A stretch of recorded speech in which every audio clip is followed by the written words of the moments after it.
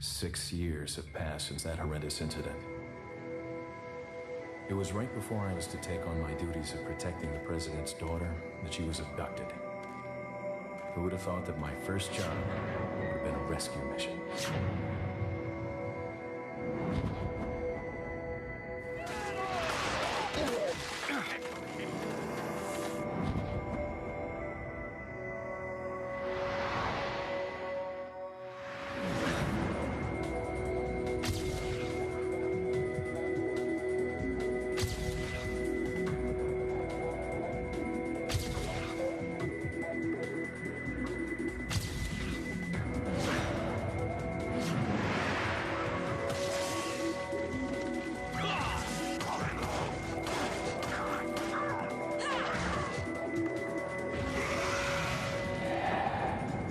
I'm under the president's order to rescue you. What?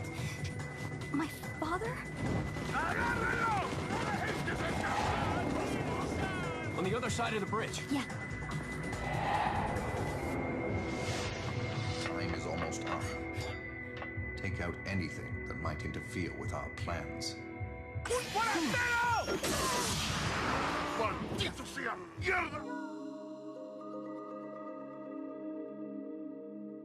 All right, clap, clap. All right, test, test, test, test. All right, hello. There we go.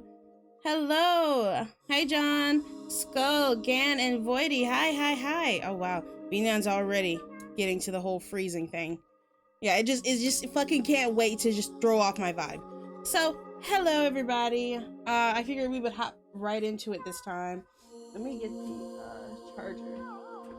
I might as well just leave this bitch plugged in because the gamepad likes to die at the most inopportune. Well, it gives you a warning. It blinks red, so that's a good thing.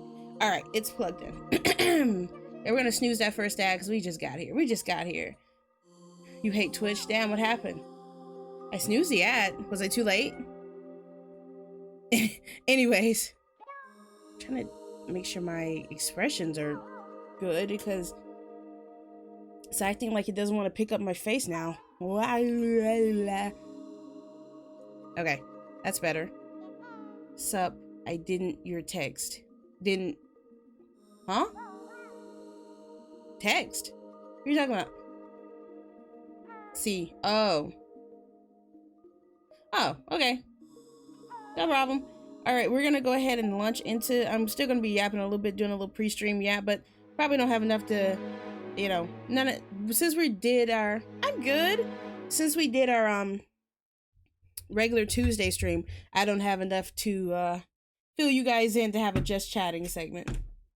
But I'm happy. It's crazy how the little things make you happy. I'm happy because I went and got a Mr. Clean magic eraser from the store, and I hear that when you're cleaning off devices and stuff, it's got like a little like kind of like a sanded like area on the front of it. That way, like when you're wiping something down, it kind of lightly sands the device. Hopefully it'll help with scratches. There was one up there that said it's like extra durable, so I'm guessing it has an extra rough like little sanding pad on it. So we'll see. But I just got the regular ones for now. Glad to know. How about you? How you feeling? I got my fuzzy slippers on. I got a couple of like little daiquiris with me. I was trying to go get those apple beers, but they were out of them at my local store, and I didn't feel like going to another store. Like, makes me feel like a drunk if I keep going from store to store looking for a specific alcohol. It makes me feel like a drunk and not the bar downstairs. We don't talk about that. We don't talk about that. Oh, no, no, no. Okay, I don't like how I'm looking a little bit off to the... Is it better? Slightly. The whole calibrating yourself part of being a 3D VTuber is a little annoying. I still really like my model though. I see a lot of people going from 3D to 2D, even if their models are really cool. And it's sad to see, man.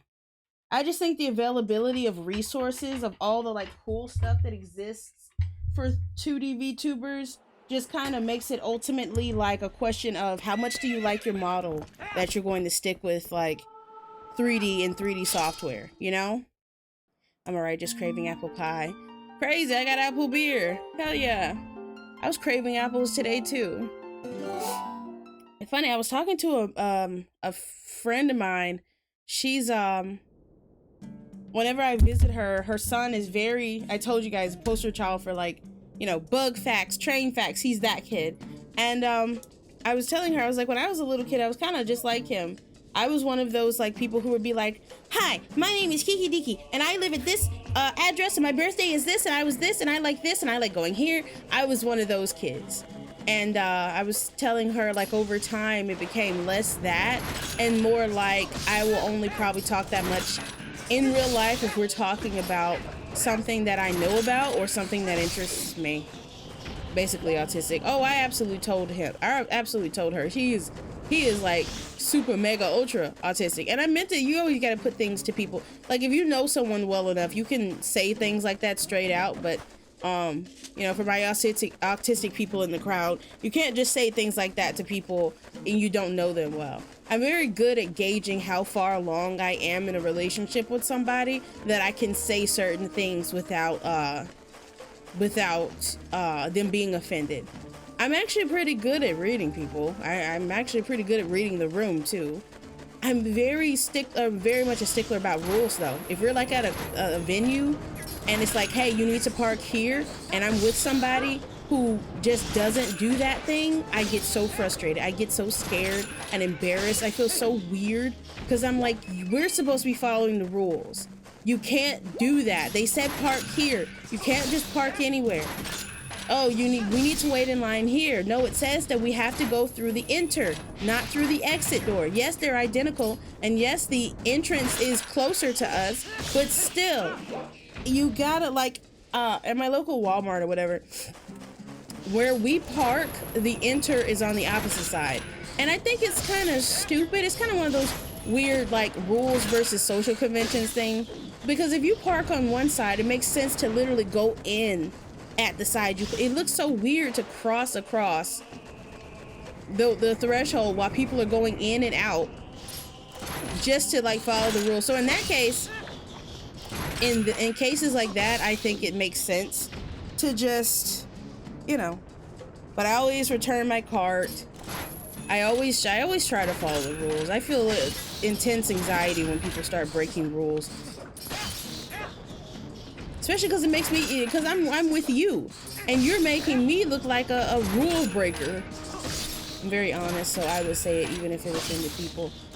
I mean, but like, you shouldn't. Like, you shouldn't. There's a difference between being honest and being an asshole. That's just being an asshole.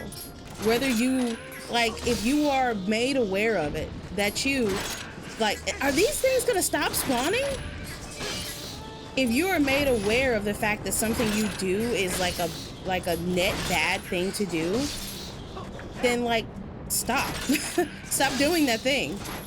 That's annoying, and that's not, like, productive to anybody. All right, I'm gonna stop because these bitches are not gonna stop coming. Like, that's just, I don't understand. It's like, oh, well, like, I'm just a very honest person. No, that's asshole behavior. That's rude. That is asshole behavior. If like, you're just like, oh yeah, man, no matter how you feel about this, I'm gonna tell you exactly what, like, sometimes people need to hear the truth, but you're saying, like, all the time? No, not all the time.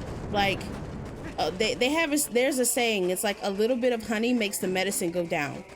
Like, if you're able to give people a little bit of truth after you've given them, like, some kindness or extended some empathy, they're much more willing to hear you versus telling them just straight up, oh, it's this, it's that, and I can get away with it because I'm autistic. When you've been made aware and you have the capacity of understanding, if you have the mental capacity to understand that people don't want you to just say things because it's true, then it's rude to keep doing that. And that becomes less of a autism problem and, like, more of a that's more of you just not caring problem. And I don't think that's okay. But if you are like there, you know, there's the whole spectrum of things. I don't pretend to understand these things. I don't even know if I'm autistic, but, like, so I don't try to speak on things that I don't know about. But I'm saying I've met a lot of people who are diagnosed, and they vary. And, like, if you are high functioning, you have the capacity to understand, hey, this isn't good. People don't do this. You shouldn't do that. then after you do that, it is absolutely on you. Nobody has ever made you aware that it's not on you what you have done, kind of, depending on the severity of it. You can't just go and run people over and be like, oh, I didn't know that was illegal. That's not the same thing. But if I don't like you and you ask if I like or not, I would tell you the truth. I mean, you don't really owe anything to people you don't like, I don't think. At least I don't think that. I still think you owe people common decency, because it really depends. Do you not like the person because you just don't like them, because you don't like their vibe? Like, sometimes you just don't vibe with people. Or do you not like the person because of something they did to you? If you don't like them because of something they did to you, then you absolutely owe them nothing. But when we're talking about you don't like somebody because you didn't like their vibe, that's not on that person. That's not their fault. That's a you problem. And you mistreating people just because of the way you feel about them is still a bad thing. It is a net bad, and it is absolutely asshole behavior. Again, if I'm wrong, if I'm saying something that is absolutely out of the question, but like, I think we can all agree that the behavior of the person falls on the person. Nah, I don't like people if they did something bad to me first. Well, if they did something bad to you, then yeah, you don't owe them kindness. You owe them the basic human decency of, like, I don't know, not stabbing them. I can't, I'm trying to think of like basic human decency. Like an example of that besides just like not being racist or something. I'm trying to think of an example of just like basic human decency that doesn't include something like crazy. But like, yeah, you don't have to be nice to them if you don't like them. What, am I British? What did I say? Something like, what are you saying? Like British people are rude? Oh, stabbing. I mean, whatever y'all use. I know America is gun, but I know other places have gun, but you know, America is the place with the guns is kind of somewhat unrestricted, I guess. Like did you forget respect? Goddamn. I mean, respect is hard for me to quantify though. That's what I was saying, basic human decency. Like treating somebody like a human, not dehumanizing them. Like, it's really easy to dehumanize people you don't like, which is what I try not to do. Which is, it's not even super hard to do either. People act like it's so difficult to not dehumanize an entire, you had a bad experience with this person or these type of people and you're going to dehumanize the entire like race or culture or what? Like that's insane behavior. That is literally something a Muppet, like I was gonna say a Muppet would do, but like no, Muppets have more empathy than that. Literally the dumbest thing is to be like, oh well, this person did this to me, so therefore all people that look like that are bad. That is literally a child's like mentality. You're stupid. Like I hate you had that experience, but you're stupid.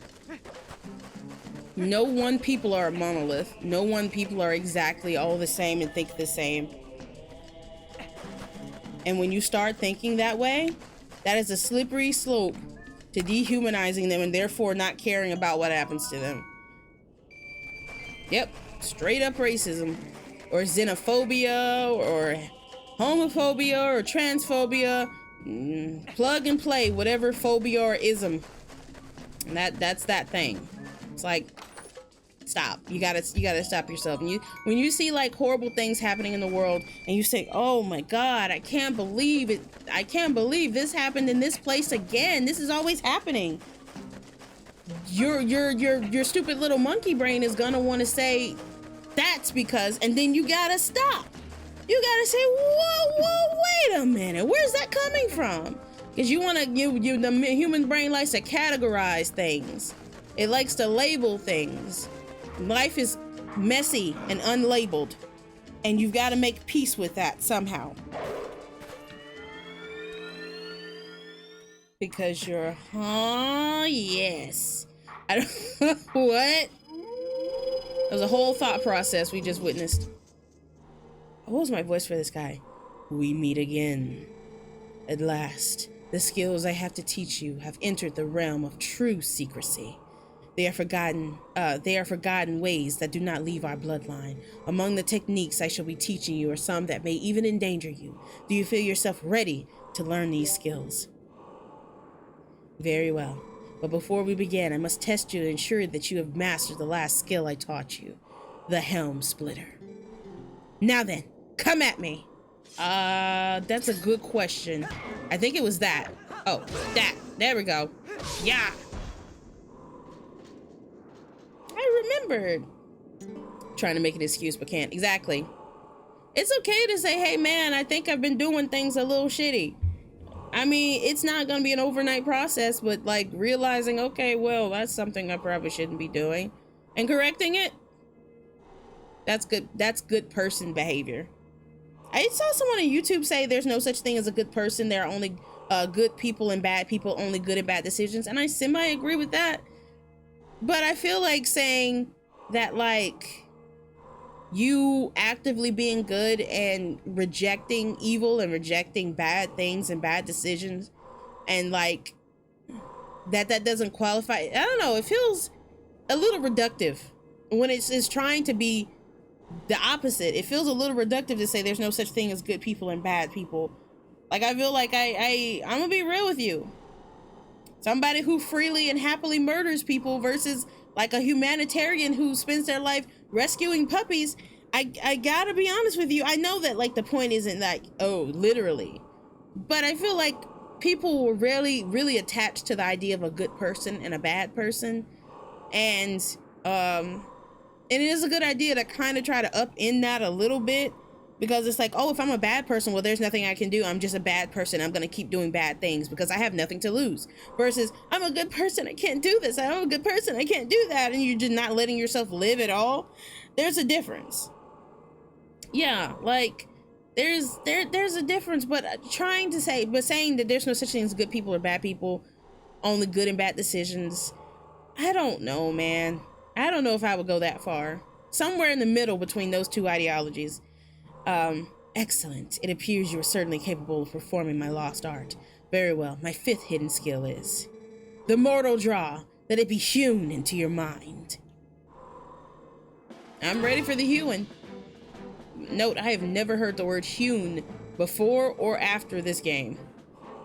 The ways of the sword are known to many creatures, and some have strengthened their guards. Fun fact. Okay. Let me see. Let me read this part first. Some have strengthened their... Zlada! Oh my god, it's my favorite character. Zlada! The ways of the sword are known to many creatures, and some have strengthened their guards against shield attacks and back slices. Should you encounter such a foe, the mortal draw that I am about to teach you is most effective. You should sheathe your sword and cast aside the most basic of sword skills, the ZL target. You must wait until your foe is upon you. Then, before the enemy can see through your ruse, you must quickly draw your blade with A. Oh, shit. There is no defense for this. The mortal draw deals death. Very well. Now try it. My ass typed it completely wrong. Yay. Zlada! The legend of Zlada! Zlada! Oh my god. Okay, let me think. Fun fact. Okay, Wordle was named for its founder. I believe his name is Josh Wardle. And I can't believe, can I just say, where is Wordle coming back from? Wordle was like a little thing around, like, I think a lot of people were doing it around COVID, or a little bit after COVID, I think. And then it's just made a big resurgence. People are posting Wordle again. Like, what's going on? Would be funnier though. Zlada. My Zlada. There's this old meme. It's like this person put in a lasagna in the the oven, and then so the first picture is them snapping. It says, "Gotta have me a good lasagna." They misspelled lasagna. And then the second picture is it spilled all over the floor. They just said, "My lasagna." My Zlada. Okay, wait, oops. Wait. Okay, no, okay, wait. Okay, no Z target. You put it away. Then, await your enemy with sword sheath. When draw A appears vividly before your eyes. Oh, so we're like seeing, visually we're seeing like these, okay. I've never seen the in-person, like the in-game explanation for like text prompts. When draw A appears vividly before your eyes, your chance to strike has come. Oh, I thought if you miscalculate the space between you and your opponent, you will be attacked instead. Okay.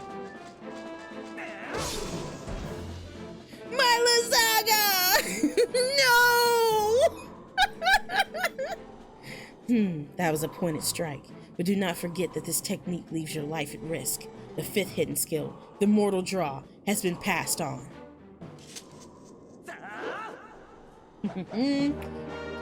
Oh, let me turn my volume up. I can't hear shit.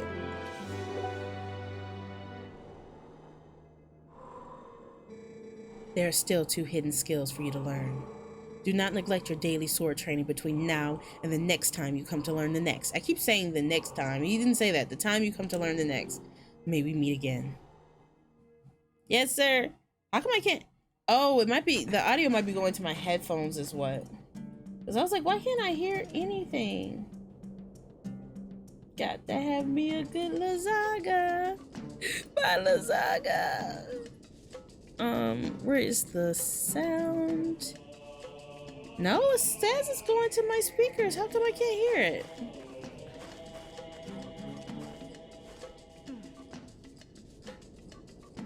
The sound should be up and on. Oh. Weird.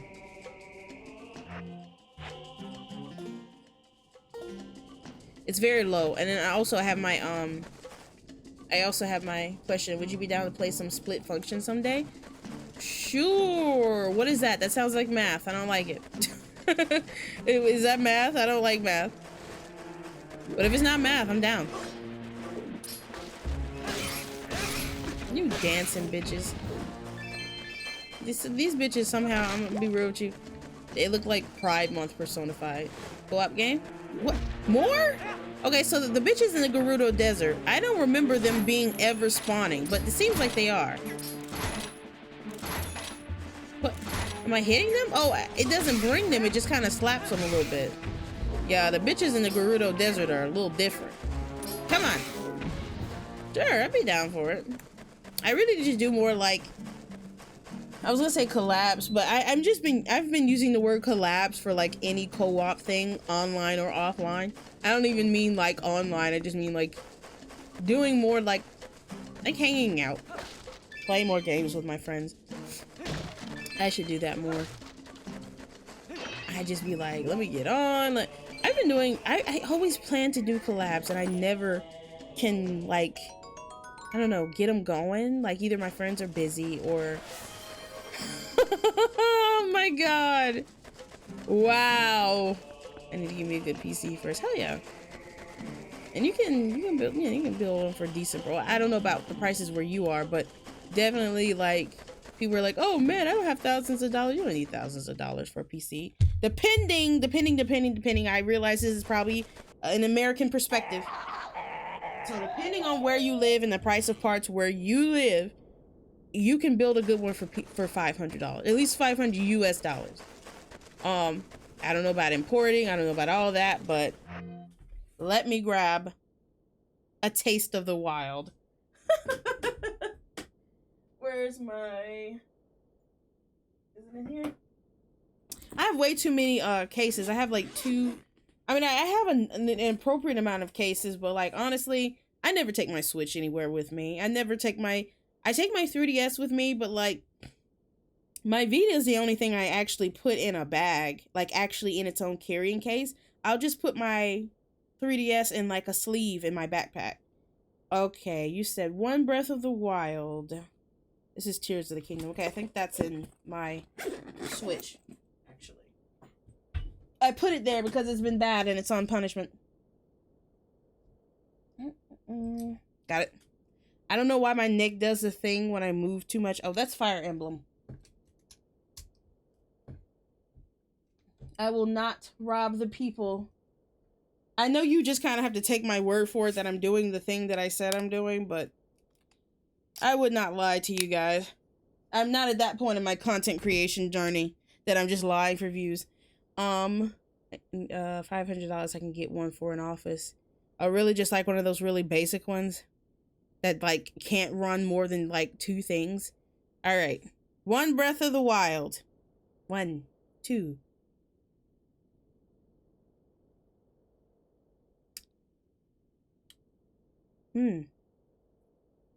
Not so bad, I don't think. I seriously need to start cleaning. Like, I only lick the back of them and not like the actual contacts, but I'm pretty sure sometimes I've accidentally licked the contacts. And I need to make sure I clean them with alcohol. Right now, the taste is just on the tip of my tongue. I don't actually, but I haven't swallowed yet. That's the one thing going for me. There it goes. Yep, there it is.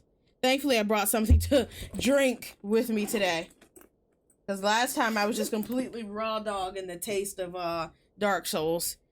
I was looking for a PC yesterday for $1,000. For $1,000 will get you a 3050, which I wouldn't get unless I need to for work. Is 3050 good? I don't keep up with an NVIDIA.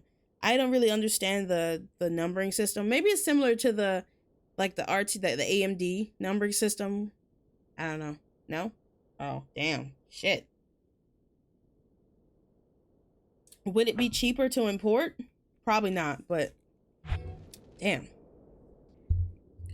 And we've got like micro centers and stuff over here, but there's only a micro center in a couple of states. Yes, actually, wow. Micro Center is like the place for like PC building and PC parts and stuff. Like, it's like a PC builder's dream. All the PC channels, like the PC building channels, like I'm pretty sure all of them have visited a Micro Center once. Though I'm sure most of them don't live in a state where one is. I think there's only 2 states that have Micro Centers, and it's not one of mine. Honestly, as far as things like being available go, less taxes on my shit. As far as like things being available goes, there's more availability for stuff in the north than there is in the south. Like if you live in the north, or if you live on the coast, so if you're living like you know, California, or you're living in a big city, you're just gonna have more things available. Like where I live, it's like a small town. You got 1 Chinese restaurant, you got a couple burger places, you have 1 pizza place. Used to be 2, but one of them closed down. Like, I mean, if I wanted to go into the city, I would have more options, but you have to go into the city. Like you don't really have small towns. You ain't got a chance to do shit, you know? You have available what you have available, and if you don't want to go into town, which just means going into the city, we just call that going into town. If you don't want to go into town, you are cooked. Because importing gets taxes, and that store not reporting. Brother, just rewrite the sentence. Because reporting get taxes, then the store tax you. Importing get taxes, and the store tax you even more? Oh, is that what you mean? Not reporting. Where the fuck does not reporting fall into that? Bro, you got me fucked up. I hate these little fucking... This game gets so annoying with enemies. Like, they will just do so much. Gosh, let me get my attack. Let me do my attack! I want to show you guys. I worked on it really hard. Now I'm mad. Oh, shit. And then you fucking busted up my flourish. How many of you guys are there? Is there supposed to be this many people here? I guess this is like a fort. I feel like everything in the Gerudo Desert so far is ever respawning. Like I feel like every time I thought that I got like the last guy. Oh shit, I hit an arrow with my blade. That was cool. I feel like every time I think I killed everybody, there's one more. Who the fuck are you guys? Okay, I'm sorry. Oh, okay. I genuinely think that they are going to keep spawning. I might be wasting my time here. I think there's that dude. Yeah, there's just too many of these guys. There's no fucking way. There's no fucking way. I don't think I've felt so helpless since I started this game. Like they are everywhere. No. We getting the fuck out of here, because I think I know if this is where I think it is. Yeah, so there's a key here.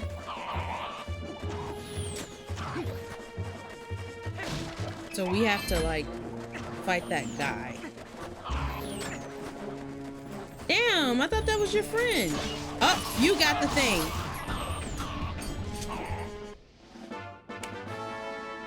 Link, he's no, he's right behind me, isn't he? Yeah. Ah. Oh my gosh. It's like my own little fan club. Speaking of fan club, and this will not make sense until I explain this one specific reason why I said speaking of fan club. I wanted to try again with the 3DS emulation thing, because I don't know, I really enjoy playing 3DS games, but I really enjoy playing them on their hardware, you know? Thank gosh, those guys are getting my fucking nerves.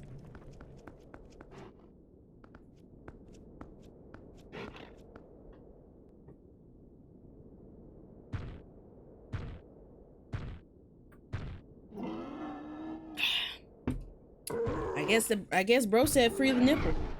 Whoa! What the fuck?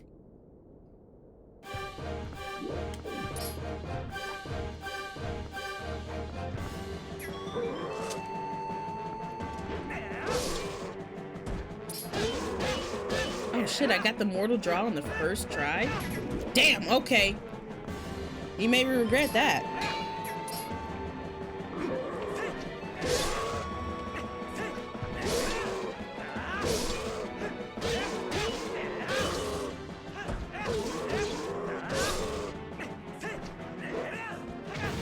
Damn! He doesn't even really telegraph that much. He just kind of says, actually, fuck you. Wait. Let me put this. Get a little helping of milk. Me enjoying myself while my haters plot against me. I'm kidding. I don't have haters. Not really.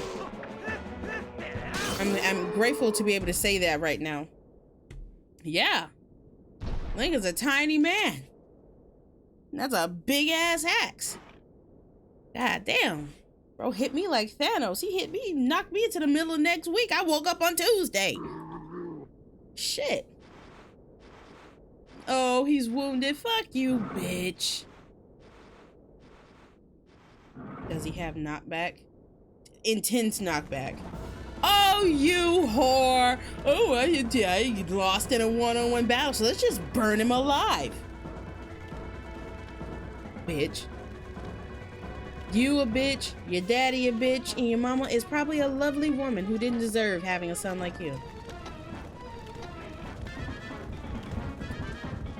Okay, we got one shot. Not really, but you know. Yes!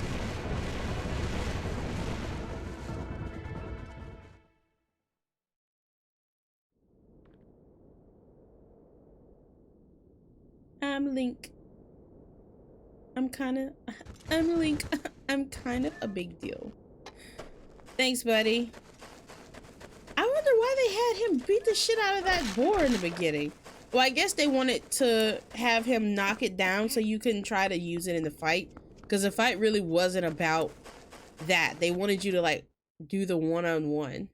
So they were like, we don't want people to think, oh, you can use the boar in the fight. So let's just... But we can't, like, have it come in after the fact. No, I'll use Lada now. Damn. We all is Lada.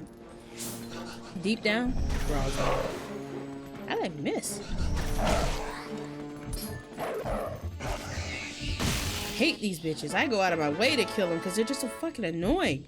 Like, if you're minding your business, they're not minding theirs. They want to fuck you up. Nah. You know what? I was cool with you. We were cool. Now we ain't cool. Wait. Oh, wrong way. I just be minding my business and everybody's just like, how about we kill you? What? What you saying fuck me for? What'd I do? I'm gonna say, now, it makes sense for Zelda. There are some games, though, that have, like, ridiculously hostile environments. For no like sometimes it makes no sense why everybody is hostile, you know what I'm saying? Like, obviously I'm saying this game, it makes sense, these are monsters. But like there are games that take they're like, oh, this is a beat 'em up adventure style game, so we gotta have lots of conflict. It's like everybody wanna beat my ass? I don't have no friends. None? Even in Dark Souls, you had non-hostile NPCs. Why the fuck I'm getting my ass run? Why am I getting my fave run by like the old lady down the street? She takes a break from baking cookies and tending to her garden to just come beat my ass. Why is it on site for everybody? Like I said, even in oh, there goes another one. Well, we're gonna collect all these poles pretty quick, and I know there are a couple of them inside. Well, I think the ones inside are, I don't know if they count. I don't know if they count towards your pole total. Because they're part of the, god damn. Because they're part of the actual mechanics of the dungeon. Oh my gosh, bro.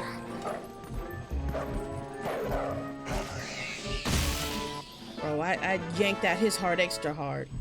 Okay, how many? Wait, 2 out of 11. Wait, how many poles are there? Wait, so it was only 19 in that part of the map? Oh, you're kidding me. Oh, you're shitting me.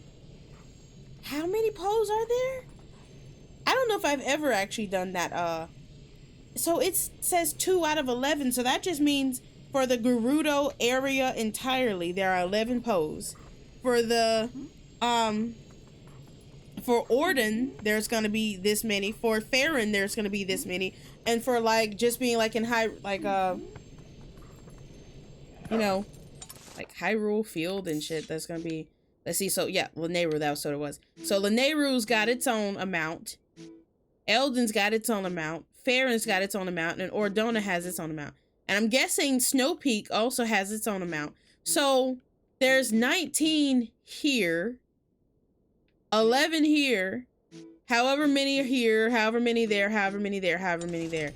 That I thought it was just pose. Yeah, the little guys, the little ghost guys that I fight.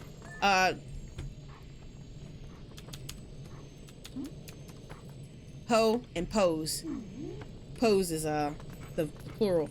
That is annoying. I have never been a completionist, and I don't ever intend to start. Even in games that I love, like I love a lot, I'm not a completionist. I don't really, you're welcome. I don't really care to like complete games. If I beat it, yeah, true. A lot of, what are they called? Not synonyms. No, what is it called when words sound alike? I forget. There's a word for words that's homonyms. I think homonyms. Words that sound alike. English is confusing to me. I think every language has got its, like, I mean, wait, if you've ever tried to learn Chinese, that shit happens all the time. That's why they have tones. There's 4 tones, and then there's the neutral tone. So I guess kind of 4 tones and 1 non-tone. And they have a lot of words that sound exactly the same as far as the saying it goes. The word like ma. Just no tone is one thing. Ma, that's another meaning. Ma, that's another meaning. Ma, another meaning. Like, and I don't. If anybody's Chinese listening to this, I'm so sorry. I do not have good tones. I don't even remember my tones. But I know that there are 4 of them, and depending on which tone you say it with, it's a different word. But the way that the word is pronounced itself is the same. You just say it with a different you know, tone. And where my other boss goes to college to study Chinese. Whew. Sheesh. I mean, if I had to study Chinese, I had enough of her. Damn. If I had to study Chinese for like something other than a hobby. No. Wait. You bitch. Hey, I had to kill that bitch before I died. If I'm gonna die, bitch, I'm taking you with me. Am I still in the, yeah, I'm still in the same room. It's difficult in a way that I have not found in any other language. There's nothing. If your first language is English or it's a it's not an Asian language whatsoever, you're gonna have a bad time, probably. Well, not a bad time like learning it, because Chinese is very fun. I enjoy it. I enjoy watching Chinese content, but the time it's gonna take you to make any progress in that language, you have to be so intensely dedicated, it's not even funny. Like, I know that there's this one guy who has a very good accent. He's very talented. He speaks very well. But guess what? Bro listened to insane amounts of Chinese input every day for like 2 or 3 years straight. Can you imagine? And I tried it. It's really hard to listen to I mean, if I had to learn English, I could say, well, shit, I got like a shit ton of like Hollywood movies to watch. But like Chinese content is like, it's different. It's so different. I feel like the world kind of has, oh my gosh, no! I feel like the world kind of has this generalized view of like Americans because of like all the movies that we export and all of the content and media that we have that you kind of can build. But I'm gonna be real with you, I have no, Chinese culture is like, obviously Americans know less about other countries than other countries know about Americans. That's just kind of the thing. Is it a good thing? No, but that's kind of the thing. But like, so it's a lot more difficult sometimes to be like, oh yeah, this is okay. Like I mean, it's nice to learn things, but like having a cultural barrier and what is I gonna say? Wait, no. English is on the easier side. I mean, I wouldn't know. I wouldn't know. I've been speaking this way my whole life. But like, it's kind of difficult when you have both a cultural barrier and a language barrier. That means you're kind of having to be like, so that's how they like, and it is nice, but it's a lot. It's pretty heavy on the brain to do all of that at the same time. Spanish was easier work for me. I mean, it still is a different culture, but it's not like a big culture shock, I guess. Like, it's not a lot of like, what, really, they do that? Like, it's just like, but like, you're more likely to see a Hispanic person, a Latino person in the States than you are to see like a Chinese person in the States, depending on where you live. I live in the South. You don't typically, okay, am I just not supposed to be here yet? Like, what can I do? What is American culture? I don't know, man. I'm black. There's black culture. There's black American culture. There's blah, blah, blah American culture. So whatever thing you are, that, and then put American after it. What is mine? How to explain? I mean, what do you want to know about it? It's hard to be like, yeah, here. Oh, I see that. Okay, there it is. It's hard to be like, yeah, this is the culture, da da da da da da. Like, what do you want to know in general? Black people. The things I'm gonna say are kind of gonna sound generic, I guess, a little bit, until I can kind of find my footing while I'm talking. I'm also trying to not die. Black people like to laugh a lot. Black people favor urgency over sometimes niceties. Like, but that's understood. Like, to other people it might seem rude. Like, here's a good example. I was watching this video by this college professor. He's I forget what he teaches, but he's black guy, really cool, long dreads, really cool. He was saying one time he was riding his skateboard and he was in the road and a older black woman said, oh damn, ad break? Are you in ads? Or do you have ad blocker? God damn, ads. And these goddamn gnats, I'm gonna lose my mind again. No? Okay. He was saying that he was in the road and the lady was like, get your ass out that road. And he was like, you know, somebody else might be like, take that some kind of way. But he was about to get nice. He was about to get hit by a car. He didn't realize it. So when he realized, he's like, oh, okay. But like, he didn't take it any kind of way because he knew the reason why the woman was saying is because something clearly was up. Like he didn't, but maybe if he were from, you know, somewhere else, he would think that she was just being rude or anti. Oh, black people just be like that. No, like she was saving his life. But the first thing in front of her mind wasn't, let me be nice. It was like, let me tell him to get out of the road and then I'll explain to him what, you know, or he'll see that he was about to get hit by a car. Urgency first, niceness later. What else? These babies? Why are they so little? Honestly, they're only slightly smaller than Link. What else? Hair culture, very important to black culture. Something that probably a lot more people outside of America know about us is that we take hair care very seriously. It's just a very important aspect of culture. There's a lot of ways to wear your hair. And like my character model has wicks. In real life, I have dreadlocks. Hair culture, what's up with that? What do you mean?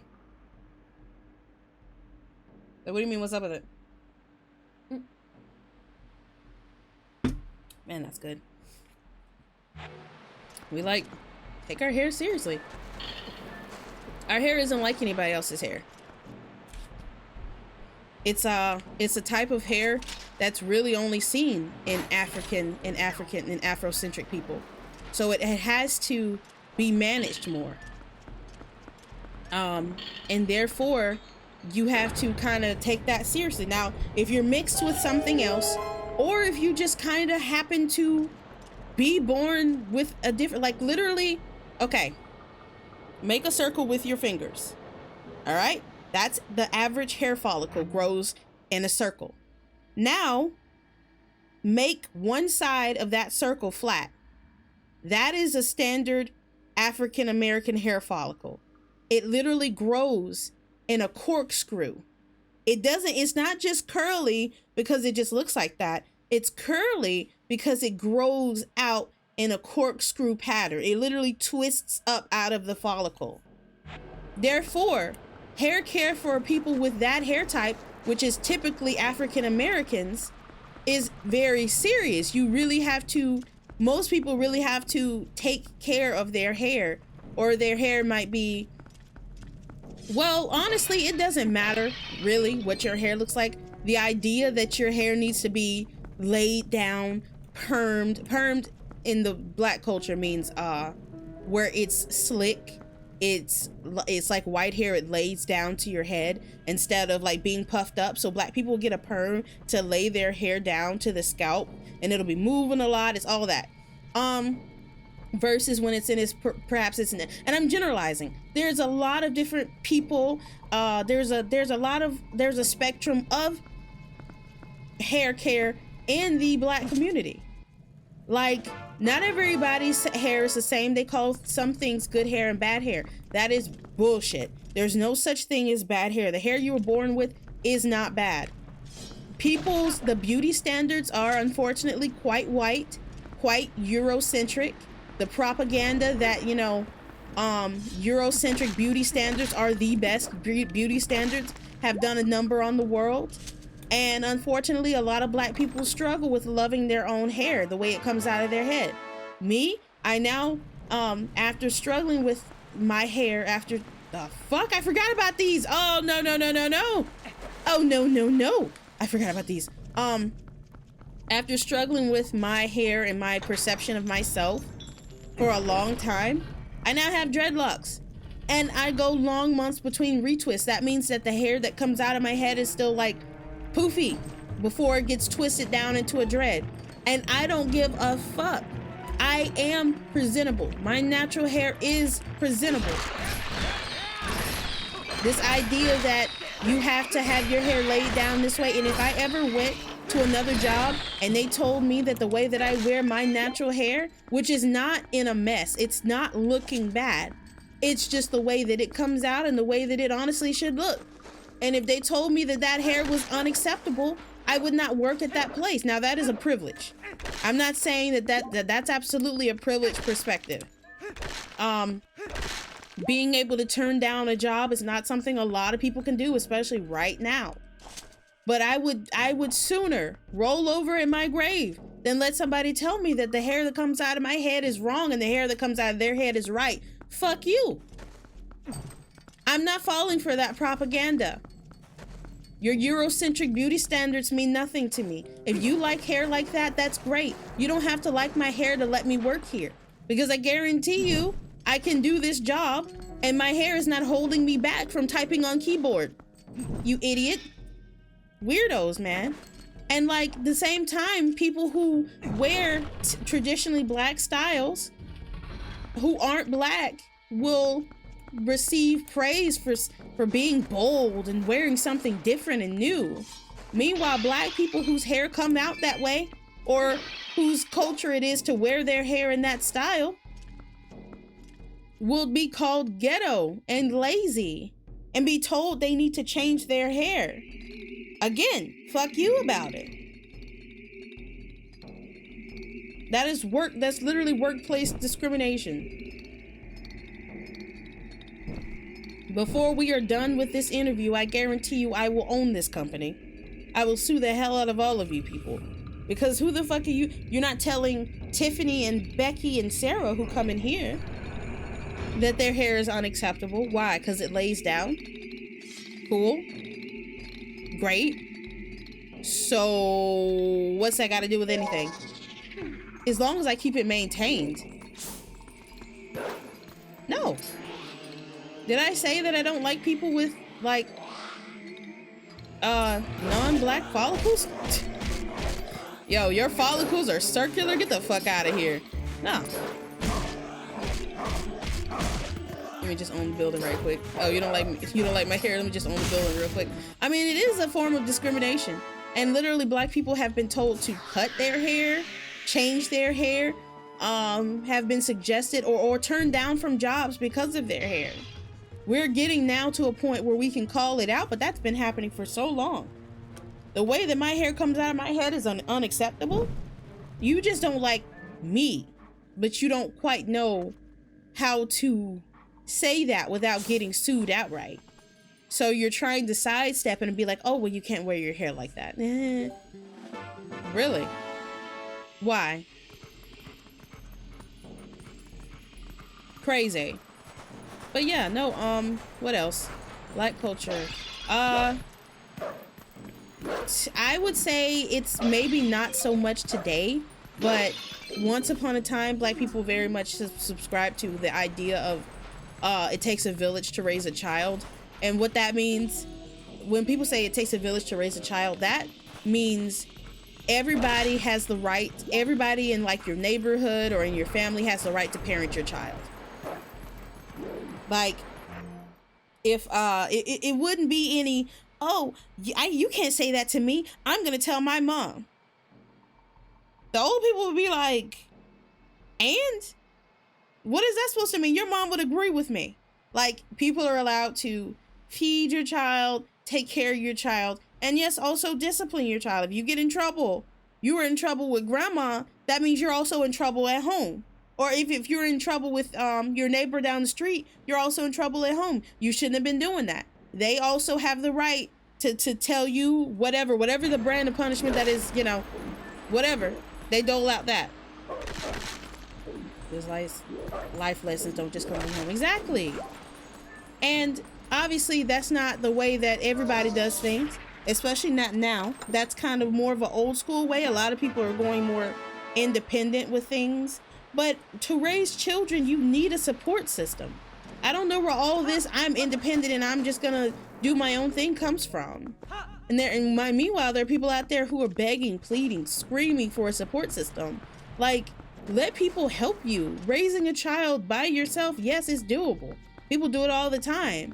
But, you know, if you have good people around you and they're willing to help you raise your child, look after them sometimes, take them out sometimes, you know these people, you trust these people with your life and with your children. I don't understand why you wouldn't also let them kind of step in. Obviously not overstep, not act like they're you and act like they're the parent, but like, yeah, kind of like second and third and fourth homes. Every child deserves more than one home. So that used to be a real big thing. It's not as big anymore. That's just because American culture has steadily been more and more and more individualistic. We're a very individualistic type of people. And it's starting to permeate even the black community. And so the black community isn't, I don't think, as together as it used to be. I feel like a lot of people are trying to just do their own thing. And everybody needs help. You need help. What's with this obsession with being your own boss and doing, well, being your own boss. Yeah, but doing your own thing. What's up with that? Why do you have to do your own thing to feel like a grown-up?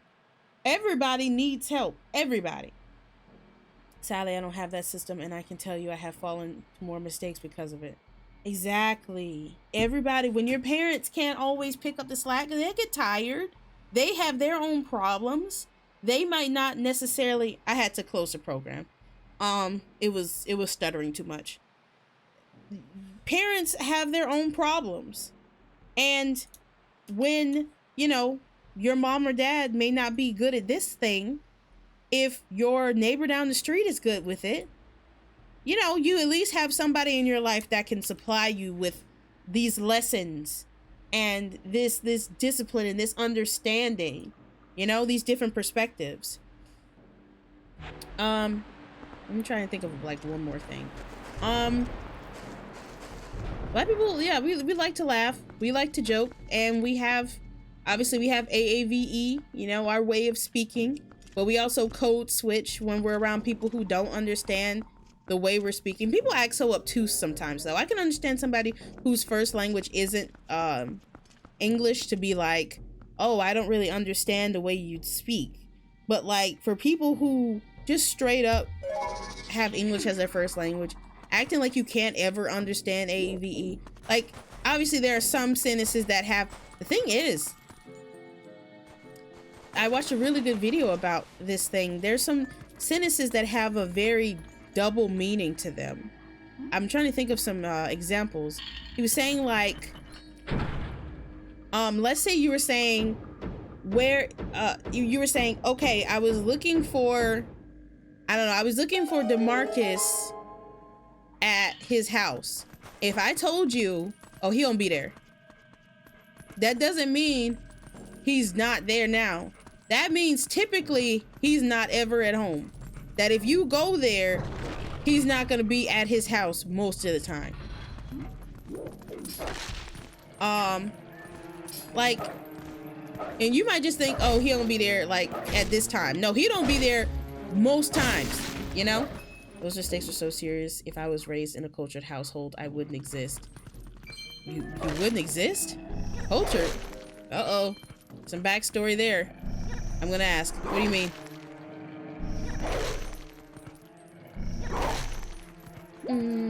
Black people love to laugh. Black people love to roast. But like, it's all in good fun, you know?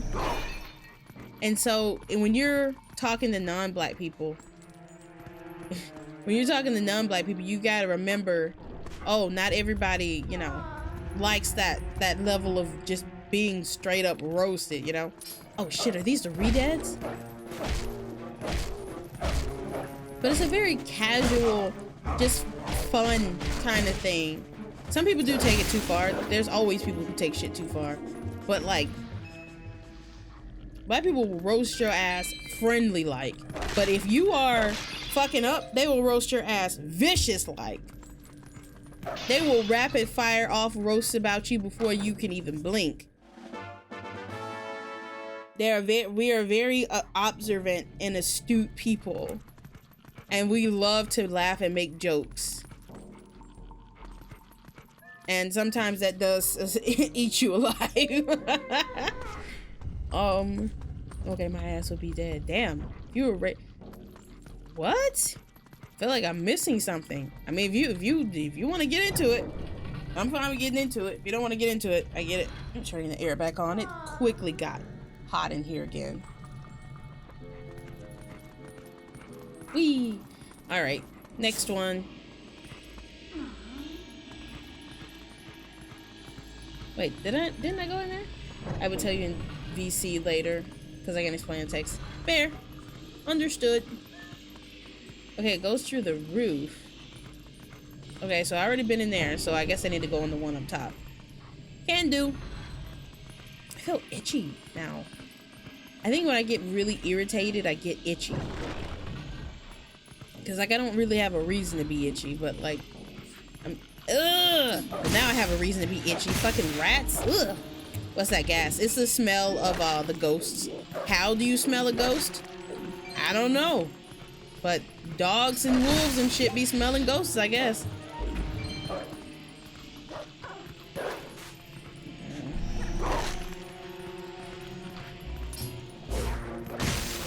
We're back in the mines and we're smelling ghosts. I don't know. I never heard the song. Oh, I can open as a wolf. I didn't know that. Or maybe I simply forgot. I forgore. I forgore. Alright. Oh, okay. Not going that way then. They be too noisy. Even the ghost can't be left alone. Ah! Well, that took care of that. Fuck them ghosts, man. All my homies hate these ghosts. Alright, let's turn back. I love the fucking transform button. It's a lifesaver. Oh, I think I actually got bit by something. Oh, fuck. Did a mosquito get in my room? Shit. Y'all, so I've mentioned my whole like picking disorder. It is not helped at all by the fact that apparently my blood is delicious.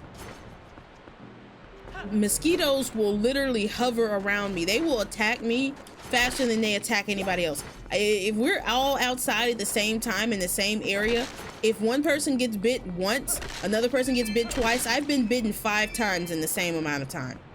If it's only 5. A majority of the sores that I have are from mosquitoes. Apparently, I'm fucking delicious. I don't know. I really wish I wasn't. Sure wish the fuck I wasn't. Because it sucks.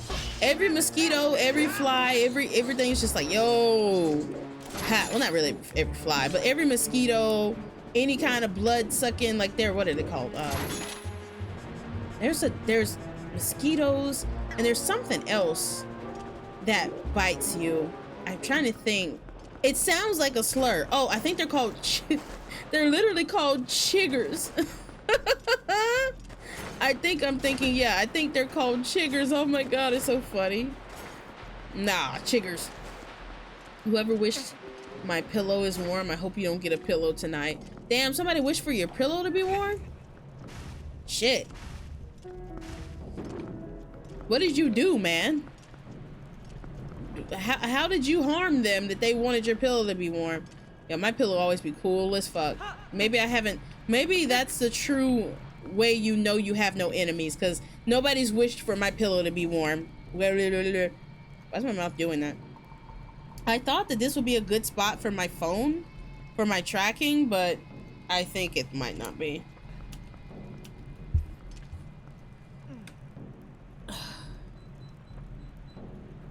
Okay. Shit is warm as fuck. Rip.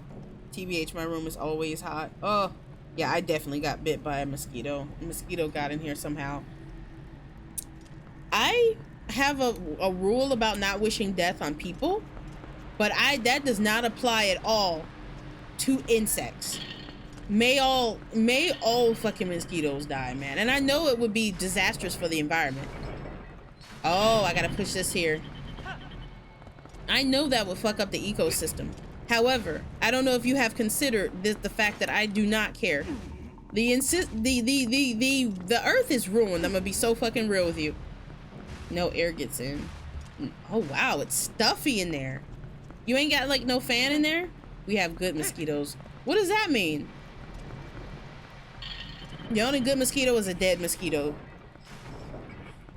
catch me out here being hateful in these streets towards mosquitoes. If there was a such thing as mosquito racism, I have that. And I know that's a wild statement. All the hatred that people typically have for like people, I have for insects. You won't catch me out here talking about, oh, I hate, oh! There's some good mosquitoes that breed and attack other mosquitoes. Ooh. But wait, if they're all good, then why do we need... Well, if they're all good mosquitoes, then I don't really need them to attack each other. Ah. I know I just said only good mosquito is a dead mosquito, but still, hear me out. Lois, hear me out. Truly. I mean, if they're only like attacking each other, I kind of fuck with that. Honestly, release the mosquito attacking mosquitoes out in the wild. I don't care if they're invasive. If you guys could just import us those mosquitoes, I'd be so grateful.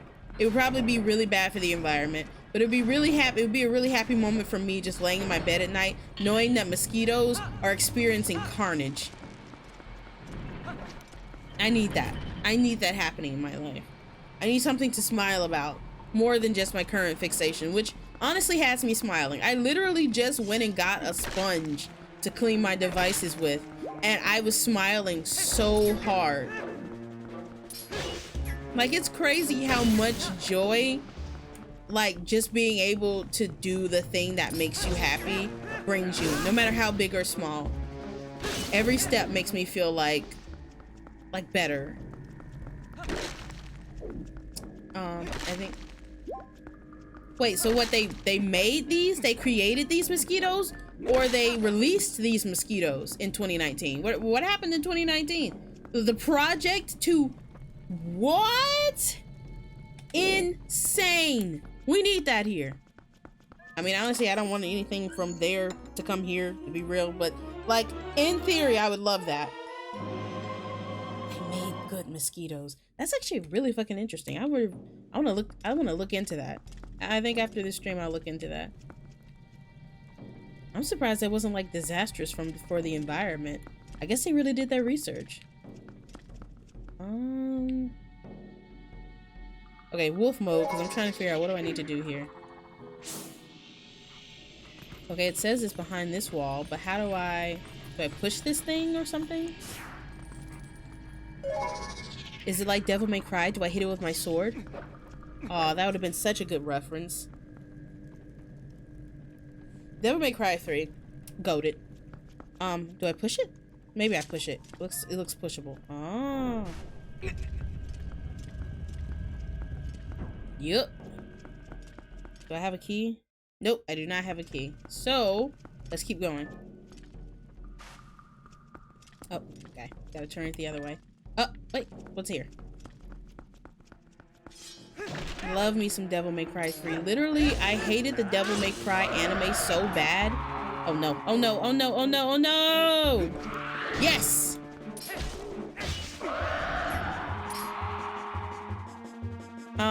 Literally, I hated the Devil May Cry anime so fucking bad that I went and basically showed all of my friends, like my friends watched it, me and my friends in VC watched it over a period of a few days. We watched the whole anime together, and it was so fucking atrocious. It was so bad. It was so un-DMC. It was so, this person has never played a Devil May Cry game ever, that I proceeded to like literally show them all the cutscenes from Devil May Cry 3, and we had a better time. Like, nobody told me, okay, Keke, all right, that's enough. Like, we were all enjoying watching the cutscenes because they were all so good. And then I was showing them the hype moments from Devil May Cry 1. I was talking a little bit about Devil May Cry 2. And like, they were all on board for it because everybody was on the same page and just like, yeah, like all my friends were like, oh, yeah, I don't know anything about Devil May Cry, but this shit fucking sucks. Is this representative of Devil May Cry? And I never thought I was the biggest Devil May Cry fan. And I'm not the biggest Devil May Cry fan. But let me tell you something. I know that was some bullshit. This is somebody who maybe played a little bit of Devil May Cry 3 and tried to do his own thing. He tried to Miles Morales that shit, and it was fucking terrible. Why did I hate it? Oh my gosh. Okay, I accidentally went back out. Well, let me think. So the story kind of seems like it's going for a Devil May Cry 3 vibe. It's the most like Devil May Cry 3 out of all of them, I think. But it kind of just, okay, so the whole thing is there's this character called the White Rabbit, and we find out, okay, that's not his face. The White Rabbit, that's not his face, that's a mask. And you start speculating. Now, because it has characters from Devil May Cry 3, and because mainly I'm mainly thinking of Lady, also named Mary, or her real name's Mary. And a lot of things basically adapts Devil May Cry 3. Like the other Devil May Cry anime that came out has Lady in it, has Trish in it. It's kind of a blend of all of the games, I would say. Like the Dante that we have in the Devil May Cry anime is a little bit of more of a Devil May Cry 1 Dante to me than Devil May Cry 3, because the games go in reverse order. Like the oh my god, let me out! Wait, I know. Shit. No, Link! Oh my gosh.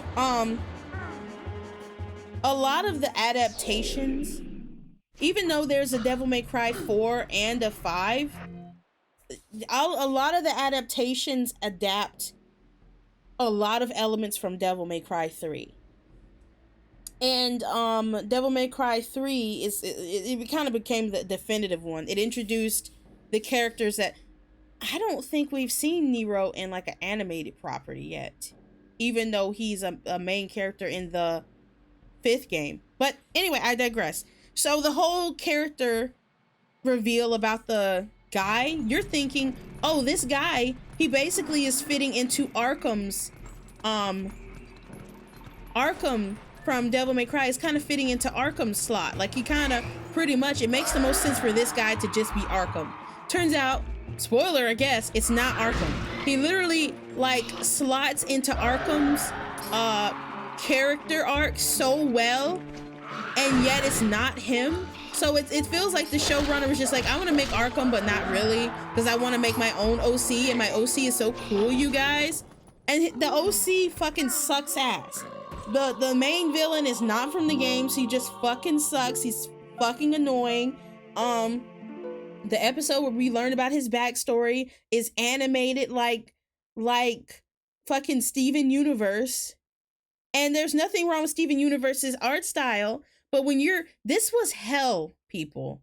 Why did you animate hell, which has notoriously never been portrayed to be a fun, nice, cool place? Why did it looked more like an alien planet. Like he went, I don't give a fuck about spoiling this stupid fucking anime.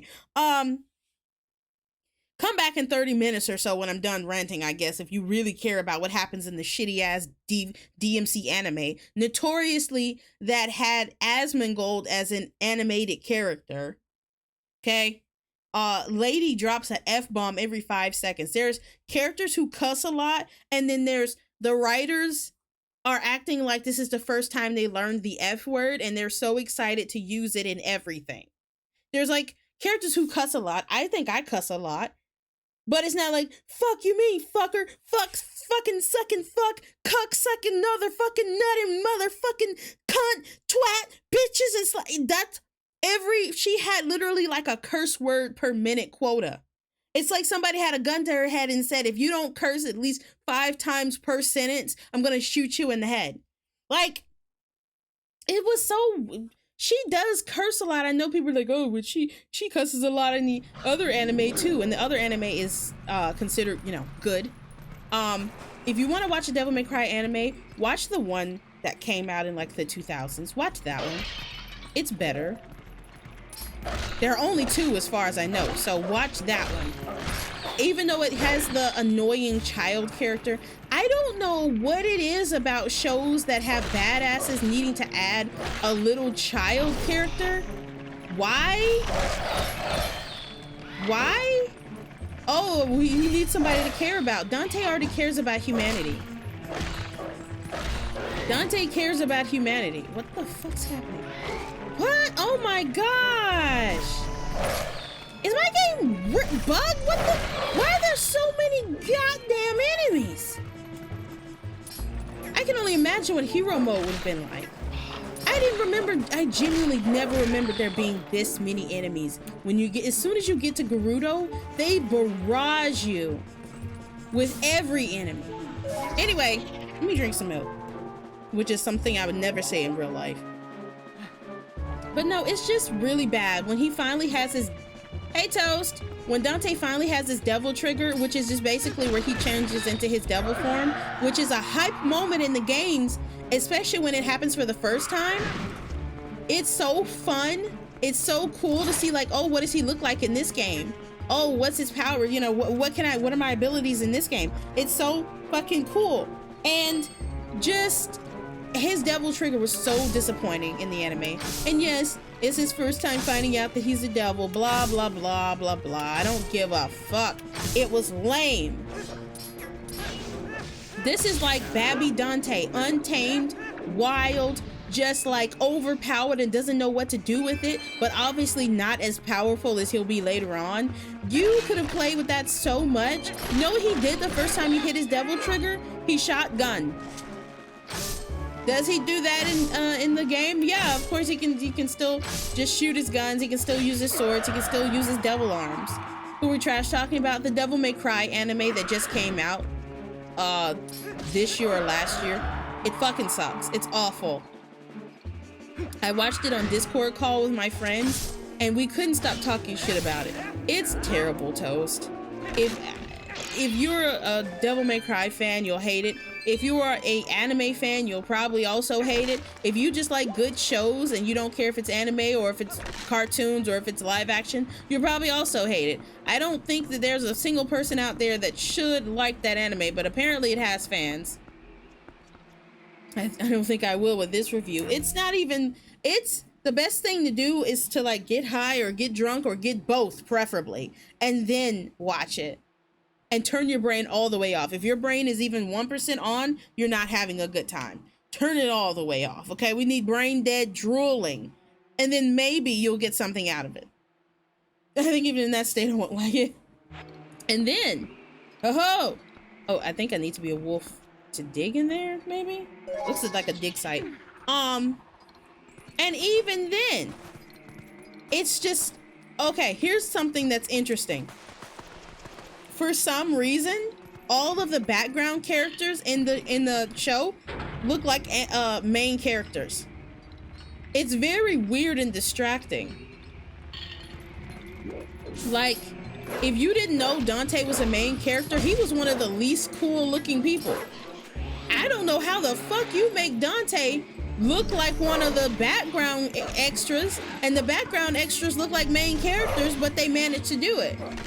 Yeah, you've got ninjas, you've got battle nuns, you've got, I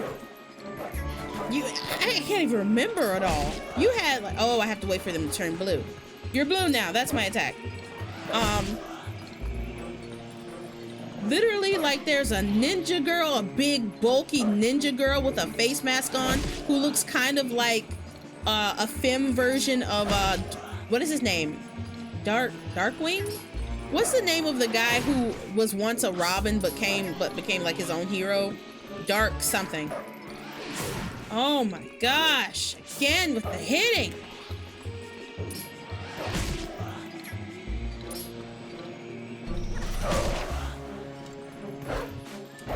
There we go.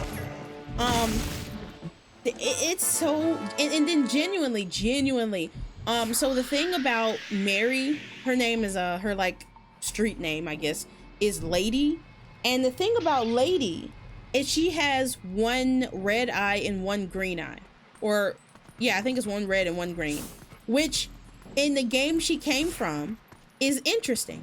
But when you've just got a person with black hair and two different color eyes in a regular outfit, next to a ninja, a battle nun, a big Voltron looking guy, she looks like kind of boring. Like, oh, she just got different colored eyes. I mean, we got a fucking ninja over here. Like, literally, some of the people looked like they were from different animes. Like, just changed it. Oh, can I copy your homework? Yeah, just change it up a little bit. Like, bro went all out on the character design for characters who kind of mattered, but like,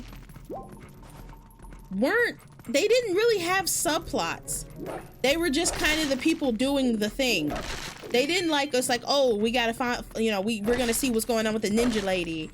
Oh, we're gonna see what's going on with the Voltron guy. Oh, we're gonna see what's going on with this guy with this fuck ass haircut. Like, all of the people have these really, really like deep character designs that look cool, and then you realize they just kind of are regular soldier front characters who are supposed to die. Oh. Ugh.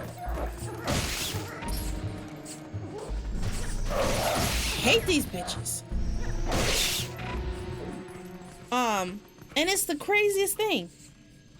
So everyone is cool with the main character. Honestly, Dante having white hair and Mary having different colored eyes is like some of the least interesting things. You got people with like these crazy outfits, these crazy backstories. You had like a cowboy, gunslinger, soldier, mixed guy. Like, you had all this shit going on.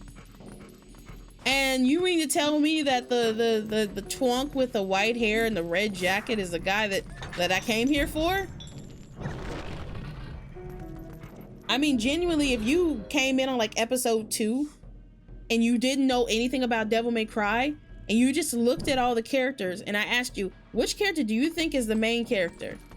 You might only say Dante because he has the white hair and the white haired character is, you know, notoriously like the important character.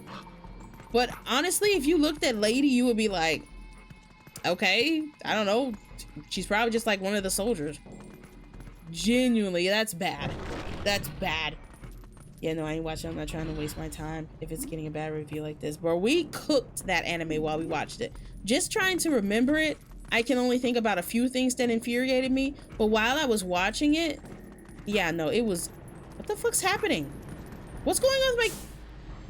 What? Why is my camera doing this? What the fuck was that?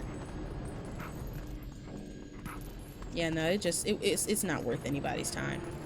And the fact that the creator praises Asmongold as some sort of truth sayer when bro's content is usually going to be like, yeah, based to other people's content.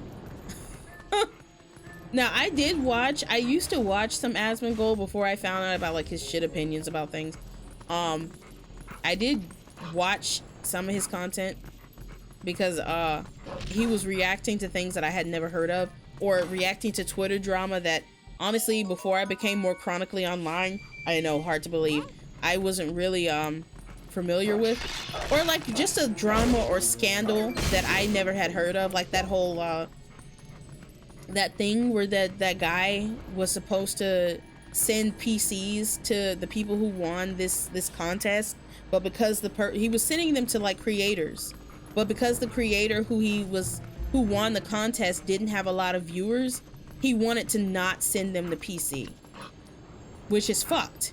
Like, bro won the contest. You can't just say, well, since you don't really have a lot of viewers, I'm not gonna give you the PC that you won fair and square. He was just like, can I just re-roll it and give it to somebody else? Like, no. So I watched him cover that, I think. Oh, you whore. Oh. Time to lick. Are you just farming points to make me? You're gonna drive the economy up. Well, up, down. I'm gonna increase the price on that. Time to lick Marvel Ultimate Alliance 3. Fun fact, licking Marvel Ultimate Alliance 3 will be the most fun I ever got out of that game. And that's on everything. All right. 'Tis the case. Let's see. Dark Souls, Hyrule Warriors, Fire Emblem, Splatoon 2. Here it is, down here. Can't remember if this one was very bad or not so bad. Guess we'll find out. 1, 2, 3.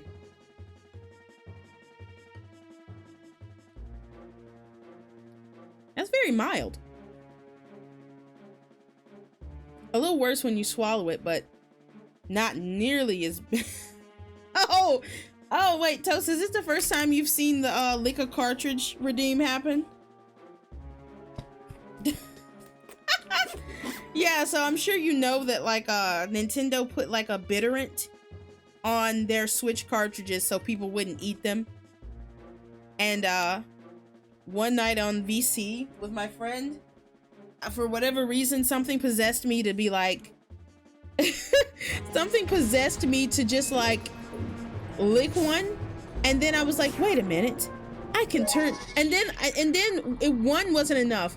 I tasted all of them because I was like, I wonder if time has made them, because I've had these for a while, I wonder if time has made these like less bitter, because the first time I got them and I learned about the whole like they taste bad thing, I tried it out. So I thought maybe over time they lost their taste. No. Exactly. You can't just tell me that and expect me not to do it.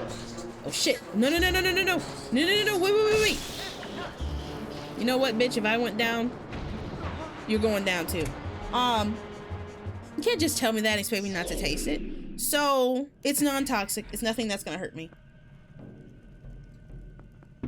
It just tastes really bad. But Marvel Ultimate Alliance, and funny thing about that is they don't all taste the equal amount of bad. They actually all taste like different levels of bad. Like Marvel Ultimate Alliance was not that like strong at all. It wasn't very strong taste, but some of them have really strong taste. So that's what Limac likes to torture me with. But thank you for a little Marvel Ultimate Alliance. It was a nice reprieve, because Dark Souls Remastered is fucking bitter. It's very much like Dark Souls to be bitter. Of course. You're not supposed to have a good time. This is Dark Souls. Damn it. Notoriously, you're supposed to be having a bad time. If you're not having a bad time, you're doing it wrong. But yeah, some of them taste worse than the others. That one's not so bad. So I was just like, wait a minute, I can turn this into content. I have already developed content brain. Do I need to be right here? I have developed content brain. I have already got the content brain rot, where I'm just like, well, I can turn this into content. Yes, but at what cost? Oh, there goes my tracking again. That's the one thing that I really hope to, like, when I upgrade my PC, I hope that upgrading my CPU is gonna keep Vignon from freezing. Big brain moment. Letting people torture you for views is very big on Twitch, you know? A lot of VTubers have communities like that like to be mean to them. I don't necessarily have that, but you know, I roast them, they roast me. We go back and forth like that. But some people just like, oh wow. Well, it's a midness stamp, so at least there's that. But a lot of people like to, you know, have it like that one-sided thing. I don't like that. I roast them, they roast me, we all have a good time. Even though it doesn't mean anything, I don't think I would want to have a community that's just hurling like roasts at me all the time. I don't know what you mean. I adore Daryl. I do. Don't tell him I said that, but I do. And that's what makes him so fun to make fun of. If I didn't like him, he'd know. Alright, let's see. Just so happens that when I don't like someone and when I do like someone, it is very similar. If you don't mention it, I won't either. Hey, look, I already forgot. My memory is terrible. Notoriously.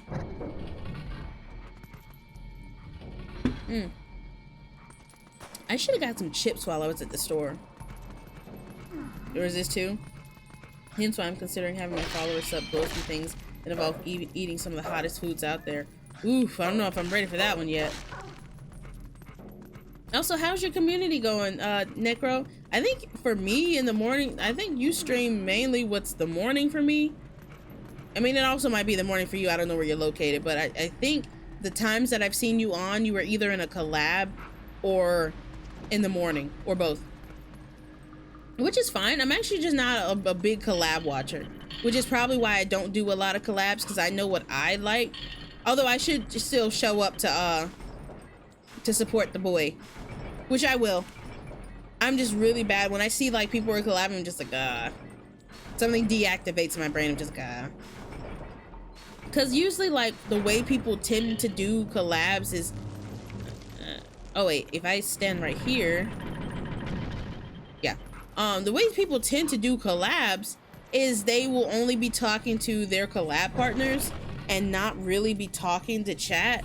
And so you'll be saying something or asking them a question that either they just never see or they see like way later past the time where the context was like, you know, relevant. And it's just like, all right. It's kind of like having chat on slow mode, except you're just kind of being ignored. I really like engaging. I'm not really a big lurker. I like talking to the streamer. And so if I'm not able to really talk to the streamer, I'm not having as good of a time.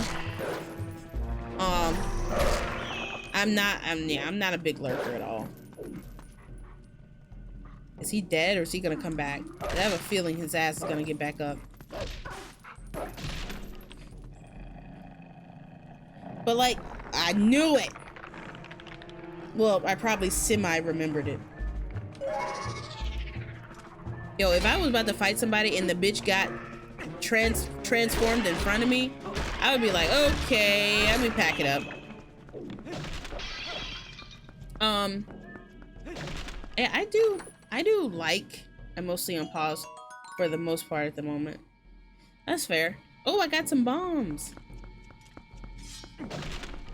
I hope I never have to like pause for too long. I have extreme anxiety about pausing my content too long. I feel like my community will leave me. I feel like everybody will forget me. I feel like I'll never like accomplish anything or get any numbers or any eyes on my content. And that's why I always hate when I have to cancel stream. But it makes more sense to like just stop for a moment and give yourself a break. Like when I was sick, I needed that time off so bad. I was passing out so hard, and I don't typically pass out.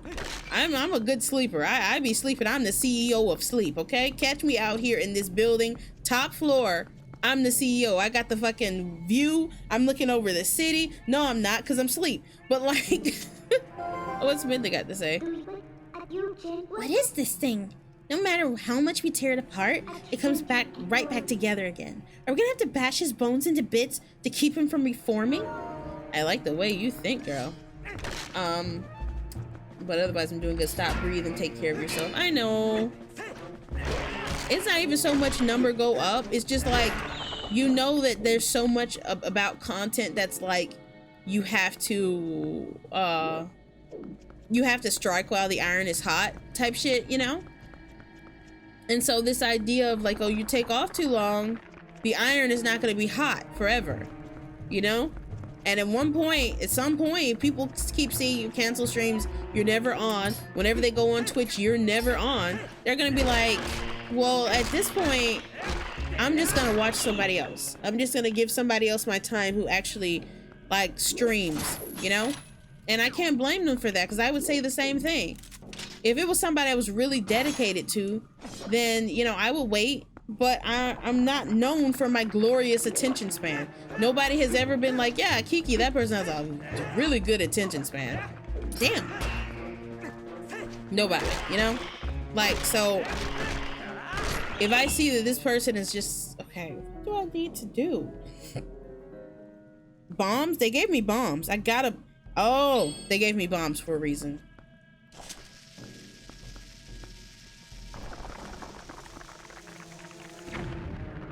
What?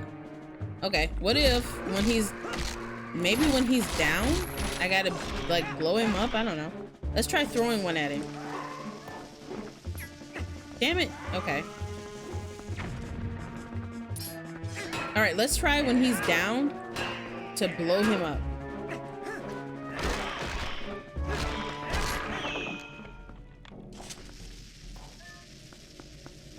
I've been following someone who hasn't streamed for 2 years, so maybe that's just me. I did it! Okay. I mean, I probably should have figured that out when they gave me the bombs, but I was just like, oh wow, the game is so nice for finally giving me some bombs, man. Really appreciate that, game. I mean, that is mainly, that's definitely you, but that's also like, if you're invested in someone, if you're invested in them personally, not just the stuff that they stream, not just the stuff that they stream, not just like, you know, their model if they're a VTuber, or like, you know, the cool little add-ons, the stuff you can do in chat. Although some people do show up for the stuff that they can do in chat. That makes sense. Let me reset my, okay, there. But if you're following somebody and you're following them like that, you genuinely have to be pretty invested in them. And that's, but you know what? I see people who rarely ever stream, but they, there we go. But they, I guess, my guess is that they're very active in their Discord. I see people who, I don't even see them do a lot of advertising, at least not that I can tell, but they're very heavy on the community aspect. And also the guy I'm thinking of, his name is Bodeer. I think you pronounce it Bodeer. It's B-O-E, let's see, B-O, it's all capital too. B-O-D, B-O-E-D-Y-R. He's a polar bear VTuber, and I don't see him on Twitch a lot. When I see a notification pop up from him, I'm like, oh shit, Bo's streaming? Wow, okay. He streams once in a blue moon, but he also, I first found him on YouTube. So it's very possible that he's uploading like a decent bit on YouTube, or that the community that he got from YouTube has, like, they joined his Discord, they've been with him, and they're invested in him, and that's why he tends to have 10 plus people watching him when he's on. So I've been trying to figure it out. I'm guessing it's that.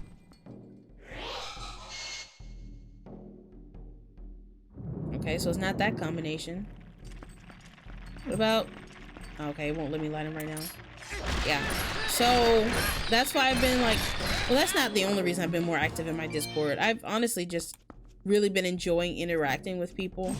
But everybody knows that content is kind of a numbers game, you know? Like you gotta realize that it's still, yeah, I definitely want to foster my community, but it's that mental thing where it's like you want to feel like your efforts are being rewarded by number go up a little bit, you know?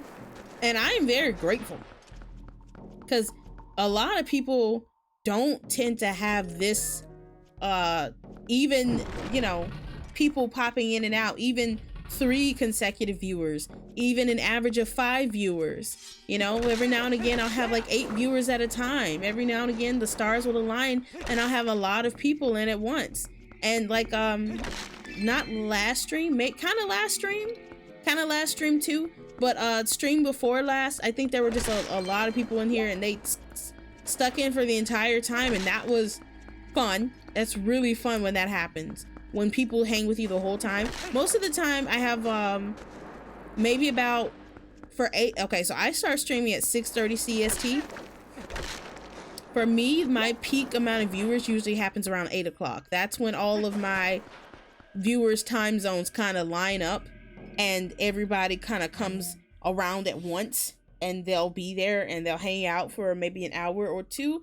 Some people hang out for the entire time. I love that. The Discord link is expired or invalid. Oh, really? I thought I set it to never expire. Huh. Here, let me fix that. Let me open Nightbot. Thank you for letting me know. Nightbot.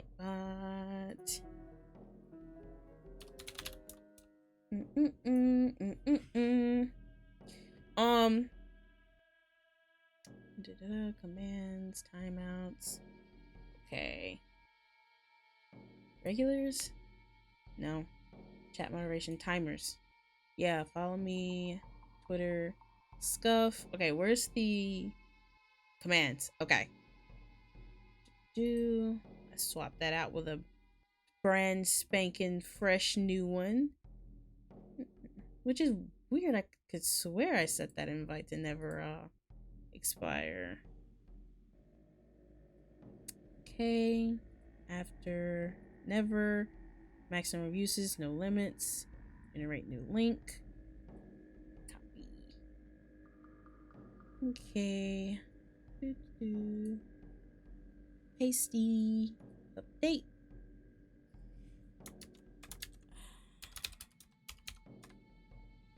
Okay. That one ought to be never expiring. I made double sure, triple sure. Oh, I never even posted my links anywhere. I am crazy today. I didn't post any live links. Okay. Oh well. It's too late to do that now. People who were, follow me probably have my notifications on. I think out of 93 people, like 70 something have it on, which is a pretty good ratio. I don't really care too much about that, but sometimes I like to look and see, like, look at my analytics, see what's going on. Yay! Welcome, Toast. Thank you. Thank you. Wait, I see you, bitch. For a minute, I didn't notice him.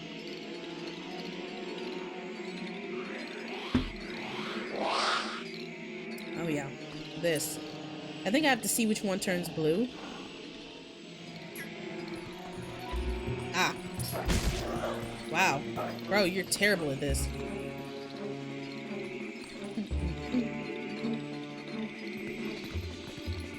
Back up off of me.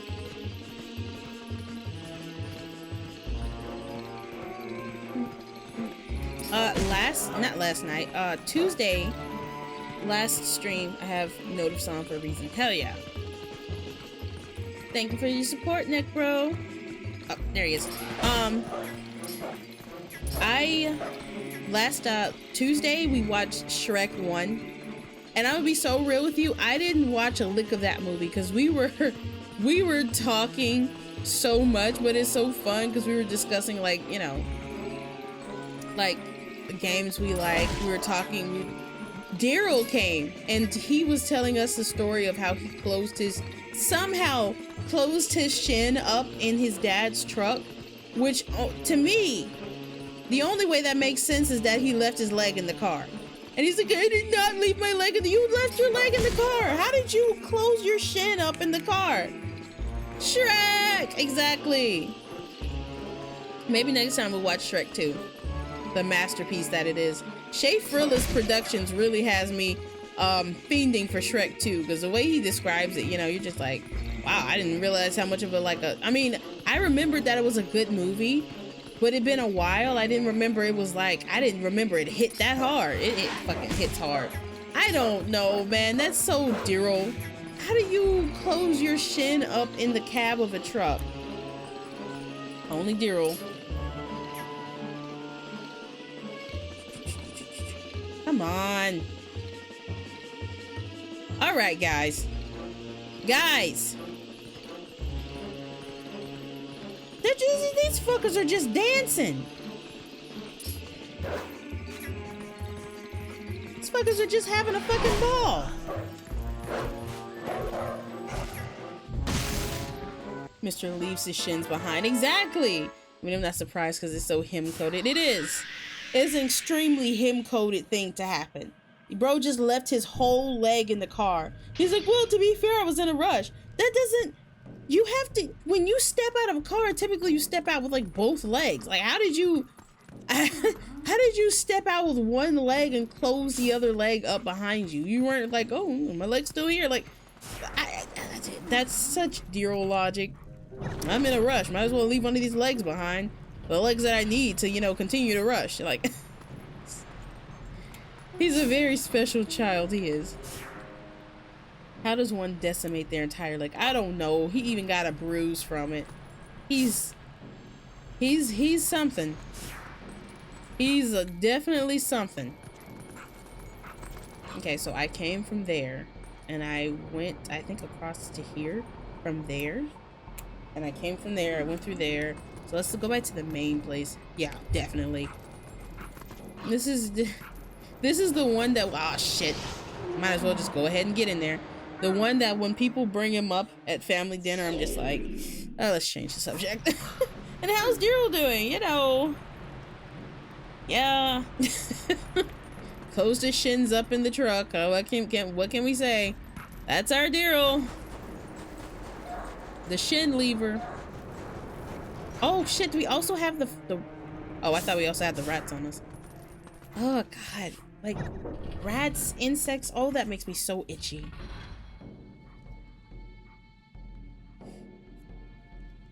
Okay, we're just missing the last guy. My comfort streamer in a nutshell. Absolutely. He's very if there's anybody's stream that I can lurk in, is actually his. Like anybody else, I mean, I do like to talk. You know, you were there. I definitely like to be talking. But he is one person that I actually just will put on in the background. Cause he just be talking. He just be making his own entertainment, which is a very good skill for a streamer to have. Did I not get the guy that's through here? I'm like 1000% sure I got that guy. Because I had to move that thing, and then I went up here. Pretty sure I got that guy. But it's still showing me, like, this way. Get away from me.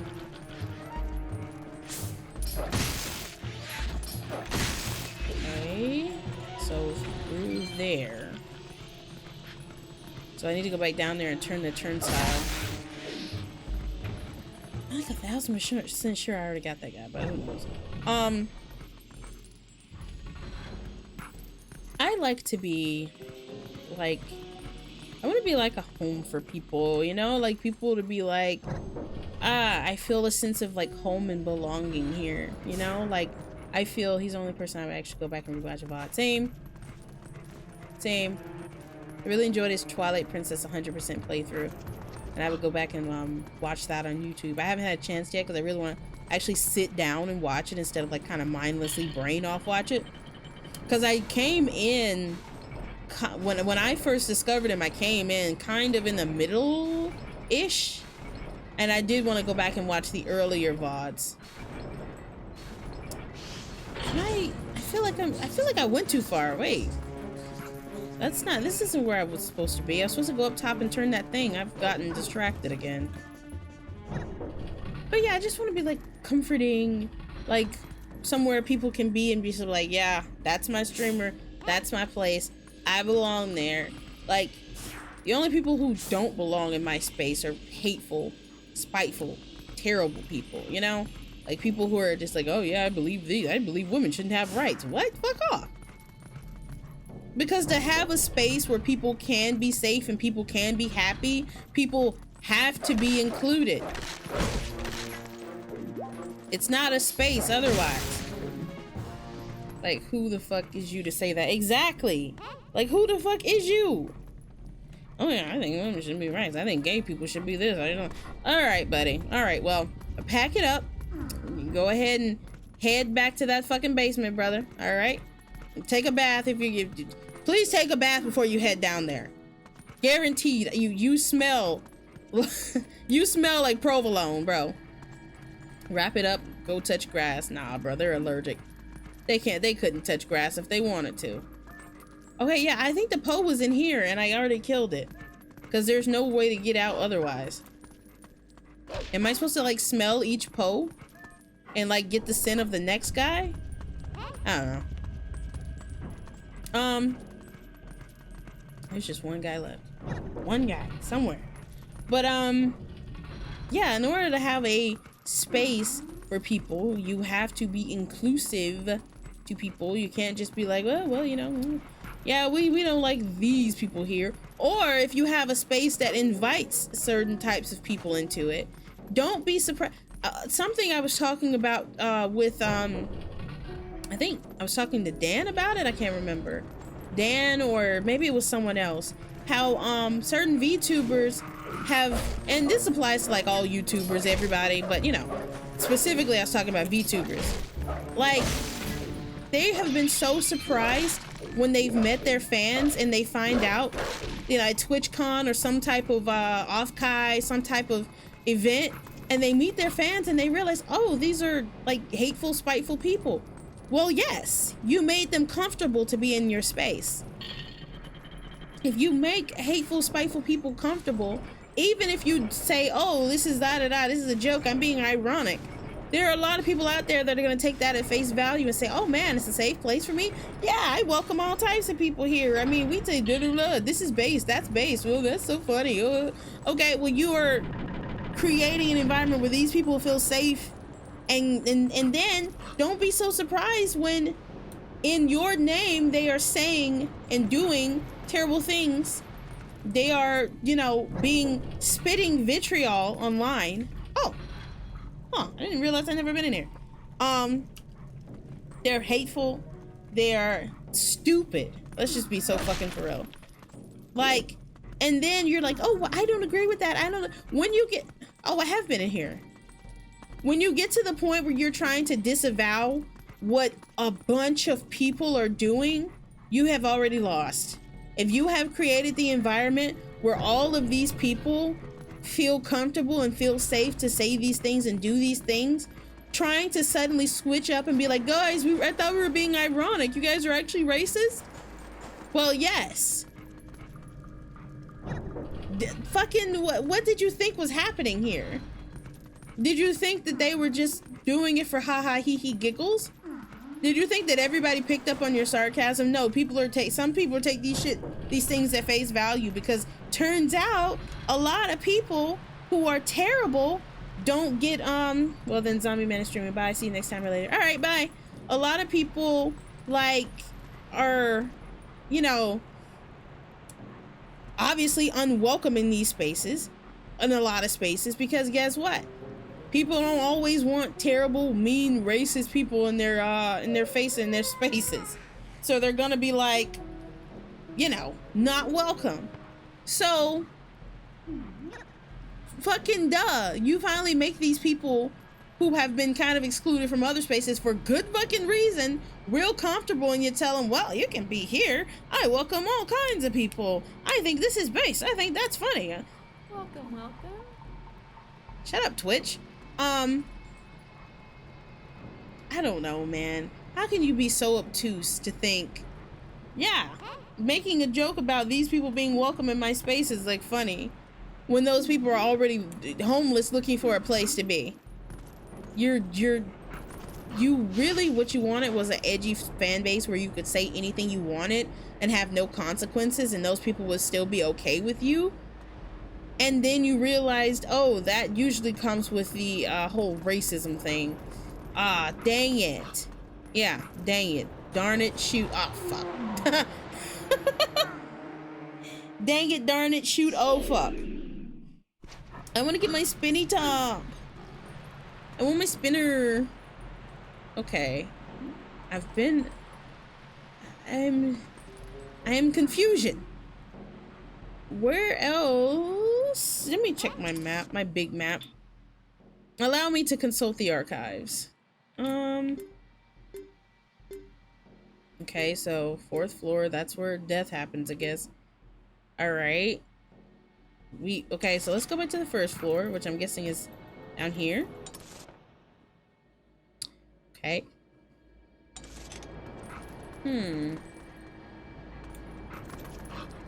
Okay. I go straight through. Oh my gosh, no! Yep. Okay. Alright. Let's make our move. Show me your moves. Okay. And ad break coming up in 1 minute. Wait, can I make it? I can't roll. I can't roll. Ah! So you hate me. Just say you hate me. I'm gonna be real, that feels bad. That feels bad. note to any VOD watchers. Never say I'm leaving to watch another streamer. It's kind of rude. Kind of bums out the streamer being me here. And it's a friend. I'm cool with them going to watch Daryl. It's just like, okay. You just say BRB, you're just like, all right, I'm gone. This feels bad, man. It was like, hey, I'm gonna go watch the person I was actually hoping to watch instead, but you know, you did for now. Oh goodness, making DVD Blu-rays is tedious. Let me see, you're my age, right? Did you never burn any before? Then again, most DVDs and Blu-rays weren't that many gigs, if any gigs, really. A lot of, like we were talking about a lot of storage and media were very, very low in space. A lot of things were just like, this is like 5 megabytes. This is like, you know, this is like 15 kilobytes, you know, like a lot of stuff was very little storage space. And things that went higher would probably be at most maybe 2 discs. Oh my god, my tracking. Okay. Oh, fucking, I'm stupid. Wait. I didn't mean to do that. Wrong button.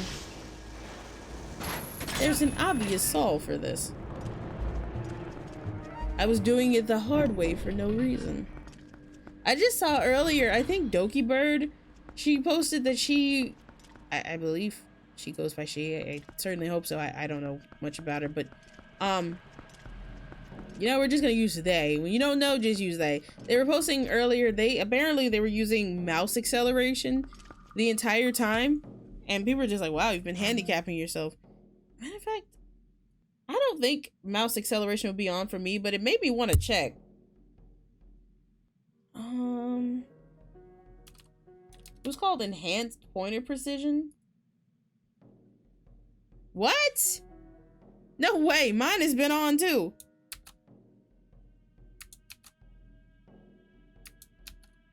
Isn't it control shift S? Or Windows shift S? Huh. Seems I can't screenshot right now.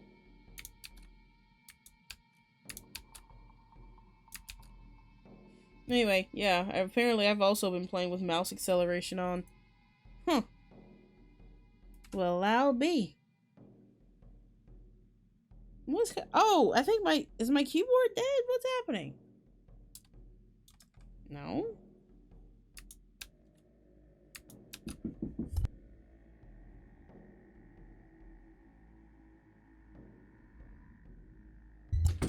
All right, be right back.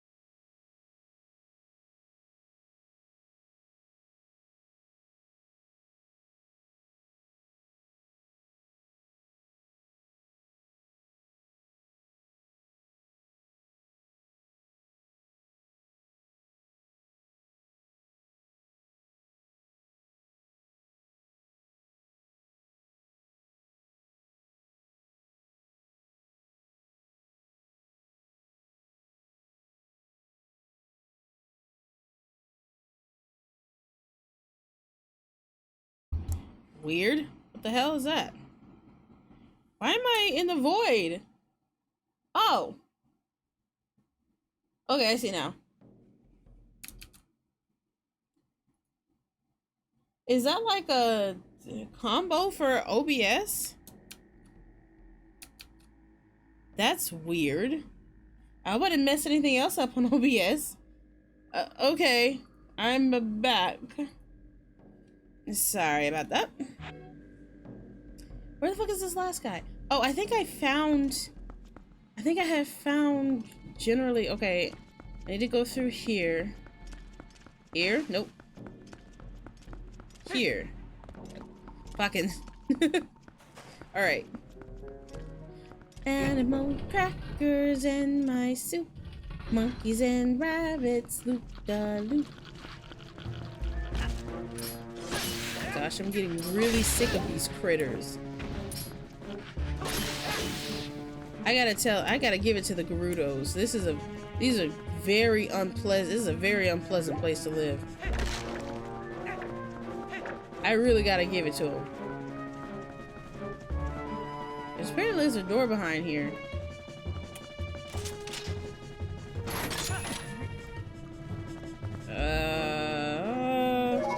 Let's wolf for him. Let's wolf it up, cause can't dig. Okay, I went downstairs and I turned the thing. Oh, I think I need to turn it not just like for where I gotta go, but like turn it for like where it turns upstairs. I guess I also did that. I don't know, man. Maybe I'm stupid. Maybe the answer is that I'm stupid. While Dero forgets small keys, I'm forgetting like very big, obvious puzzles. But I can't get out that way. Does it turn again this way? Fuck off!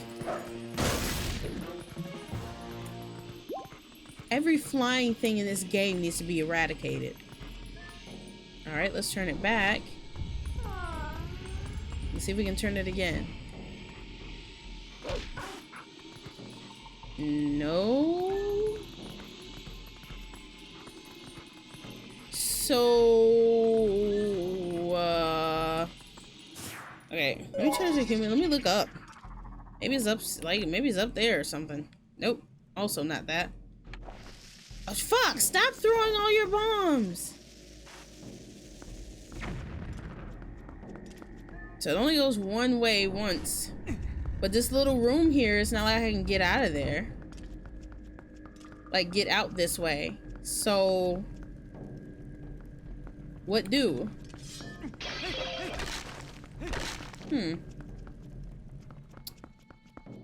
What a dilemma. Probably not really. It's probably the most glaringly obvious, like, thing. Alright, let's go back upstairs and see what we can do. You know, it's kind of strange there are no Gerudos in this game.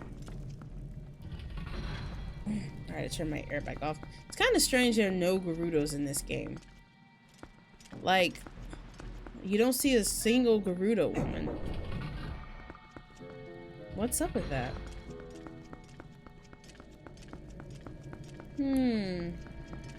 Interesting.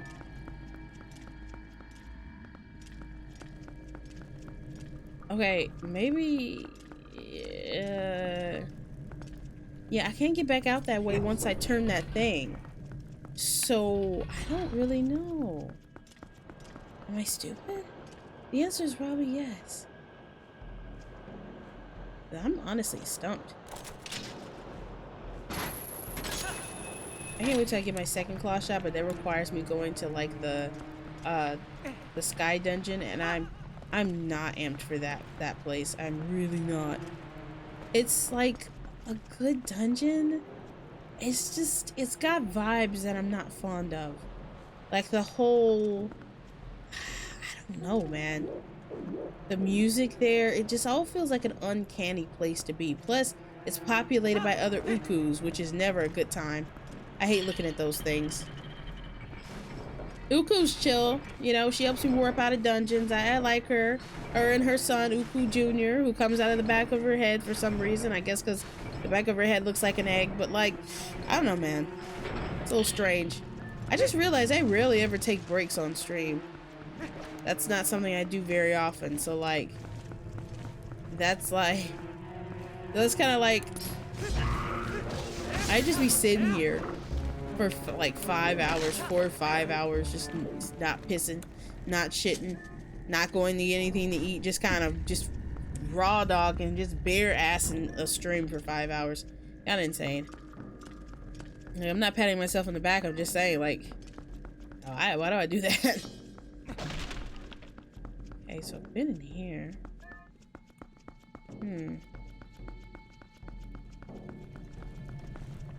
Bare assing? No, my ass is very much not bare.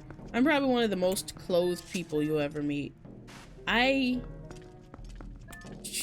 always, like, you know how like some people are just like, ah man, I gotta take a day, gotta let it air all out. What? No. I am perpetually clothed. It's funny because there's a trait in The Sims called never nude, and these people shower with their clothes on. These people, they never, ever are nude. That's kind of me. Honestly, if it wouldn't be a sensory nightmare, I probably would shower with clothes on. I am the most clothed person you'll ever meet. I like being clothed. People were just like, yeah, man, let's go skinny. Go skinny. What? Fucking. What? Oh, what are you talking about, man? Like, let's go skinny dipping. Let's. Oh yeah, when you take a shower, sometimes you gotta let that thing air out. What? No. Dude, me and all my things are perfectly fine this way. If that's good for you, that's good for you. Me and my things are gonna be clothed over here, though. I like clothes. I like the way they feel. It's like being embraced in a warm hug. Especially a fresh pair of pajamas after you get out of a good hot shower. Yes, please. What do you mean? What are you talking about? We would just be out here in the street. We would just be out here in these streets saying anything. Oh yeah, man, I do this and I do that. People just be doing anything. But you realize there's no one like centralized, I mean, there's no one centralized human experience, but at the same time, somehow we all had very similar childhoods. Like, childhood curiosity is kind of a thing that like plays out in a lot of similar ways, even across the world. You never seen those little memes where it's like, you know, you're trying to get the light switch to be completely in the middle, or like, you know, you're watching the raindrops race down and you're pretending it's a race, maybe even narrating it in your head or out loud. You realize there's no like one human experience, but at the same time, there are a lot of human experiences that align. We all are just people, you know? But at the same time, like, there are people who, I'm gonna be so fucking for real with you, wipe their asses back to front. I honestly feel like once you're past 4 years old, you should just kind of know that that's not the way you're supposed to do that. I mean, far be it from me to tell you how to wipe your ass, okay? As long as your ass is getting wiped and it's getting wiped well, and I don't have to smell the funk of ass when I'm around you, I'm fine.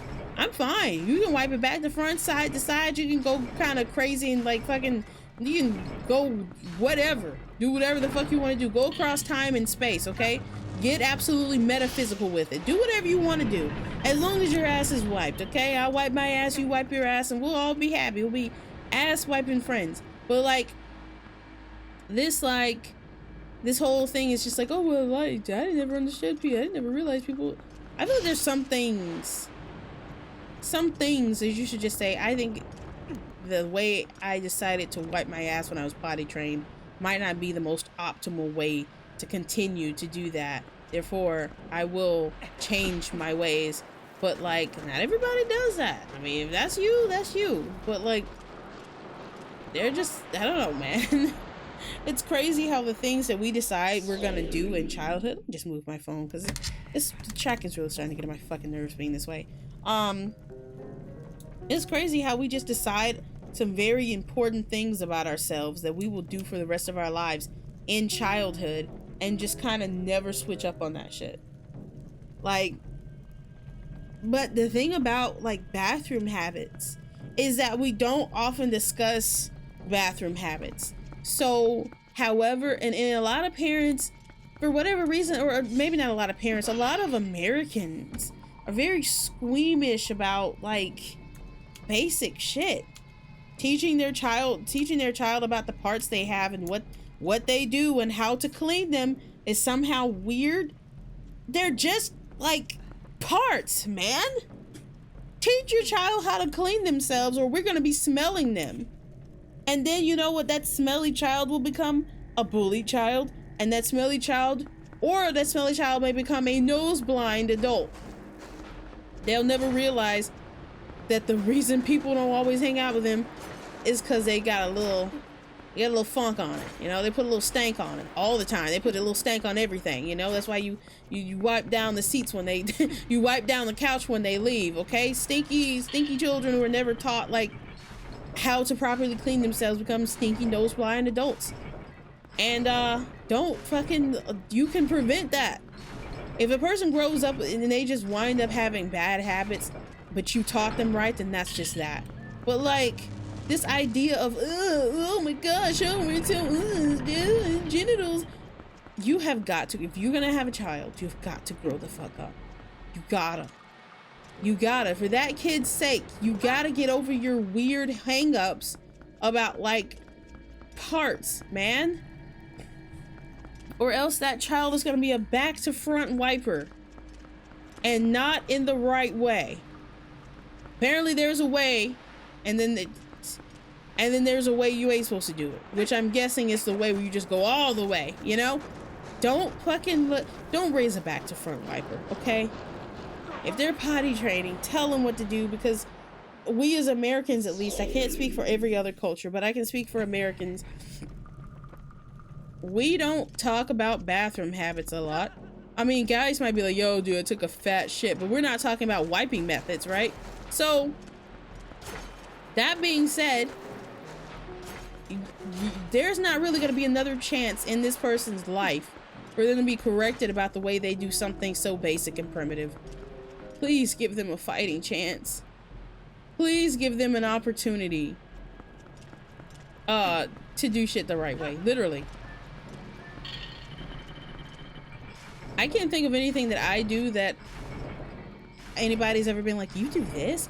I will say I have some weird eating habits, but that's more of a sensory thing. I don't like anything on my hands. I don't like sauces on my hands. I don't like oils on my hands. I don't like food, period, on my hands. So I will put on food handling gloves and eat with those. Or if I don't have anything like that, I'll pick my food up with a napkin or something. I feel so stupid, man. Where am I going? And so I do it for that reason, and people find that weird, but it's not like you do this. That's not how people do that. It's just like, you do this. That's kind of extra and strange. Like, yeah, I guess it's a little strange, but like, you know, brings me comfort. Oh, gosh.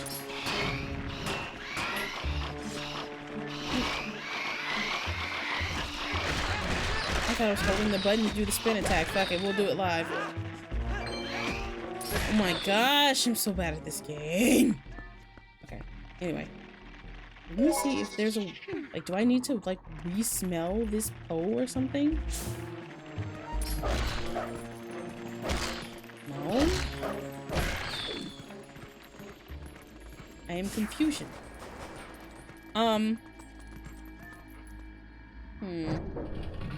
So, anyway. Besides, like, that kind of thing where I'm just, like, not wanting to, have food on my hands. I guess, like, when I one time in my life in a health class as a child, they said that there are more germs on bathroom doorknobs and other bathroom surfaces, like the sink, you know. And so when people wash their hands, but then they turn the handle back off, they have now not only recontaminated themselves with the germs that they had on their hands after they just took a fat shit or took a piss or whatever, but they have now acquired other people's germs who did the same or similar things. So then it's just like, oh. And I learned that as a child, and ever since then, I grab bathroom door handles with my either the bottom of my shirt or a napkin or tissue or something. If I'm in the bathroom, I will pull like the toilet paper, the first couple squares off, and then I'll use the rest. If a public bathroom, obviously in my own home, I trust it. But like, yeah, I'll pull the first couple squares off because I don't trust that. No, I don't trust that they didn't touch the floor. Nothing. You never wipe yourself with the first couple squares in the off the toilet paper roll in a public place. Don't do that to yourself. You deserve better. But like, yeah, I won't touch the handles of the doors. I won't touch the handles of the sink. I won't touch any of that. I don't trust any of that. Ugh. No way. The fuck am I doing wrong? I don't understand. I'm confused. I haven't even reached the bottom level. What accent is this? I'm just confused. I'm a perpetually confused person. Whee. Okay, so I can go across to there. Go away! Yeah, you need some sand to live, you dumb fish out of water. You're dumb birch. You wee bitch. Okay. Been here. Been there. So why does my confusion persist?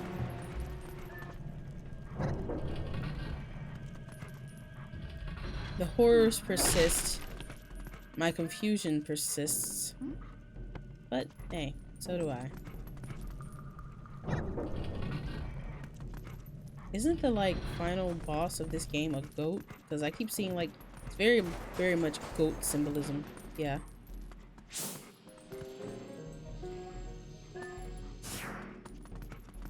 Be real with you. I'm feeling kind of dumb, kind of useless. Nothing can make you feel quite so useless like Twilight Princess.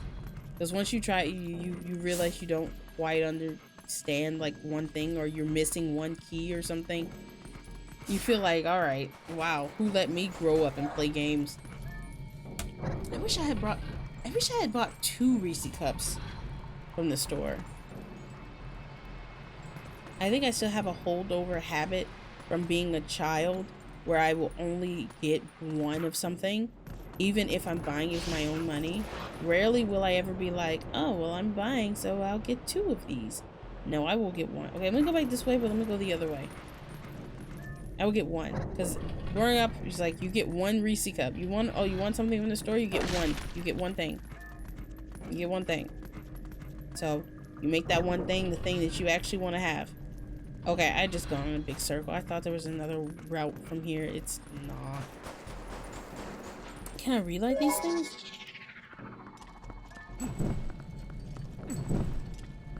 No. So like I will still, at my big age, go in the store and get 1 thing.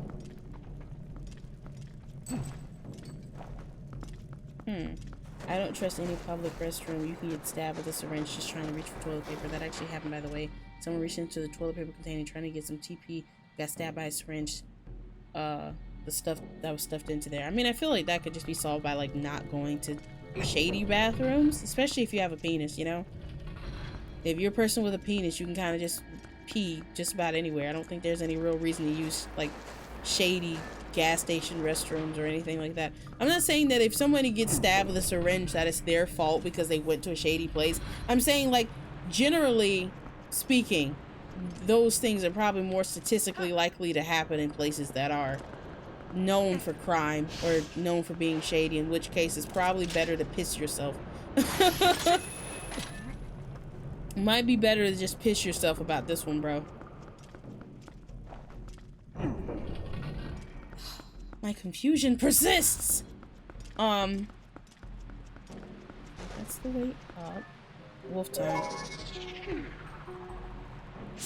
I feel like kind of just consistently expecting that kind of thing to happen is more just, I don't want to be like diagnosy, but like being, unless you're just in a very bad area in which these things happen a lot, expecting that to happen a lot is seems a little paranoid. Oh, that was a lady in a high-end casino bathroom. Thing is, though, casino. I mean, I'm gonna be real with you. No matter how high-end it is literally the people that they want there are like desperate people. Like desperate, like down on their luck, trying to turn their luck around. I mean, the casino doesn't just attract people with money. The casino attracts everybody. A lot of the elderly too. But like, yeah, the casino that's fucking everybody. So like, I don't know, man. That's like being like, oh, somebody got stabbed with a syringe in like a cruise ship bathroom. That's a lot of people though. Like, that's inviting a lot of people. Okay, so I've got this. I feel like I'm about to feel so stupid, but like, what am I supposed to be doing here? I can't turn the thing downstairs, because if I do, I can't leave back out of that. Oh my gosh, stop doing that. I can't leave back out of that room. Like, you turn the turnstile, but it's gonna block the door. So I don't know how to get back out of there in order to do this. I'm so confused. Yeah, it's like it's like, oh, you can't bring drugs on a cruise ship. You can bring anything on a cruise ship if you're desperate enough. People who do drugs are going to find a way to bring drugs. They bring the drug sniffing dogs. Guess what people are doing? Literally, some people might just pick up the stuff that they want on the island that they're visiting. They'll just get the stuff from that place. Like, oh my gosh, no!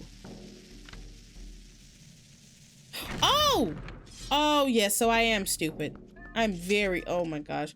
Guys, VOD watchers, I'm so sorry. Thankfully, you guys had the benefit of skipping ahead. All right.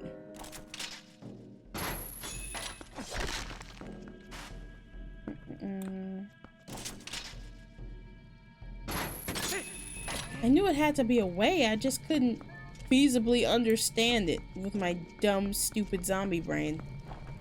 I was about to say dumb, stupid monkey brain. Nope, can't say that. Racists everywhere, their ears just perked up. But to be fair, I hate the idea that I do stop myself from saying things that everybody else can say or do just because somebody might take that racially. Because it's like, people are going to take things racially, you're going to take them racially anyway. That's not going to be like, you think a racist needs to wait for me to say my dumb, stupid monkey brain for them to go, you're a monkey, black monkey.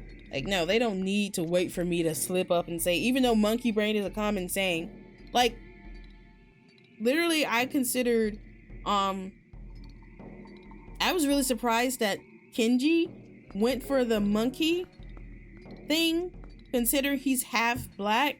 I was just like, that's brave, because the monkey jokes, the racist monkey jokes, obviously, and there's a difference. You can tell when somebody is like, haha, guy, yeah, and then it's like, monkey, like, you know, like, haha, he's like, when he face revealed, and he's like only like slightly, he's like yellow, he's not even like dark black skinned or anything like that. But as soon as people saw the slightest bit of melanin on this man, the slightest hint of pigment, the fact that they saw that man was not somehow a pasty white man, they were like, haha, he's a monkey IRL too. I would have fucking crashed out. Like, it's the little things. You can't just have like the little simple things. Like, you are robbed of so much joy. You know, you're robbed of so many little things. Oh, it's my dumb, stupid monkey brain, you know? Monkey brain is just something people say. Because of the whole, you know, evolution thing. People say monkey brain. Like, Like I have, well, I have several cousins, but specifically one of my little cousins, like he loved monkeys. He'd be like, "Ha, ooh, I'm a monkey," and I would be like, I used to tell him don't say that, and then I stopped because like, I mean, the child just loves monkeys. He doesn't. I don't have to ingratiate him to the cruelty of the world so soon, you know. Let him make his monkey noises and be happy. If he loved cows, he would be running around making cow noises. If he loved goats, he'd be making goat noises. If he loved sheep, he'd be making sheep noises. It should be no different. But like, really, stereotypes, racism robs people of so much joy, or so many little things, little interactions that should be innocuous. Innocuous? It should be. But like, I was considering themes. I pretty much figured out that I want to be a zombie early on, but I considered a lot of themes, and one I briefly considered was monkey before I immediately discarded it and said, "You idiot, you're setting yourself up." And honestly, yeah, the jokes would have gotten on my nerves. They would have gotten on my nerves, but I considered it. But I was just like, "Oh, I'm black. That's a stupid idea." Very sad. I am paranoid. That's a trait that is so ingrained into me that I have it tattooed on my arm as a freaking warning for others. Yikes. Sorry to hear that, man. I don't know. Hope it gets better. I don't know what to say to that. I've never been the best at comforting, I guess. I'm more of a it is what it is kind of fella. All my fellas, all my fellas. I can't like do that fast, but you know, piano noises. Okay, we'll go back this way. Some cinnamon toast crunch could fix me right now. I don't know what it is about getting on stream and it being like a right around 8 and 9 o'clock, but it makes me want a bowl of cinnamon toast crunch like never before. Yes, man, that took far longer than it should have, but we've only been streaming for 2 hours and 30 minutes, so honestly it probably took 30 of those minutes, but you know, oh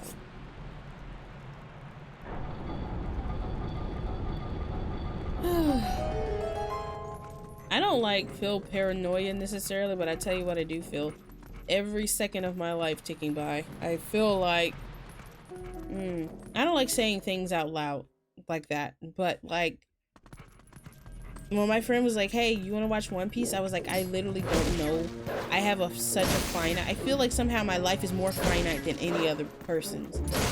Like I feel every bleeding second of my life as it passes by, and I hate doing anything that takes too long. That's probably also the ADHD part of it, but still, like, I hate doing anything that takes too long because I feel like I read between the lines. I hate saying things like that out loud because I feel like it's bad luck, it's bad karma. Literally, like, when you speak death, I feel like you are kind of wishing it, and I'm not meaning to wish it. So I don't say that out loud, but like, yeah, I just didn't feel like 1,000 episodes was something I was going to be able to swing. And yet, I am very much enjoying my time with One Piece. Ad break over. YOLO!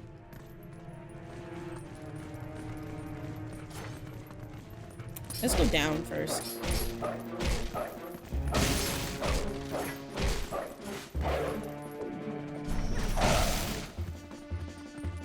Alright, which way is down? Maybe this. Maybe. Which way is clockwise? I guess this would be clockwise, so this would be counterclockwise. Yep. Do I have a small key? I do not. Can we go further? No. Okay. Nope, no prompt. Alright, we cannot go down. Let's go up. But like, oddly enough, for a person with a femme body type, I don't feel very unsafe in places. And I know that's like not a bad thing, but I generally feel like I feel too safe in places. I almost feel bad that I don't feel unsafe in places. Like you shouldn't feel safe pumping gas at the gas station at night. You should be very like scared of like assault or harassment, and that's a very terrible thing to feel. That says so much about like, you know, society and culture, that like I feel bad that I don't feel scared to pump gas at night. But like I don't. Just basic things I feel like other femme-bodied people fear that I don't fear, and I feel like I should. And like it's this weird sort of half-life thing going on where it's like you don't, but you kind of almost wish you did, because I think it would be safer for me to have a more healthy fear of being alone at night. But like I got a bit of a mug on me. I got a bit of a fucking look on me. I always make sure to never look lost or confused or scared or in any way helpless. I very much look like I will fucking beat your ass if you come through, because I've got resting bitch face on max. So I feel like that might help, especially in a place you've never been before. It helps to look like you're not lost. If people think, oh, you're a tourist, oh, you're lost or whatever, or you wind up somewhere where you shouldn't be and you look like you shouldn't be there, then yeah, bad actors are definitely gonna be like easy pickings. But if you look like you're not one to mess with, you put that mug on, people will be less likely to fuck with you. Obviously, somebody who's like, I'm gonna stab that person, is going to go try and stab you anyway. You're just gonna, that's gonna be a stabby time you have. But like, okay, I'm back here. Can I claw shot up there? Nope. But I'm gonna be getting the spinning top very soon, I can tell. Obviously somebody who's just like, I'm gonna stab somebody. Yeah, they're gonna stab you, bro. If they've got it in their mind that they're gonna stab you in particular, you're gonna probably be stabbed that day. But if they don't have that in mind and they're trying to like suss out a victim looking not like, you know, you're scared or lost, puts people off. Because you know what, people who actually go up to people and try and fight them are not expecting to be fought back, nor do they want that. Most people who are starting shit don't want shit to be started back. They actually want an easy time intimidating you, taking something from you. They want that shit to be on easy mode. So if you look like you're gonna fight them, gonna give them some trouble, they would rather just go for somebody else who looks easier, like an easier target. Oh shit.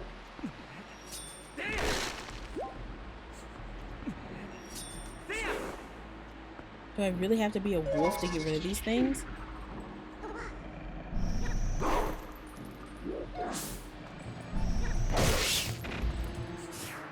I hate that you have to be able to see them to fight them. I feel like that's kind of silly. Like if you clearly feel them, you shouldn't have to like see them in order to fight them. Like honestly, like if a ghost touched me and I felt that and I know nothing else touched me, do I really need to be able to see the ghost to beat that bitch's ass with an exorcism? You better hope the power of Christ compels you before I get to you. Not saying like I'm more powerful than Jesus. I'm just saying like you better go peacefully. Go peacefully, go quietly before we make a scene, alright? Ghosts, not allowed in my house.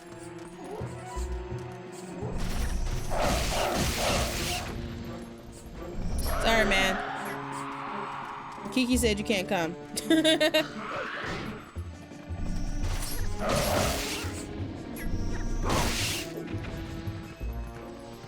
Yeah, no, man. I don't know how much I believe in ghosts. I actually don't know. I believe in the afterlife. I believe in I guess I believe in paranormal activity. I just don't know how much I believe that every ghost is a little Victorian girl. You know, like, it's like, why are we not seeing ghosts from 2019? Why are we not seeing ghosts from 2025? Like, why are all the ghost shows, it's like, oh, this ghost is from Victorian times. Why are they all from Victorian times? What the fuck were them Victorians up to that everybody is a ghost? Who did they piss off? What did they do? What kind of incantations were they doing that all them bitches wound up ghosts? How? I mean, would you want to fight an invisible enemy, ghost, or some random invisible a-hole? I find that very difficult. But like, they're literally on him though. That's the thing. If we're talking about like with Link, they feel them on them. Like, they feel them. They're rats. The rats are there. I don't think in that case he needs to be able to see them to like do a spinning attack, since he's gotten a spinning attack in both his human and his wolf form. Like, that feels a little silly. Once you see Midna finicking and you slow down, you should just be able to do a spinning attack in either form and kill them all. I don't think you should have to be a wolf and then turn your senses on. There's like 2 extra steps when you know the ghosts are upon you. You know, the ghosts are upon thee. And you know, like, odd thing to two steps for no reason. But they really streamlined this game very well. It's just like little stuff like that. It's little quirks. Not a big deal, just kind of like, alright.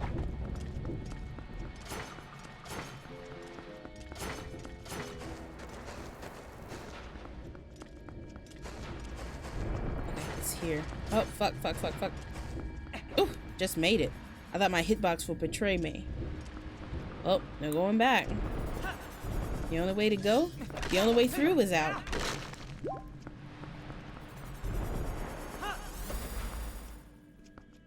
We'll be getting our spinning top very soon. Am I gonna die here? Come on, you got this. Oh no! The scarabs! Oh, God, bugs!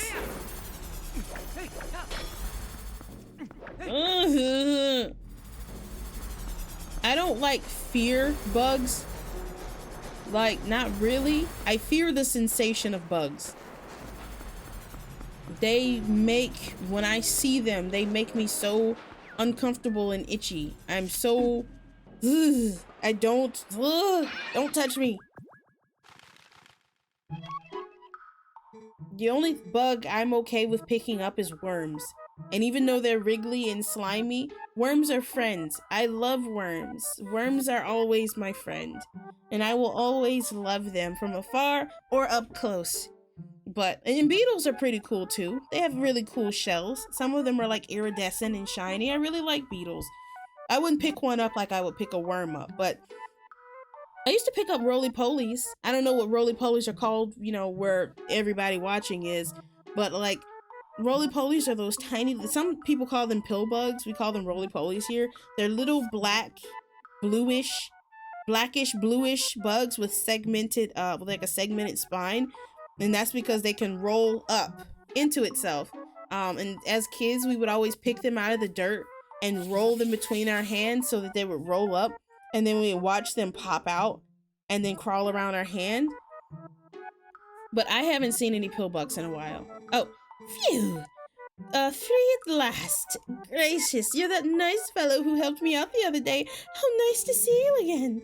Well, now that we've found each other again, let's stick it together for a bit, I'll be right with you, so if you want to warp out, just let me know. The first time he picks up Uku, he has this look on his face like, ugh. But, you know, now he's just like, Uku is friend.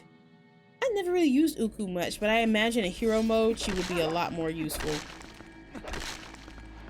In regards to the Victorians, I would imagine a whole constant oppression of violence would probably cause more ghosts that can't move on. I mean, maybe, but is that one of the more oppressed and violent times in history? like over others. Like I feel like there are a lot of eras in human history that could be classed for the perfect breeding ground for ghosts, you know? Like I feel like there's a lot of times, and yet we see mainly it's these little Victorian girls and boys.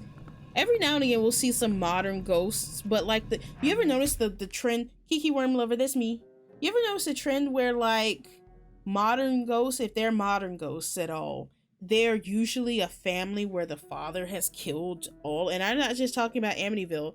Literally the only ghosts I can ever think of that are contemporary are ghosts where either a father has killed his whole family, or a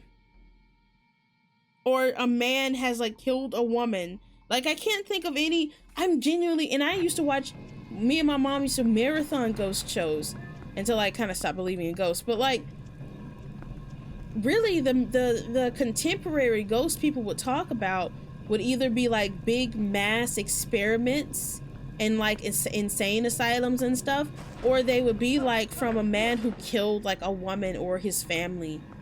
Other than that, like the ghosts would be like, Father, oh heavens, like what? Yeah, like that's kind of the thing.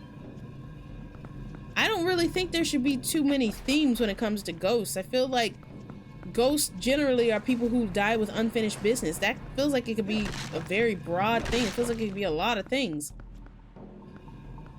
I feel like we should see more ghosts that like people who died who like just didn't finish a game they really love. You know? And yet it's always like something very deep.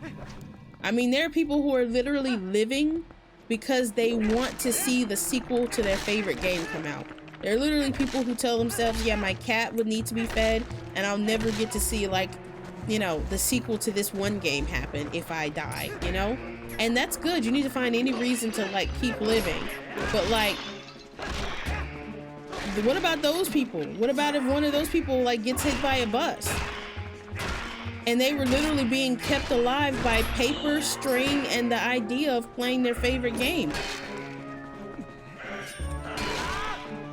They were being held together by like spit and duct tape, and not having, you know, completed the game that they wanted to complete in life, or seeing it come out should be reason for them to like, I don't know, ghostify. I mean, maybe that's silly, but I think so. I think that's more than enough reason to ghost up. I have 2 bombs, so I got 2 bombs and 3 enemies, so I gotta make it count. Because I accidentally threw all my fucking bombs. Aw, too bad they can't follow me into the fucking spike room.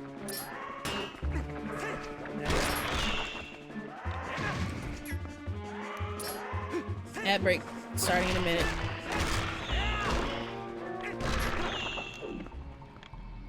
Okay, X. Fuck, no! No!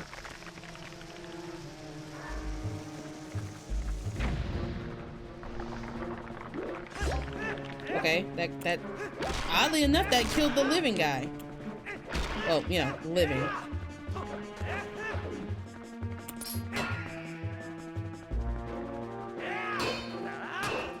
No, do the thing. Yeah, that thing.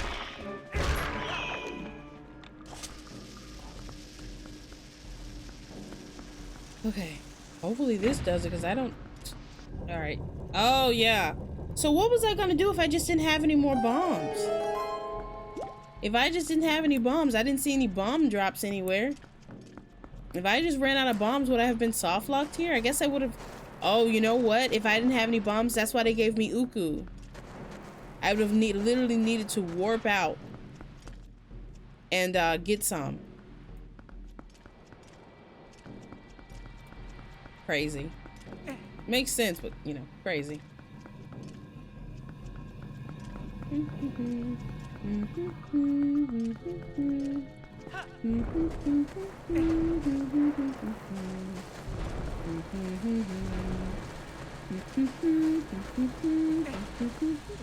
You know, this thing makes me kind of... Maybe we'll watch The Mummy You know, with Brendan Fraser, obviously, not fucking the one with Tom Cruise. Maybe we'll watch The Mummy in the server after this. Maybe. Thinking. I don't even know, where is The Mummy showing? Let me, before I say that, do I? Because I have access to my coworker's Hulu. I have access to my cousin's Peacock account. I have my own Netflix. I think my HBO has expired. I have Prime. I have Paramount Plus. But it's always the movie you really want to watch that's on some fuck ass thing. Like Stars has their own streaming service. Why? So you just gotta fucking get a Stars subscription. Oh my gosh. Watch with AMC Plus subscription. Eat my entire ass. Or Philo? I've never heard of Philo. I can see those being interesting concepts. I've actually read a few short stories on the same idea of it being sip or regrets. Exactly. Okay, so if you do Philo or AMC Plus, fuck off. You have regular subscriptions. Sling TV, Roku, Amazon Prime, YouTube, all those have to be premium subscriptions. That's what I fucking hate, man. I wish that nobody ever... If I could go back in time, I say this shit every stream. Every time something fucking annoys me, I say the same thing. If I could go back in time, or if I could have 3 wishes right now, one of them would be that every company stayed on Netflix. And that's because when every company realized they could just take their properties and go home, it became a shit show. Because now, why the fuck am I having to get a fucking Philo subscription? An AMC Plus subscription? Fucking stupid. Stupid shit. What the fuck? Fuck off. That's so AMC. I didn't even know AMC Plus existed. I never heard of Philo in my goddamn life. I just learned Stars existed a little while back. It's like every company decided to take their properties and go home. They said, I don't have to deal with Netflix's rules, which I'm sure Netflix was probably got to be a bit of a bitch. I'm sure, because Netflix has been a bit of a bitch to its customers. They keep raising the price. So it's like, I understand. Netflix is probably being a bit of a bitch. They're taking too much of the cut of your profits or whatever. But like, you need to threaten them. You know, pay us more or we'll walk or something. But like, it cannot. Oh. Okay, let me look around first. It cannot be more lucrative to run your own streaming service than to just go by Netflix's rules. Maybe it is. But you know what? Oh, these are like those little Japanese, I don't want to say charms. Protection, like protection spell papers.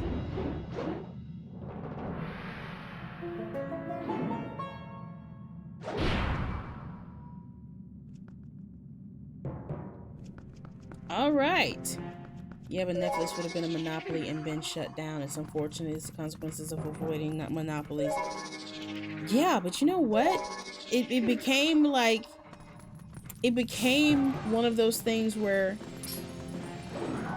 you avoided a monopoly. You avoided one person holding all, or one entity holding all the cards, but at the expense of, like, literally at the expense of the consumer. Like, literally the consumer is the loser here. Talismans, yeah, that's it.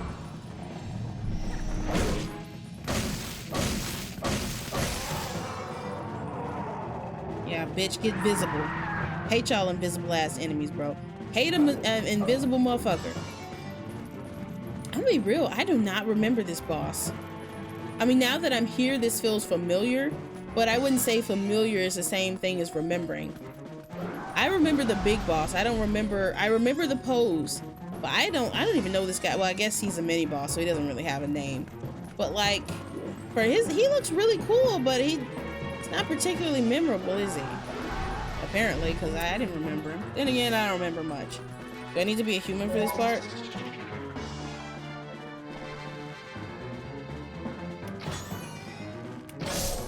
Okay, so he can't be harmed.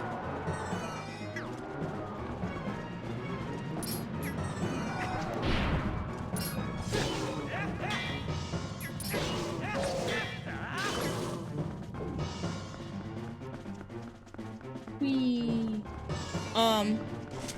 Wait, I have an idea. Can I just claw shot his ass? I can't even target him up here. Why can't I target him? Alright. We'll do it live. Get you slippery bitch. Well, that did less damage than I thought it would. Okay. That kind of does the trick a little bit.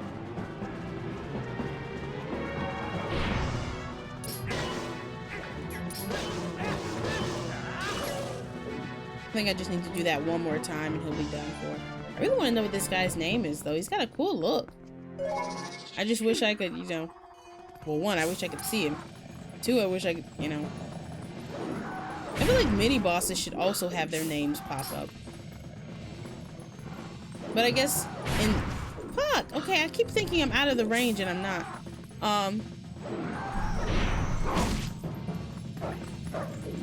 But I guess, like, that would confuse... Because I think generally in the Zelda franchise, if there's a character and they have a name, that is the final boss. And this would be a kind of underwhelming final boss, considering this game is kind of all about that spectacle. Honestly, I was gonna say a Zelda fighting game would go hard. That's literally Hyrule Warriors. But, like, yeah, Zelda, I think, lends itself very well to the kind of Yahtzee Croshaw coined the term spectacle fighter. And I think it's a better term than character action game. I've said this before, but I do think, like, spectacle fighter really encapsulates the point of it. It's like, it's not just about fighting, it's about making a spectacle of things. It's about being showy, getting a high score. I keep trying to predict him.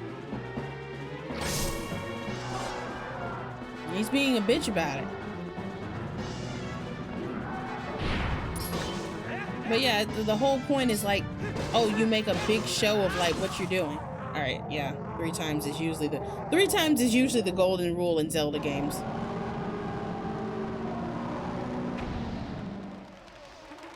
See, he's been frozen in time all this time, but maybe somebody should just beat his ass all along. Like we would have put an end to all these problems if we just beat this ghost's ass. But I guess that would require somebody who was like able to sense him and also do damage from afar. But honestly, I was gonna say, well, with Midna, he could have done that. If she gave me the option, I could have. But then again, what animal was gonna have like a long distance like fighting companion by their side? You know, like, yeah, no, that's probably not gonna happen. Oh my god, you guys, I think it's time. It is time.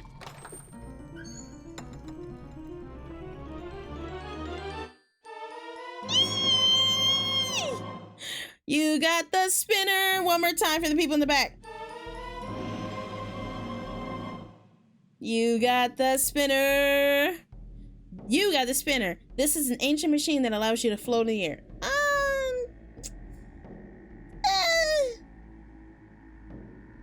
Float is a little hyperbolic. Set it to wall rails. Oh yeah, we can attack. Oh yeah, I forgot you can use it as a weapon. It does show up in Hyrule Warriors, so you can use it as a weapon there. But really, pretty much when you first open it, like, you would pretty much want to Z target and then do like that. And then it runs out after a little while. See, like it. And then we're just kind of Beyblade, let it rip. You know, we're just kind of just sitting there with our dick in our hand like Joe Jerkoff, you know? Oh, I never even noticed a little wheel up there. I mean, I guess in a sense you could say you're floating in the air, but yeah. It's right around one time. This is so fun for somebody like, obviously for somebody in the time period, well, not the time period like it's real, but like, you know, the perceived kind of medieval time period Link lives in. Yeah, for them it would definitely be you floating in the air when it's really just a very powerful, kind of just got a can opener going on, but like a very powerful device that is made ridiculously well. Yeah, you get the most use out of it. You get the Beyblade. This is such a crazy design. This is such a crazy, well, not design, but item. Like, who proposed that? I want to talk. Like, hi. Are you the guy who came up with the spinner? Because, hi. My name's Keke. It's nice to meet you. Like, really, like, it's such a fun idea. It's genuinely so fun and so unique. Like, who was just like, yo, let's just kind of, well, what if Link could, like, Beyblade, just Beyblade him his whole self? What? That's so fun. I don't even think I unlocked the fucking Beyblade in Hyrule Warriors, but I wanna. Literally the only thing that's keeping me going on Hyrule Warriors is the fact that there's Twilight Princess there, because obviously there's Twilight Princess, because it's like a lot of Zelda, you know, it's all of Zelda. So there's a Twilight Princess there. Wait. Oh, there we go. Twilight Princess and Majora's Mask are really why I play Hyrule Warriors Definitive Edition. And every time I play it, I just am like, oh, I see why I stopped playing this, and I stop. But I will slowly get to the point where I will grind to the point where I unlock more Twilight Princess areas.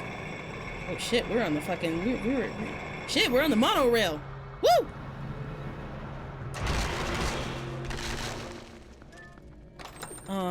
I don't really like it. I like Hyrule Warriors Age of Calamity a lot. I don't really like Definitive Edition. I think it feels too generic to be fun.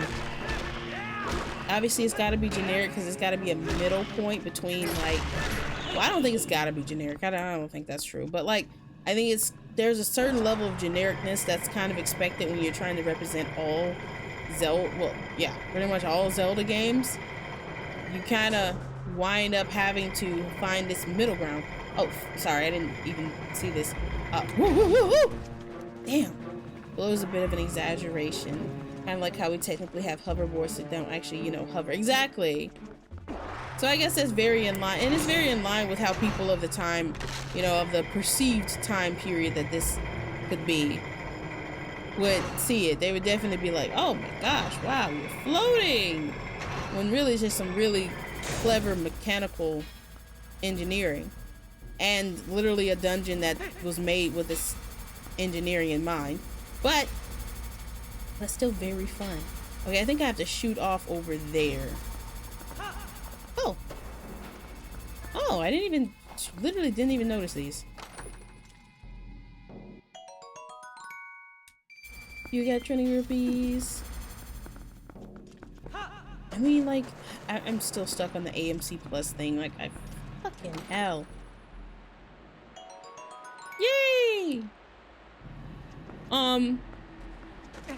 Literally, it's the way that things are supposed to be, that everybody can take their toys and go home and do their own thing, and they don't have to, you know, go by the rules, especially by the rules of, like, a system that is probably kind of bleeding them like a stuck pig, so to speak, you know?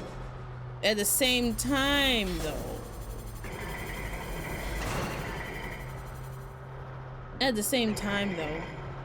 all that does is cost the consumer more money. Like, everybody doing their own thing, fucking everybody, Max, HBO, Stars, that all used to just be channels on cable TV that obviously, you know, have the licenses to these movies. Cinemax, that's Max. HBO, no, Cinemax, and I think Cinemax and HBO Max are different. I don't remember. Maybe they acquired each other. I don't fucking know. Stars, all these fucking different channels. Damn, I was about to come in hot and fuck him up. Guys, you saying we're on a monorail reminded me of that Power Rangers movie with Ivan Ooze. I'm gonna be so real with you. Yeah, woo! I'm the last person who knows anything about Power Rangers, I fear. Which, it sucks because everybody seems to be having so much fun. Power Rangers lovers love that shit down. They love it down. It seems so fun, but I just look at the designs and the costumes and stuff, and I just can't see it being something for me. I love camp. It looks very camp. And I love camp. But that and like kaiju stuff, I don't get it. Gundam, all that. I guess I'm really just not like into a lot of Japanese stuff. I'm not even into anime anymore. So it's like and there's nothing wrong with it. I'm not saying like, oh, you shouldn't like this. I'm just saying like I don't really get the appeal. But if like somebody was just like, yo, because I didn't, it's not that I didn't get the appeal of One Piece. I didn't like ever engage with it ever at all in any capacity. So I had no real way to get any intel about that. I've only, just like everybody's like, you know, oh, you should watch Breaking Bad. It's just one of those things people say, you should watch this. But I never had any more intel about like what it meant, what it was about. Hi, QT little boy.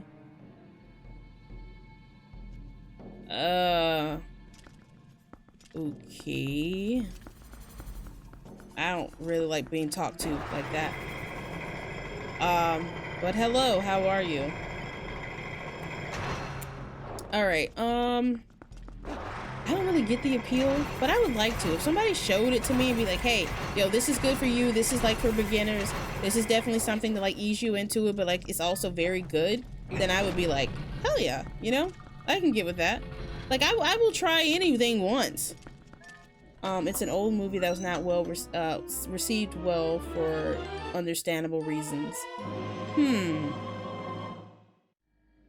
What, did it just not age well? It's got a lot of questionable content. It'd be like that. But, whoop. What? Oh, okay. I keep wanting to go over there because I'm like, oh, it's gonna take me over there. Like, no, just stay on the path. Just stay on the path in Padawan. I don't know. I never watched a Star Wars. You can call me Iggy. Yeah, I noticed your name was Yggdrasil. Souls games. Also, hello, Iggy. How are you? Spin, spin, spin, spin. Beyblade! Let her rip! There's this channel where this guy gets these Beyblades, but he like spins them with this mechanical, not a mechanical, like a power something. Not a power saw, but like one of those things. It's from Norse mythology. Ah, sorry. Maybe I'm gonna be thinking of something similar. Something like that. It's something like, what was it, Bloodborne? I might be thinking of that one town in Bloodborne. Why is it so slow?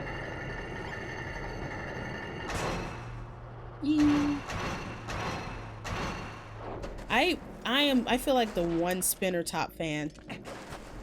Maybe I'll play my save of Hyrule Warriors Definitive. I'm not very far. So maybe that'll be the one thing that can convince me to play more Hyrule Warriors Definitive Edition.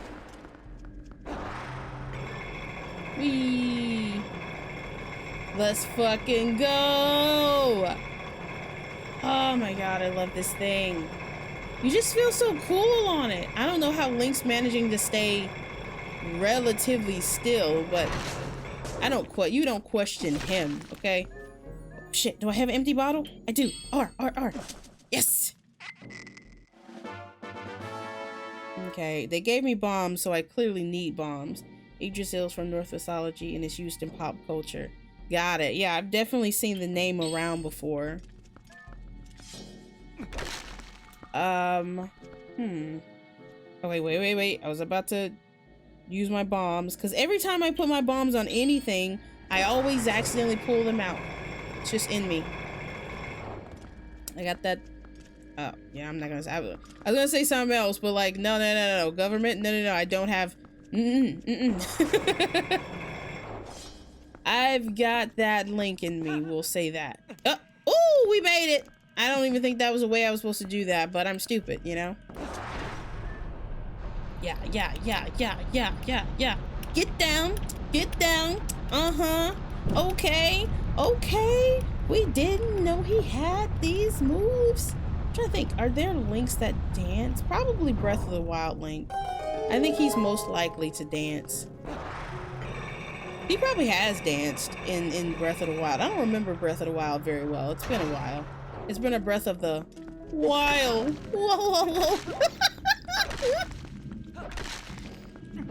The main reason the movie wasn't popular, because it felt very much like a fancy stage play that was made by a fan. That was like, how would the Power Rangers survive without their magical warlock patron? Wait, the Power Rangers have a patron? What? I just thought like they transformed because they had like the suits or the things or something. I didn't know it was tied to a patron. How would they survive without their magical warlock patron? How did that work? Poorly? I'm guessing poorly. By the sounds of it, poorly. Or just like boringly? I don't know. I'm kind of interested in this Power Rangers lore now. Oh yeah. This guy. Cool boss. Okay, I feel like his name is No, Argarok is that one bird. That like one dragon. Which is really hard for me to remember that there's a dragon in this game, but yeah. There just is a dragon in this game. We're gonna confront him head on. Head on. Apply directly to the forehead. Apparently that stuff doesn't work. I only remember watching the commercials, but apparently they never made the claim that it would cure a headache, but that's what they implied. It's just, oh, Zan, what are you doing here? What was the voice I used for him? Oh shit, it's auto-scrolled. You still live. Something, but this is truly a bittersweet reunion, for I fear this is the last time I will see you alive. Don't bet on that. If you're betting against Link, you're losing.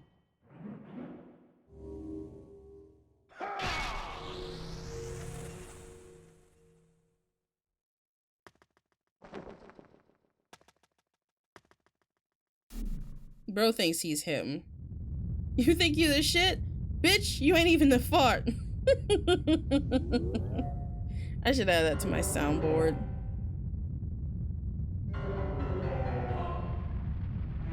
I kind of want that sword though.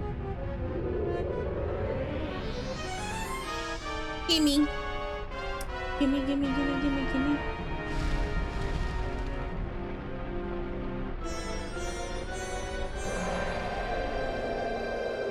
Whoa. Zoink, Scoob.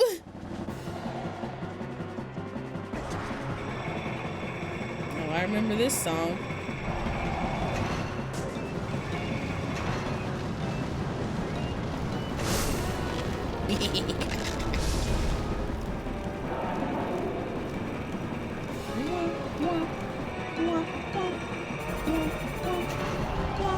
I should have. Yeah, that was on me. That's on me.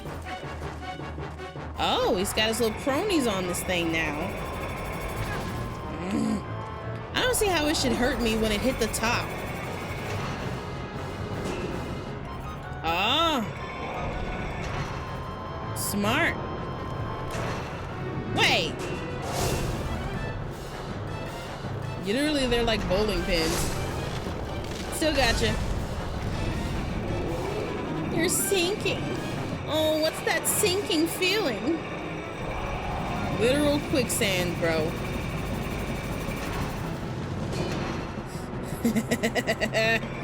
Ah, this is fun. Oh, except for when the camera turns down like that. Turn down for what? Please don't. Please don't turn down. Ah! Not fun. Not funny! What was that from? Was that John Mulaney? I can't remember. Whose comedy set was that where the guy goes, not funny? I mean, I am oversimplifying it, but yes, they technically had a patron that helped them learn how to use the transforming devices that they use as a whole thing, and it's tough to explain a couple small sentences. Fair enough. I don't like how it kind of puts you on rails when you like kind of mess up. It puts you very much on rails going back. Not funny. I don't remember what it did. Did they say it was like Russell Brand or who was it?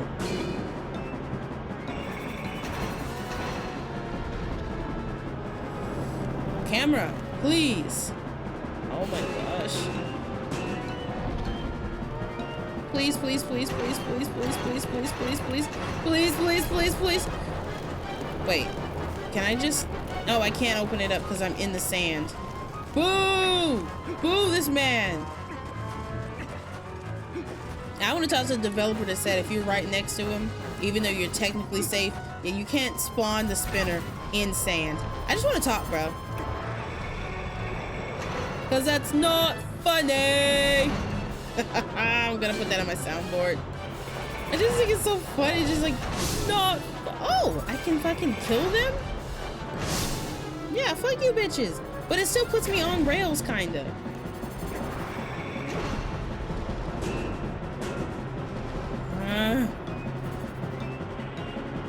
Oh shit.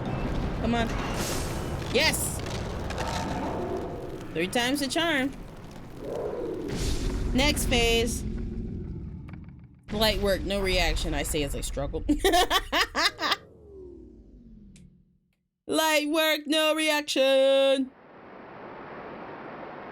Alright, I'm gonna stop doing that. It's just once I get stuck on something, it's really hard to unstick myself. Not funny.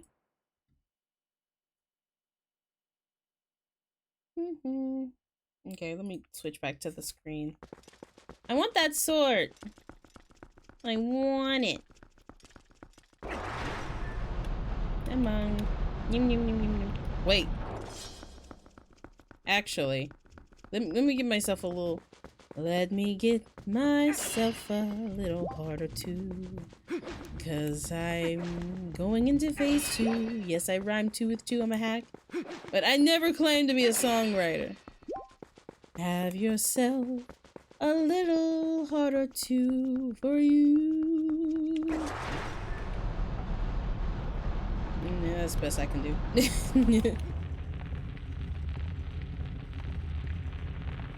Yay! And this is the most a spinner top will ever be used, unfortunately. I think in the Temple of Time, spoilers, I guess, there are some uses for it. Especially the owl statue thing. Spoilers, I guess. But like,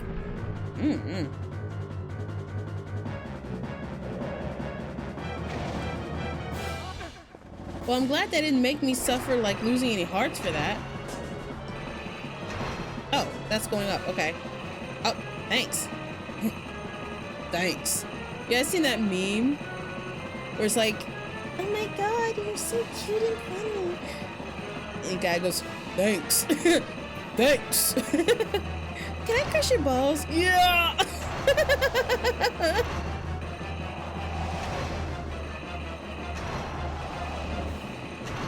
Bro said thanks like an NPC.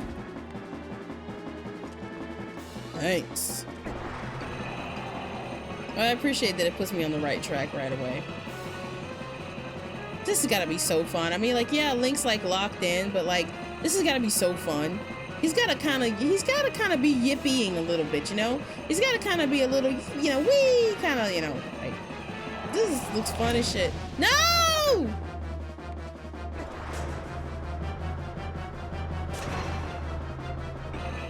Whee! I mean, you gotta be. This Link is also a whimsical little guy. Toon Link is a whimsical little guy. Breath of the Wild Link, he's got some quirky silliness in him.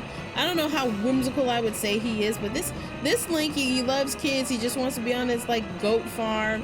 Honestly, he'd probably be like prime dad material. Like, this Link is very nice, very patient.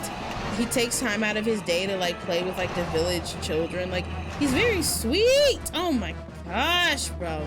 Fuck you. He's a very sweet guy, you know? Like, we love that. I think he's definitely a whimsical little fella. I think Breath of the Wild Link, because he like gets so much, you know, for him to have so much character development through like memories and through like the fact that he gets to engage with an open world and like you can build, you know, kind of your idea of Link through his responses. I still wouldn't say I understand who Breath of the Wild Link is. Ugh. And that's a damn shame. Maybe that's like a skill issue, but yeah, go hide, bitch. Links are coming. Third time's the charm, if that's even just the third time. It's just like I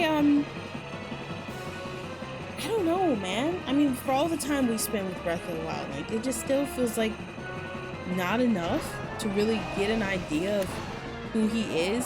Because in like the memories, he was kind of like a dutiful soldier type.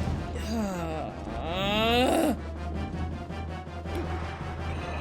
don't know, in Age of Calamity, even though it's not canon, we still see some interactions with Link in the world that do feel more humanizing. But I wouldn't say I get him. I don't get him. And for being a Link that you spent the most time with, it's strange. All right, have a good night, Keke. I gotta see you. Thank you for hanging in, Necro.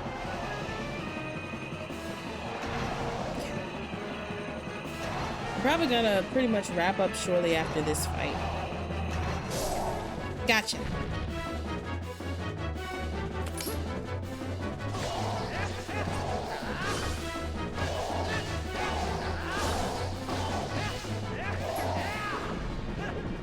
Back to the top. What we do here is go back. Wow, wow, wow, wow, wow.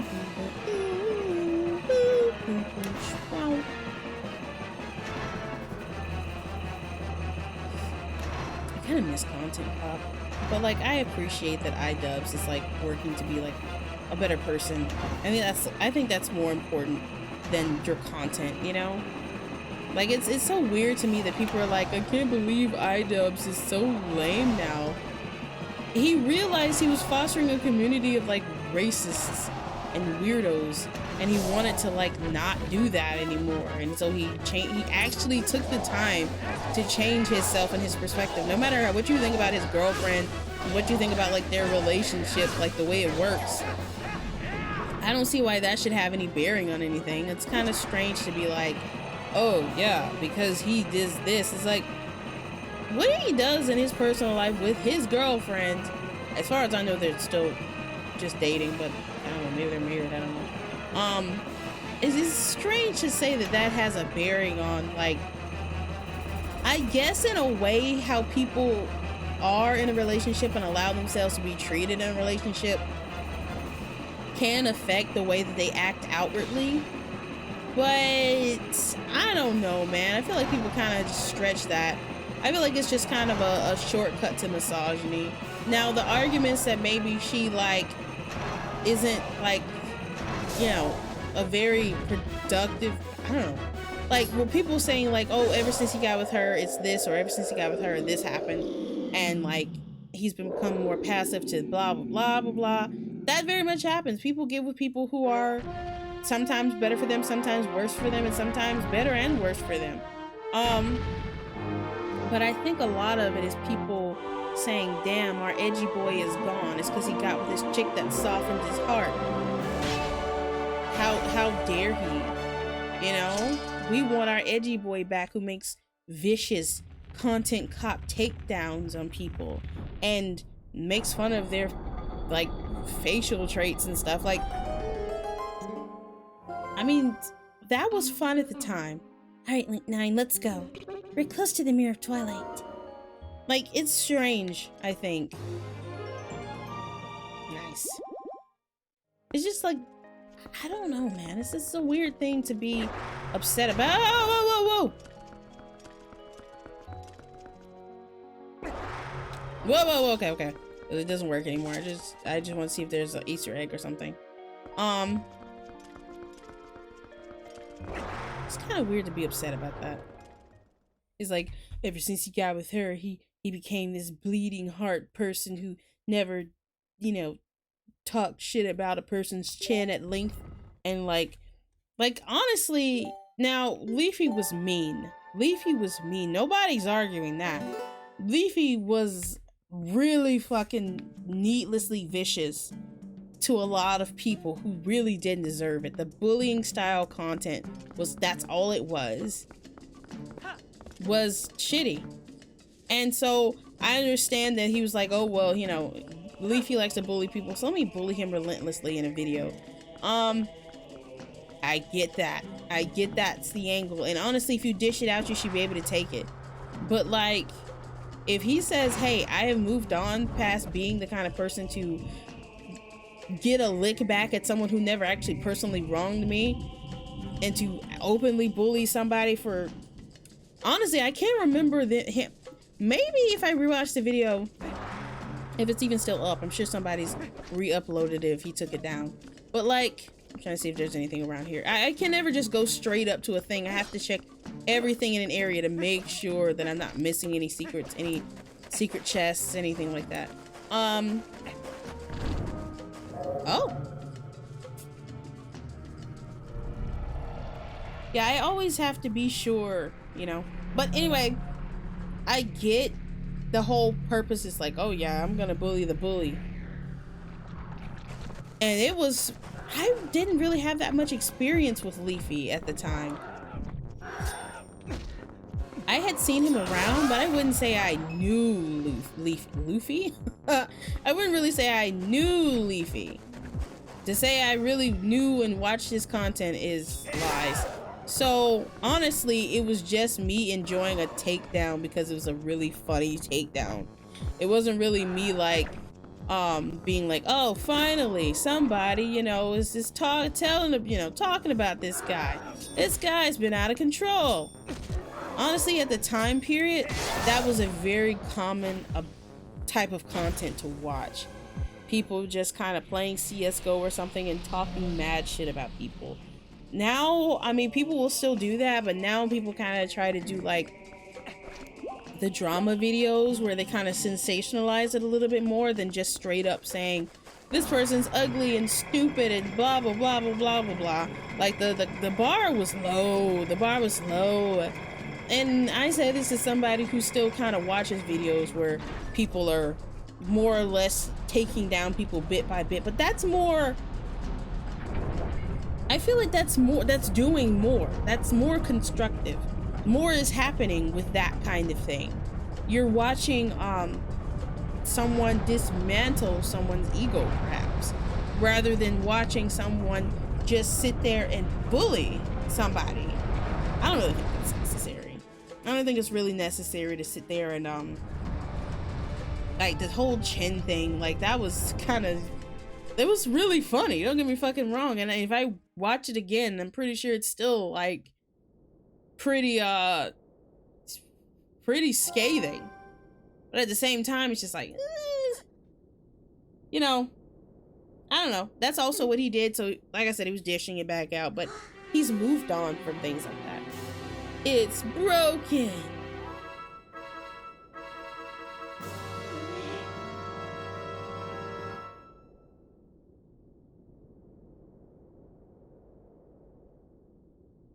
The one thing we came here for, and it's broken.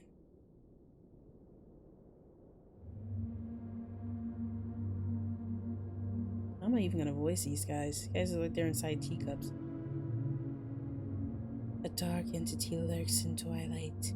It houses an evil power. You who are guided by fate You who possess the crest of the goddesses, hear us. At the command of the goddesses, we sages have guarded the Mirror of Twilight since ancient times. You seek it, but the Mirror of Twilight has been fragmented by mighty magic. That magic is a dark power that only he possesses. His name is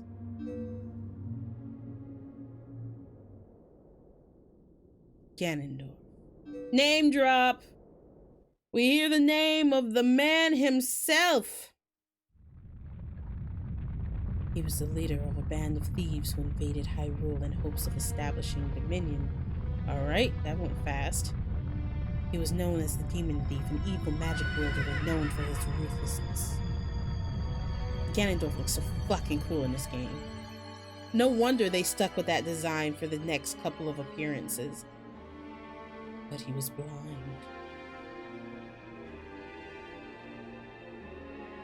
In all of his fury and light, he was blind to any danger, and thus he exposed, subdued, and brought chaos? Brought this upon himself? I'm not quite sure. It went fast.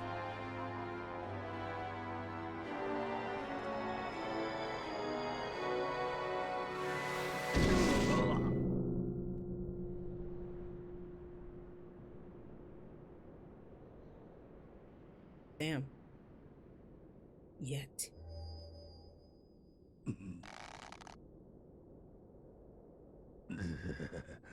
So.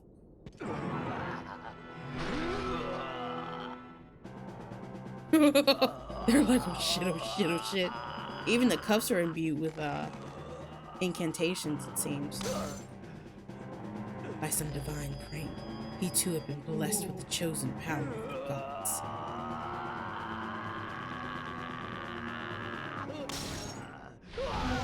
Whew.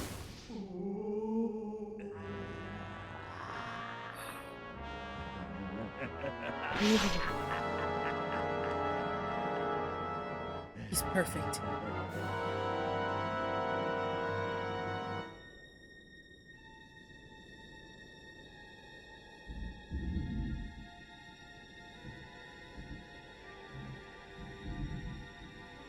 I really like this look for the sages. It's very uncanny, very human and inhuman. It's all very... It's like mainly the hands and the faces, but it's so potent.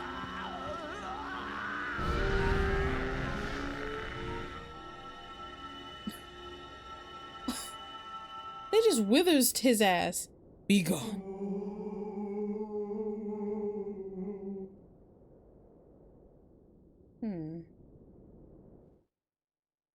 He left his mask. Where do sages go when they die? I'm guessing, like, with the goddesses, his abiding hatred and lust for power turned into purest malice. Perhaps that evil power has been passed on to Zant. We're just now figuring out where Zant got his power? It's far too late!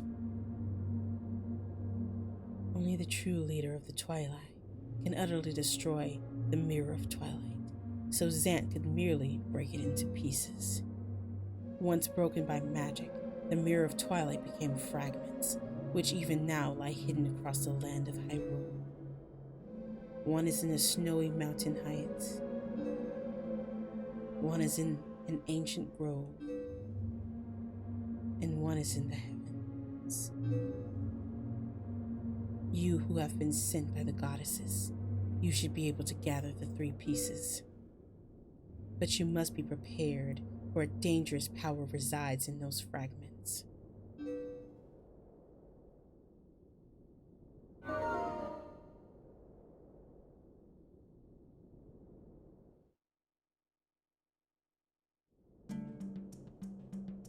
Oh, Amanda was just like, well,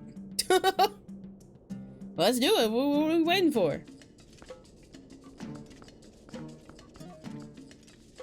It's kind of cool that it flickers.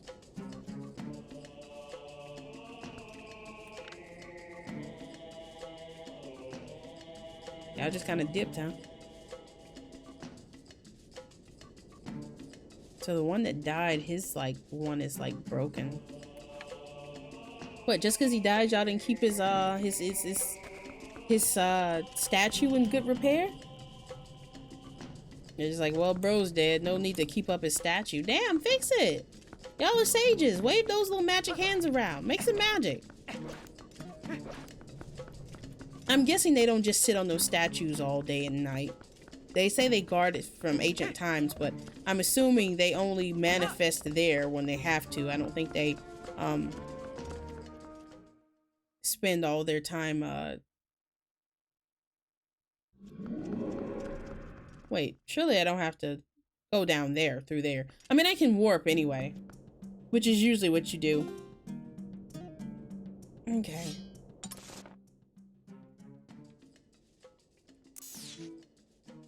One is in the Snow Peak Mountains, one is in an ancient grove, and one is in the mountains itself, the heavens itself. That's a little that's a little disheartening.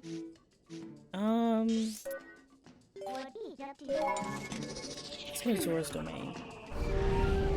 Are Zora's gonna like question that random wolf that like kind of just manifests in their domain? You know, this is a very bare bones Zora. Did they not question this?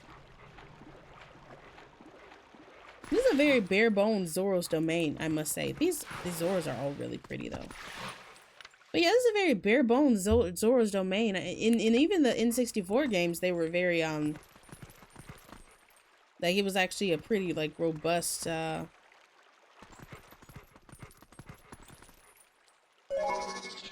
a pretty robust area, but this is just kind of like, actually, have I been down there? Let's see what's down there.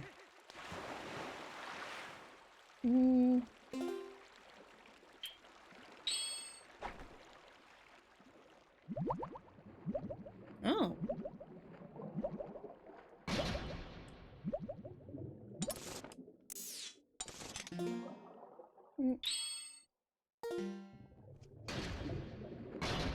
I mean, there's like stuff going on down here, which is cool, but like, is there more? Or are we just kind of hanging out in like this little grove area? I maintain that like, I do like that they just kind of have their own like little area down here. They just kind of hang out a little bit, you know, swim around, woo, you know, swim away, you know. But like, at the same time, those Zoras, come on. Right, I gotta check my, okay, I've got 584 rupees.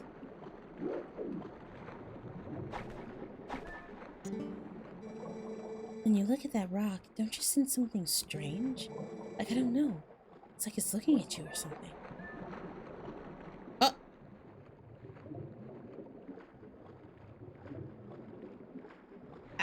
I need some water bombs. I'll be back. Oh, I can talk to it.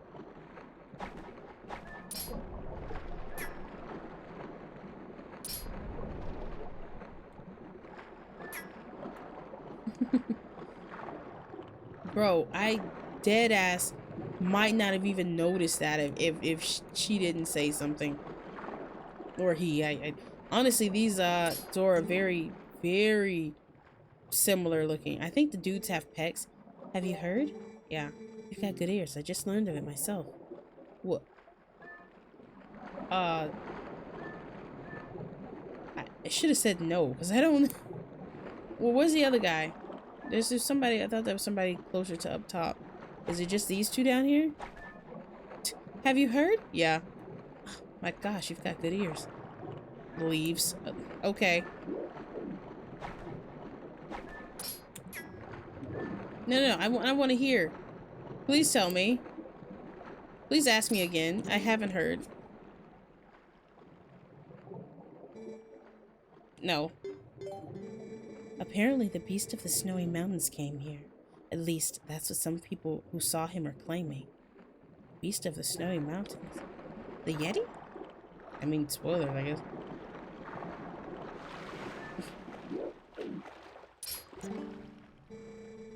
Did you see the boulder that sank to the bottom of the water? It looked like it was some sort of a volcanic rock. But then, where did it fall from? Oh, you know, world may never know type shit. Alright, let's put some lantern on. Yeah, let's put some lantern on. Wait, nope, not that. Wrong thing. Bad. No. Badling. No, no, no! Wait, money! Ah! Alright. Guess we're out here now. I love Link's scream. It's so funny. So what do you think? Isn't that a splendid waterfall? This is one of the largest in our domain. And the waterfall flows directly from the throne room. If you would like, I can take you there. Oh, so that's what he does. Anytime you need a ride to the throne room. Very sweet. Now, the Zora just kind of like hanging out. You know, they're not doing much. I mean, I guess that's not the only part of Zora's domain. All of this is Zora's domain. But, like, I was expecting the main part of the domain, you know, the main. I was kind of expecting that to be, like, more impressive down there. It's a pretty little grove as opposed to everything else, but, yeah. Not impressed! Need a little flora and fauna in here. Need one of those extreme home makeovers on the Zora's domain. They just fucking put fish everywhere all over the walls. Baby, heard you like fish. There's a rumor going around that a suspicious person has been seen around here lately. I wonder if those in the throne room have been informed of this. You should probably go and check. Snow Peak is up ahead. It's very treacherous. Not only has the weather been bad lately, but because the beast has been coming to the village, we've been taking extra precautions. Yeah, the Yeti is kind of chill. He just be in there making soup. Good soup. Okay, let me go to Kakariko Village real quick. I need some water bombs like yesterday. Ad break starting in 1 minute. Oh, who can see me? Somebody can see me here? No longer. Okay. Let's go to Kakariko. I guessed and I was right. It's right there. Let's go see Barnes. I do kind of want to get the little spindly guys. Why can't he just give me 2 bombs? Why can't 2 bomb bags? Why do I need to like... Oh, wait. Before I do that, I need to transform back. Because Tal's going to be like, wow, monster! And somehow his voice is going to carry all the way. Oh, the Gorum's also looking. Yeah, somehow his voice is going to carry all the way. And yeah, everybody's going to go home. There goes that tracking. There goes my tracking. There goes my tracking. It likes to stop. There goes my tracking. I financed your shop. What do you mean? Help me finance a new shop here. We now only have 2,000 rupees left before we reach our goal for financing the store in Castletown, brother. What? What do you mean? What? I paid you. I gave you... How much did he say we needed?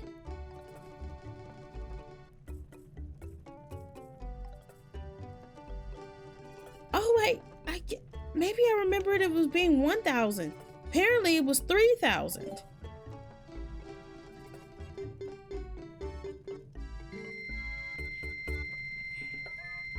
How much do I have left? I wish it would just jump to the number instead of taking each and every number down. Okay, I didn't look at my number of rupees before I paid that, so yeah, probably should have done that. But, you know, we live and we learn. We live and learn. Alright, let me go do that bomb buyback program so I can then turn around and buy a couple of water bombs, which are infinitely more expensive than the regular bombs. But that's fine, this happens. Capitalism, you know? Gotta respect the young hustler. Well, Gotta respect the hustler. Ain't nothing young about this fella. A handsome man with an easy grin. Where? Is he in the room with us?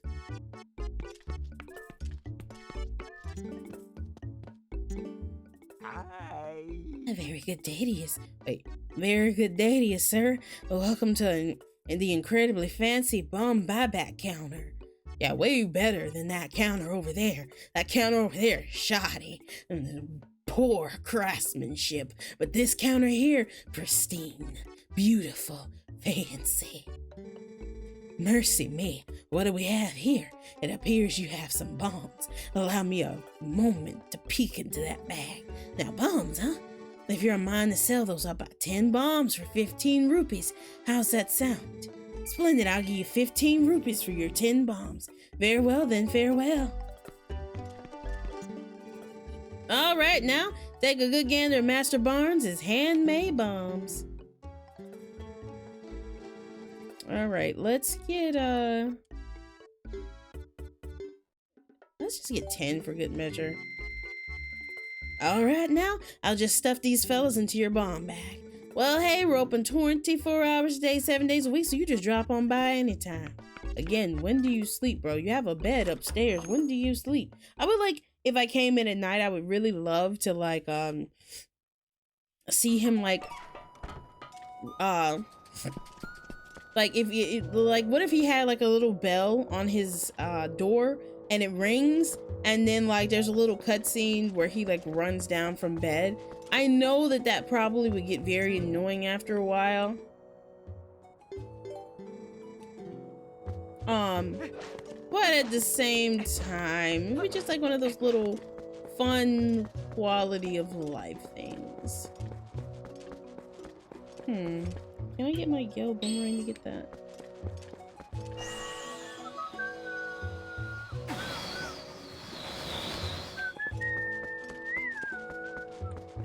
Could I use one of those like crawling bombs maybe?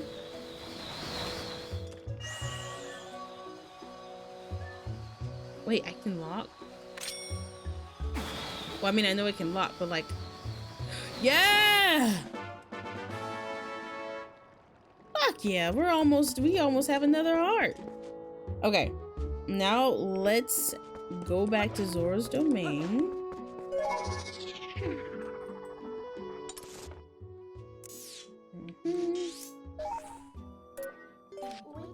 Because we have a Goron to speak to. A little annoying because I have to go behind like a post. I have to get out of the water, go behind the post, and then transform back. Oh, that stayed lit. Who's gonna see me? The queen? That's fucked up. To the old, just the old go behind the pillar trick. Classic. Oh? I would have thought I already did that. Knowing me, I probably kept getting swept away by the water every time I tried. No, wait. Iron boots. Oh.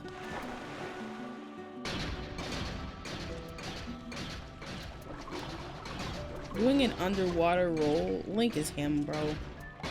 Ain't no two ways about it. Nice.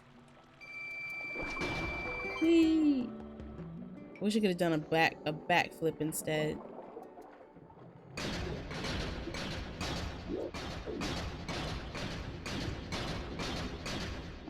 Which way is the way? Let's put it right here.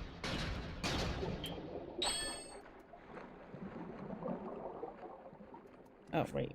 Hold on. I need to hear these words. I need to hear those words exactly. He's still alive! Fucking goated movie. Oh, hello. Okay, let me put the claw shot back right there. I'm sure that Zora's quite surprised. Wait, Gorons can just breathe underwater? Oh, you know what? The Goron in the hot spring did say, like, it was a little baby, and the baby was like, I'm trying to hold my breath, brother. Don't break my concentration. But no matter how long I stay under here, I realize I don't need to take a breath.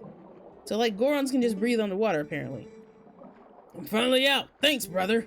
I took a nap and find myself swallowed up in lava, and somehow very far from home. Say, brother, do not swim off. I've not had yet a chance to thank you. Alright. What do you mean?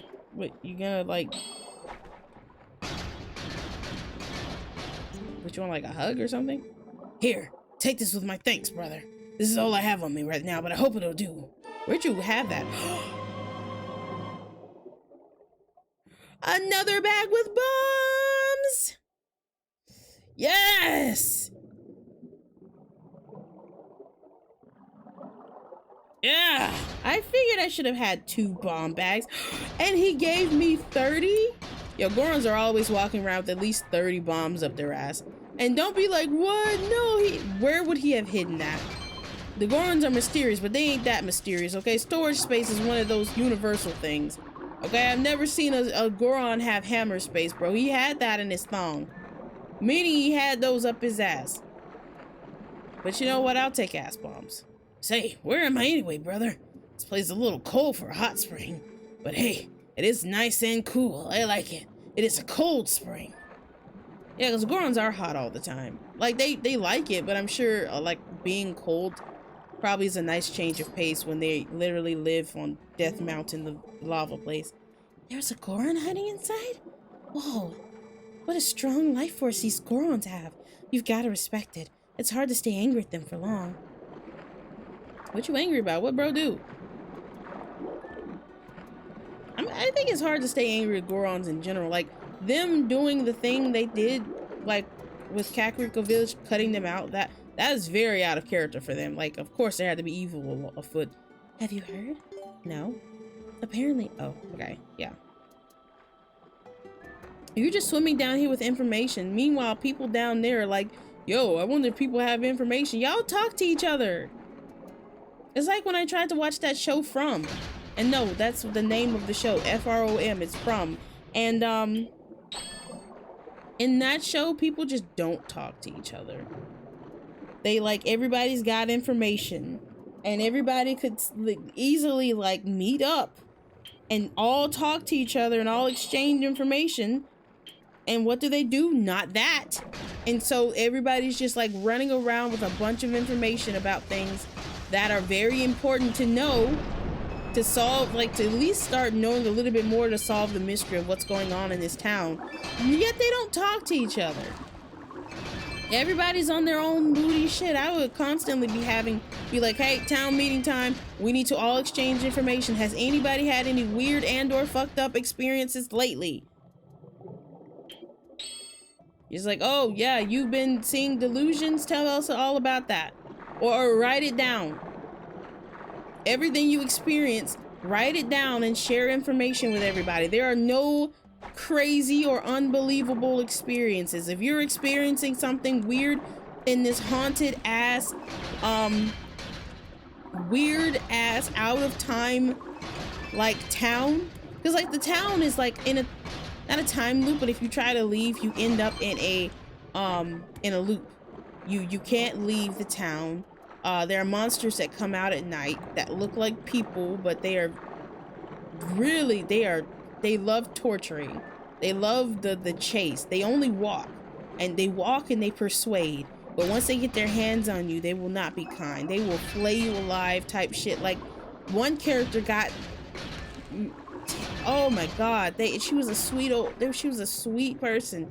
And they fucked her up so many. I can say she was a sweet old lady because there's multiple old ladies in the show. But, like, she was a sweet old lady, and those monsters fucked her up. There's a mystery in the town. Apparently, they're like little ghost kids that come around sometimes. There's the town has been around for years. There's one person and only one person who remembers the last time the town had people. It's this really cool premise and setup, but gosh, the people in the show will make you so fucking aggravated with how little they speak to each other about their experiences. Like, everybody's experiencing the supernatural, okay? We're past the point of not believing that the supernatural is real, okay? Everybody believes that some weirdo fucked up shit is happening here. That's not the problem. Everybody has seen the monsters, witnessed what the monsters do. Every now and again when they get new people, they have to like show them what happens, but they also have to restrain them and keep them from opening the doors to the monsters. So it's like, depending on how well things or how terrible things go, they may or may not believe for a long time. Because ideally the monsters don't get in and kill anybody that night. But if they don't, then you're just kind of tying up and restraining these people and telling them monsters exist, but they can't, like, they don't understand it. Oh my god, this is, ooh, it's triggering my trypophobia. Ooh, get me away from this. Now I'm itchy again. Yeah, just being in the Gerudo Desert with how much it, oh. Okay, I need to go back there though. I need to be heading to Snow Peak. It messes me up. But, yeah, when things like disturb me, they make me physically itch and like twitch. Bars, I guess, but like, yeah. Previously, not itchy. Now, itchy. All because there are holes on this wall. Tiny holes. Oh my god, look at all these holes. I hate it. All right, let's go. Whew, just made it. What was I gonna say? So these people are, yeah, so when someone new comes to town, because as a cruel joke, the town will bring in new people, already depleting on the supplies that they have. But yeah, you can't get out if you want to get out, but new people can get in because the town seems to be an entity of its own, kind of like Silent Hill, and it will let in people. It won't let you out, but it'll let in more people. Like a bus full of people came at one point. So yeah, in this show, oh, nice. All right, let me see how many I have. 328, nice. So the town itself seems to be evil, or maybe there's a central evil character, but like it feels like the town itself is alive and the town itself is fucking with people. Apart from the monsters, it seems like the town itself is alive. So everybody at this point in the show is past the point of not believing in, although every now and again someone would say that's not true, that doesn't happen. Bro, you guys have realized the town has started moving the goalposts, okay? Things aren't happening the way they always happened anymore. You're gonna have to nut up and start saying, I guess it's plausible that this happened, tell me everything about your experience. But no, none of these people will talk to each other. They refuse to exchange information, and so everybody's having all of these, some people have hallucinations, some people are being contacted directly by the monsters, some people are seeing ghosts versus like hallucinations. Some people are actually seeing ghosts versus some people are getting like premonitions. Some people have a direct connection with the town. Some people understand like how the town's like portal system works, because there are like holes in trees you can go through. Like everybody's running around with vital information, and these people refuse to talk to each other. I'm having a problem again. That's a very light way to say rant. But like, yeah, just like it's really disheartening when you see a show that could be, because all you could do if you really want to say, if you really want to have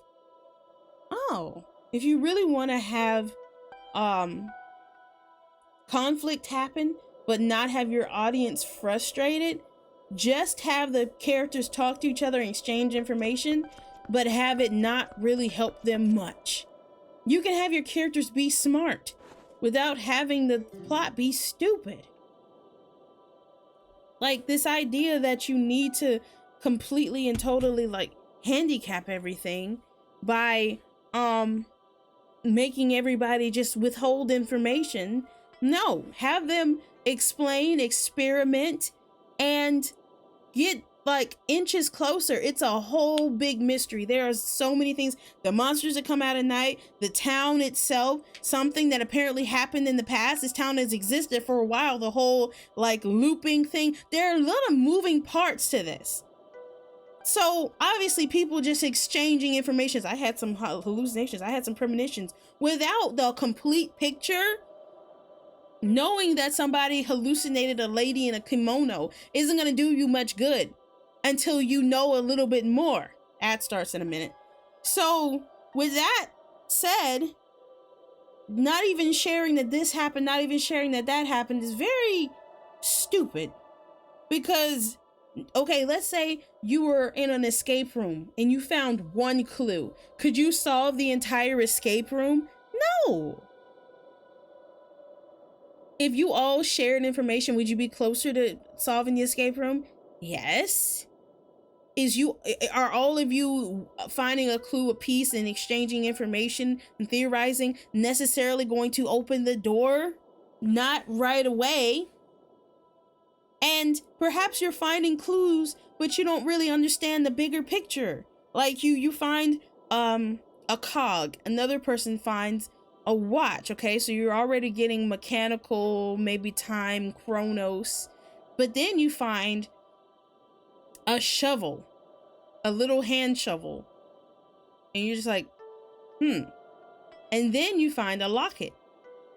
Now you can theorize all day about these 4 items. Let's say that they're the only 4 items. You can theorize all day, but if you need, maybe you need to look at the paintings on the wall, see the characters, see if one of the characters is holding a watch or a shovel, or maybe there's a diary in the room. I've never been in an escape room, so I'm just kind of throwing shit out there. But like having a framing to all of the clues is what gets you out of the situation, usually. So these characters sitting down and exchanging information with one another shouldn't be the be-all end-all. Well, if they exchange information, there would be no show. That's bad writing then. This is because the answer to the show must be quite too simple. If one single town hall meeting would answer everything, you done fucked up. You fucked up, AA Ron. Anyway, Link 9.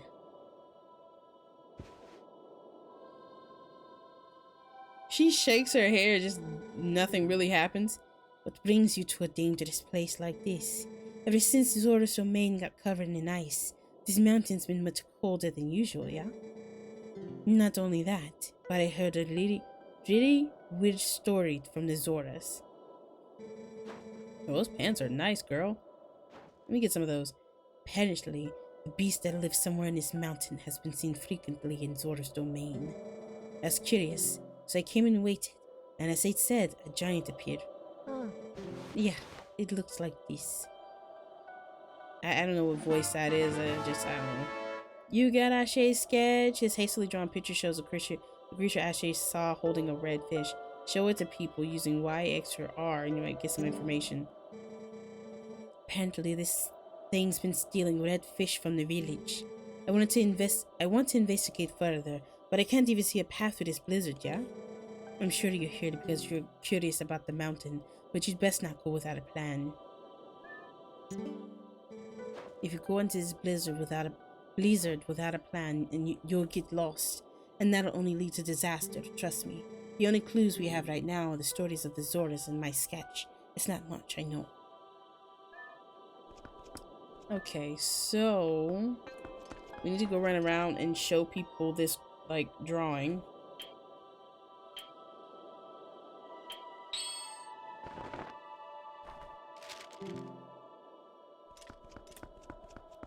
Just kind of floats in his hand real quick.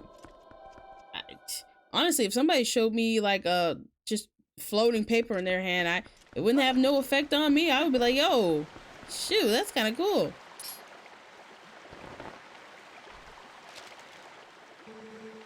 Hey, oh, I was about to do her voice. Hey, the beast of Snow Peak. Oh, the red fish is holding. That's a reek fish. Ah. So the beast has been showing itself because it's catching reek fish. I didn't think anyone besides Prince Ralis was capable of catching this type of fish. Got it. Let's go see Prince Ralis. The fish this beast has Prince Ralis is quite skilled at catching that type of fish. Oh, Prince, where could he be by now? Oh, Link, did you just not tell any of these poor Zoras that their prince is safe? I know that, like, somebody told Russell that the children were safe back at in Orden, but like nobody told these poor Zoras that their prince is safe and sound. How cruel! Who is looking at me? Oh, fair.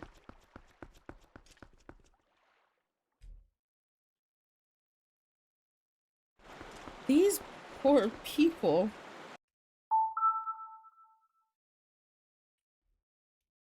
What is it? What is it with Nintendo and not actually telling you? Oh, we have to do more fishing soon. What is it with Nintendo and not actually telling you what the battery percentage is? Literally, unless you mod the game, mod the 3DS in particular, it's not going to tell you the battery percentage. Kinda stupid. Kinda dumb. Why? Like, it'll tell you, it'll be red when it's like low, and then I know the 3DS will flash red when it's really low, when it's about to shut off. Like, you've probably got, I don't even want to say 5 minutes, you probably got a good 2 minutes to get your shit together before it dies. I've got a really good setup here. I've got 2 armrests, and I've got an L-shaped desk, so I'm kind of in the middle of both desks with my arm on both armrests. Or not both desks, but I'm in the middle part of an L-shaped desk with my elbows on both armrests. And I've got the gamepad in my hand, so it's not at all uncomfortable to hold.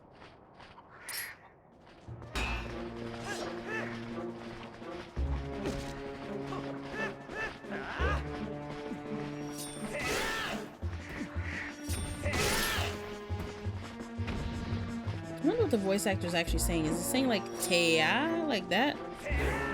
Sounds like it. For a long time I thought it was saying Seiya.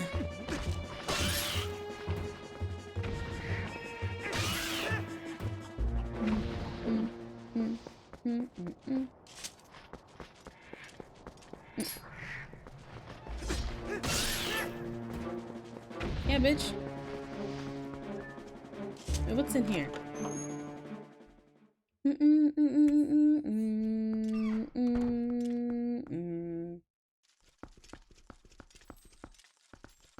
I think I already got this. Yeah, I do. Did I ever catch the male ant? Does the female ant have a partner at the ball?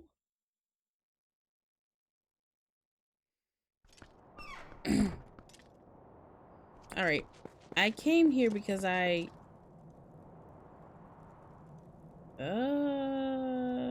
Ralis, that's right. They say day and night he's at the graveyard, so I realized I really haven't been using Epona much. Honestly, Epona's not very, I don't want to say very useful, that's very mean, but like once you get the ability to swap back and forth between the wolf form, you really don't need Epona much. Honestly, Epona is more of a plot device in this game than anything.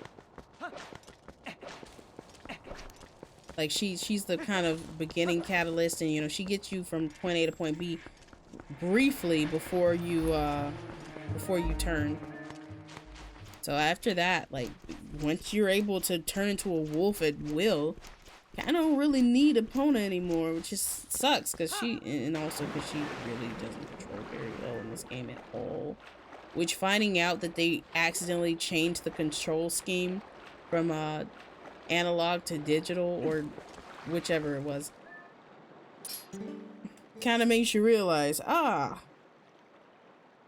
that's what happened. Because I was like, I don't remember it being this bad. Late 9. What would my mother have thought of me? I still have so little confidence in myself. What can a pitiful Zora like me do? Well... Huh. The beast man of the snowy mountain? Perhaps... But more important is the red fish it is holding. I'm on the other side. It must be a reekfish. That is a rare specimen found only in the Zora village. It feeds on a valuable type of coral. Without that bait, even our best fishers cannot catch one. Link, look closely, Link 9. My earring is made of this coral. I would like to give it to you. Wait, earring? Y'all ain't got ears, y'all? I guess it's kind of, maybe it was hanging from his little fins. You got the coral earring. Is made from a precious coral from Zora's domain. It is in the shape of a fish hook. It's lovely. It's been added as a hook for your fishing rod. With this, you can now catch reef fish. Yay! Yeah, no, they don't have ears. I received it from my mother, but it's fine. I no longer need it. Wow, this kid kind of got it together fast. As I look at you, I get a sense of what my mother wanted and what I should be doing now. I will return to my village. The reef fish can be found near the mother and child rocks in the waterfall basin near my village. The fish are red, so I think you should be able to spot them.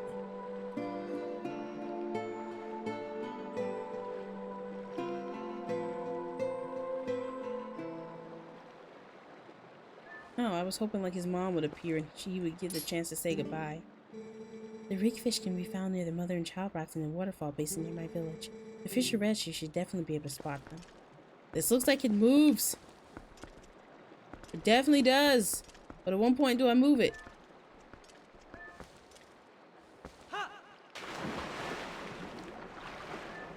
Let's see, I need to get somewhere so I can transform. It doesn't matter because I'm going to warp anyway.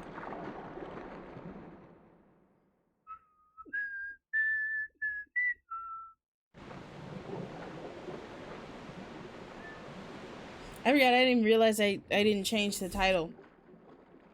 I don't know if the title that you choose when you start the stream stays, or...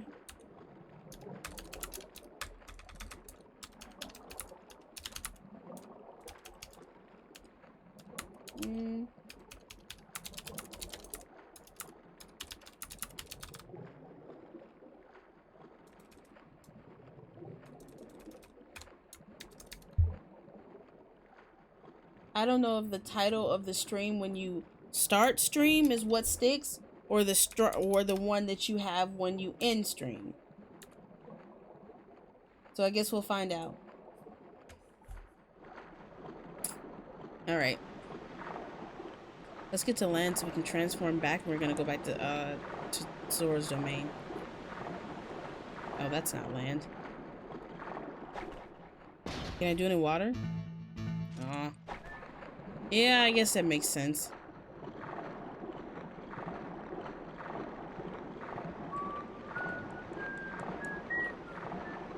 Wow, 10% battery left on my phone, too. Everything's dying. Everybody do the flop. Okay. Now that I think about it, why can't people know I can transform into a wolf? What would that do? Well, I guess we don't want to casually break people's psyche. I don't know. I guess it's to avoid explanation, but like, honestly, I mean, I am a lot of people's personal hero, like for the kids and everything, but nobody will know what I did for Hyrule. That sucks. Where's the Link that gets his accolades, man? Where's the Link that gets his roses? Where's the Link that people will say, man, you did a really great job for us. Like, thank you so much. I want that for him. I don't know, Breath of the Wild Link, I think people know who he is. Most people tend to know who he is. I don't know about in Tears of the Kingdom, but I think in Breath of the Wild, people generally knew, like, yeah, you're that dude. Oh shit, you're him? Damn. Oh wait, I didn't think this through. Well, I can probably transform in there because Ashe is gonna have her back turned.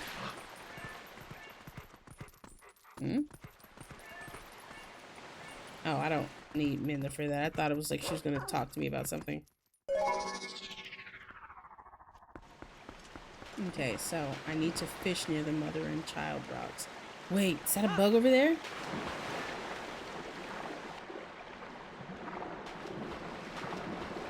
I really should put my gamepad on charge, but I'm feel like I can make it before. Can Keke get this bug before their gamepad dies? Let's find out.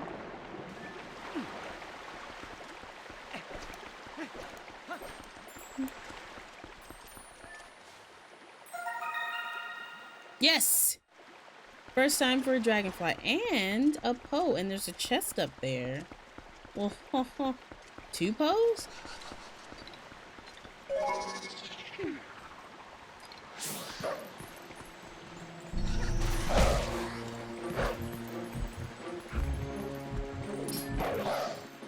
Ah, shit. I deserve that.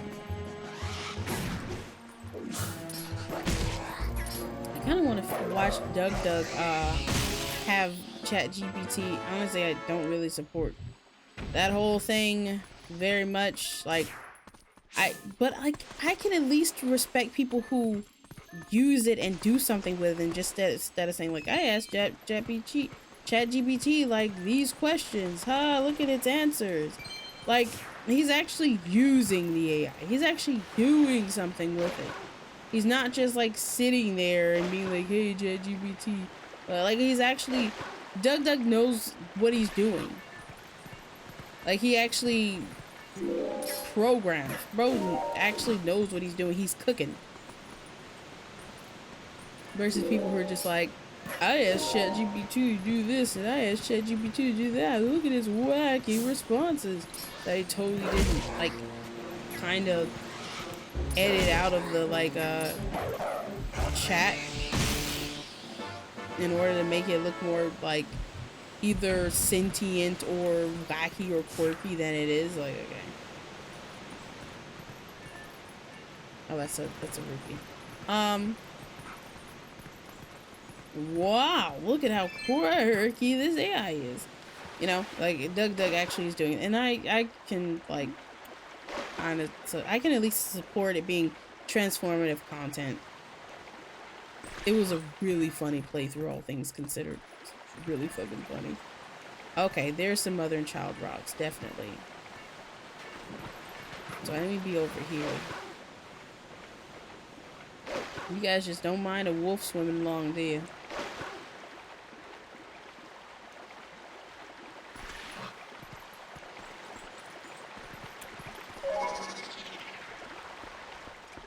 Hey, fishing rod. I suck at fishing in this game, apparently, so... Wait, hold on. Oh, it's got it on there, okay.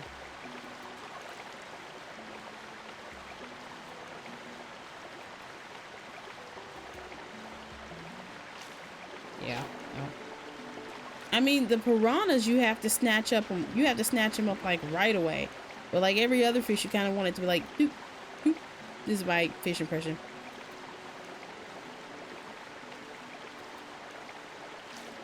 Oh, gosh.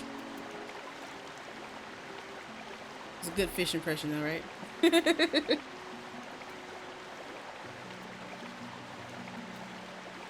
kind of all they do. It's kind of their main thing. Mouth moving like a pedal bin. Come on. Come on, fella. Before my gamepad dies. Oh, come on.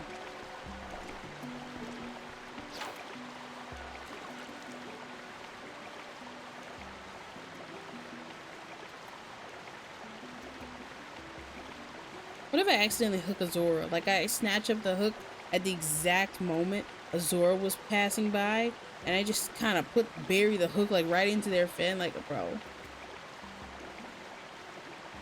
Bro, I'm cooked. Snatched up a Zora and Zora so main, bro. They're gonna fry my ass, bro.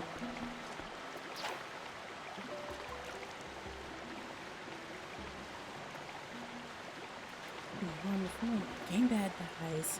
I refuse to put it on charge until I catch a fish. I don't know why. I've made a bet with myself.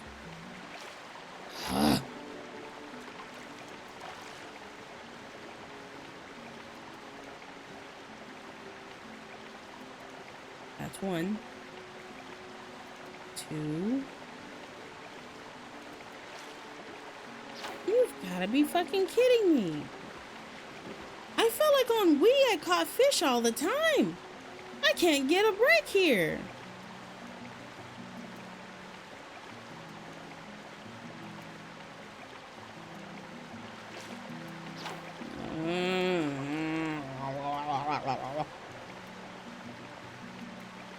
Okay. Does it need to be at the green line? You can't tell where the green line is because of you don't see the water line. So it's got to be like when it's like ad break ends and okay. It's got to be like when it's all the way down, but it's happened at least 2 or 3 times. That should have been a catch. Fuck it. You know what? My gamepad is about to die. One more time. One more time. One more time. We got this job. One more time.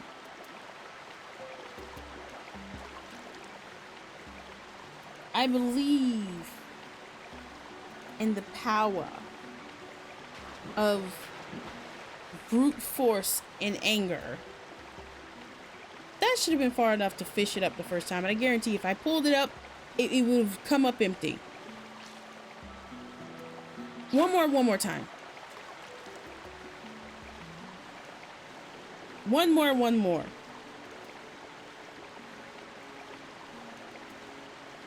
Come on. All right. Focus. We gotta lock the fuck in. Okay, I was thinking maybe if it was like kind of down where like the green part is, like it went down that far, that maybe that would be it. But I was like, no, that's stupid. But I was like, let me try it at my own detriment. I'm about to dive into the water and catch one of these bitches.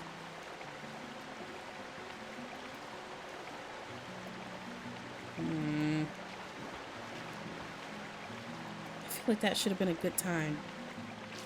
What? Wait, I've been pressing quit.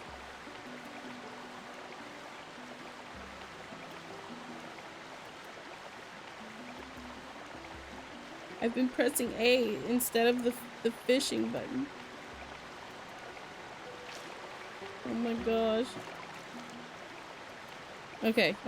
We're gonna get it when it sinks all the way down on like the 2nd or 3rd time. And we're gonna actually press the fishing rod button.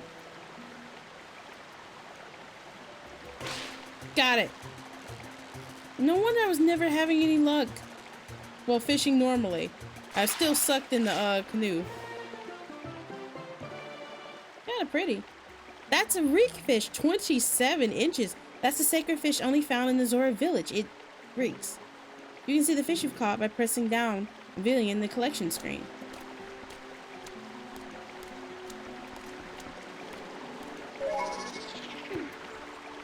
They're just probably like, hey, where'd that twink go? Yep. We done it. It's like, where's this wolf keep coming from? And what happened to that green-clad twink? They probably don't refer to me as the green-clad twink, considering the fact that I run around in their ceremonial armor. They probably do have some respect going. I do need to be a wolf for this, actually. Never mind.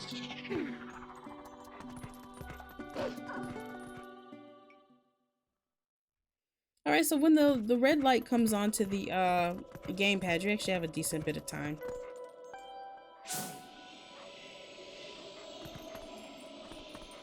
Alright, the scent will lead me through the mountain pass. Oh, no. Back up there. Alright, earbud. That's enough for now. With that, I would like to say thank you so much for being here. I appreciate you coming through, even if you were here for a moment or the entire time, or just kind of peeked your head in and out. I'm that kind of person too. I appreciate you so much. You could have been anywhere doing anything, but you're here with me, some schmuck on the internet. So I would like everybody to have a wonderful day or night or time at work. And if it is your day off, get yourself some good rest and stay hydrated. We will be back probably Tuesday. Maybe we might do one this weekend, depending on how I feel. I'll let you all know on my Discord and on Twitter. Please, you know, follow me on my social so you can kind of keep up, because I don't have my, I don't put my schedule on Twitch. I'm too lazy. But I generally stream on Tuesdays and Thursdays. However, I'm kind of chomping at the bit to get through Snow Peak. So we might have a bonus stream tomorrow. We might have one this weekend. More likely tomorrow than this weekend, just because I'm not like a big weekend streamer. I usually use those to rest and recharge. Or like events might happen on Saturdays or Sundays. And so it's just better for me to say Friday than the weekend. Usually the weekend is unreliable for me, even though I have them off. So if we do the weekend, we'll actually have a lot more hours to get more done. But I think we still punched a good hole in things. So we have one dungeon per stream, which is what I usually like to do. So I hope that next time we will do Snow Peak all in one stream. And I hope everybody has a wonderful whatever you got. Okay?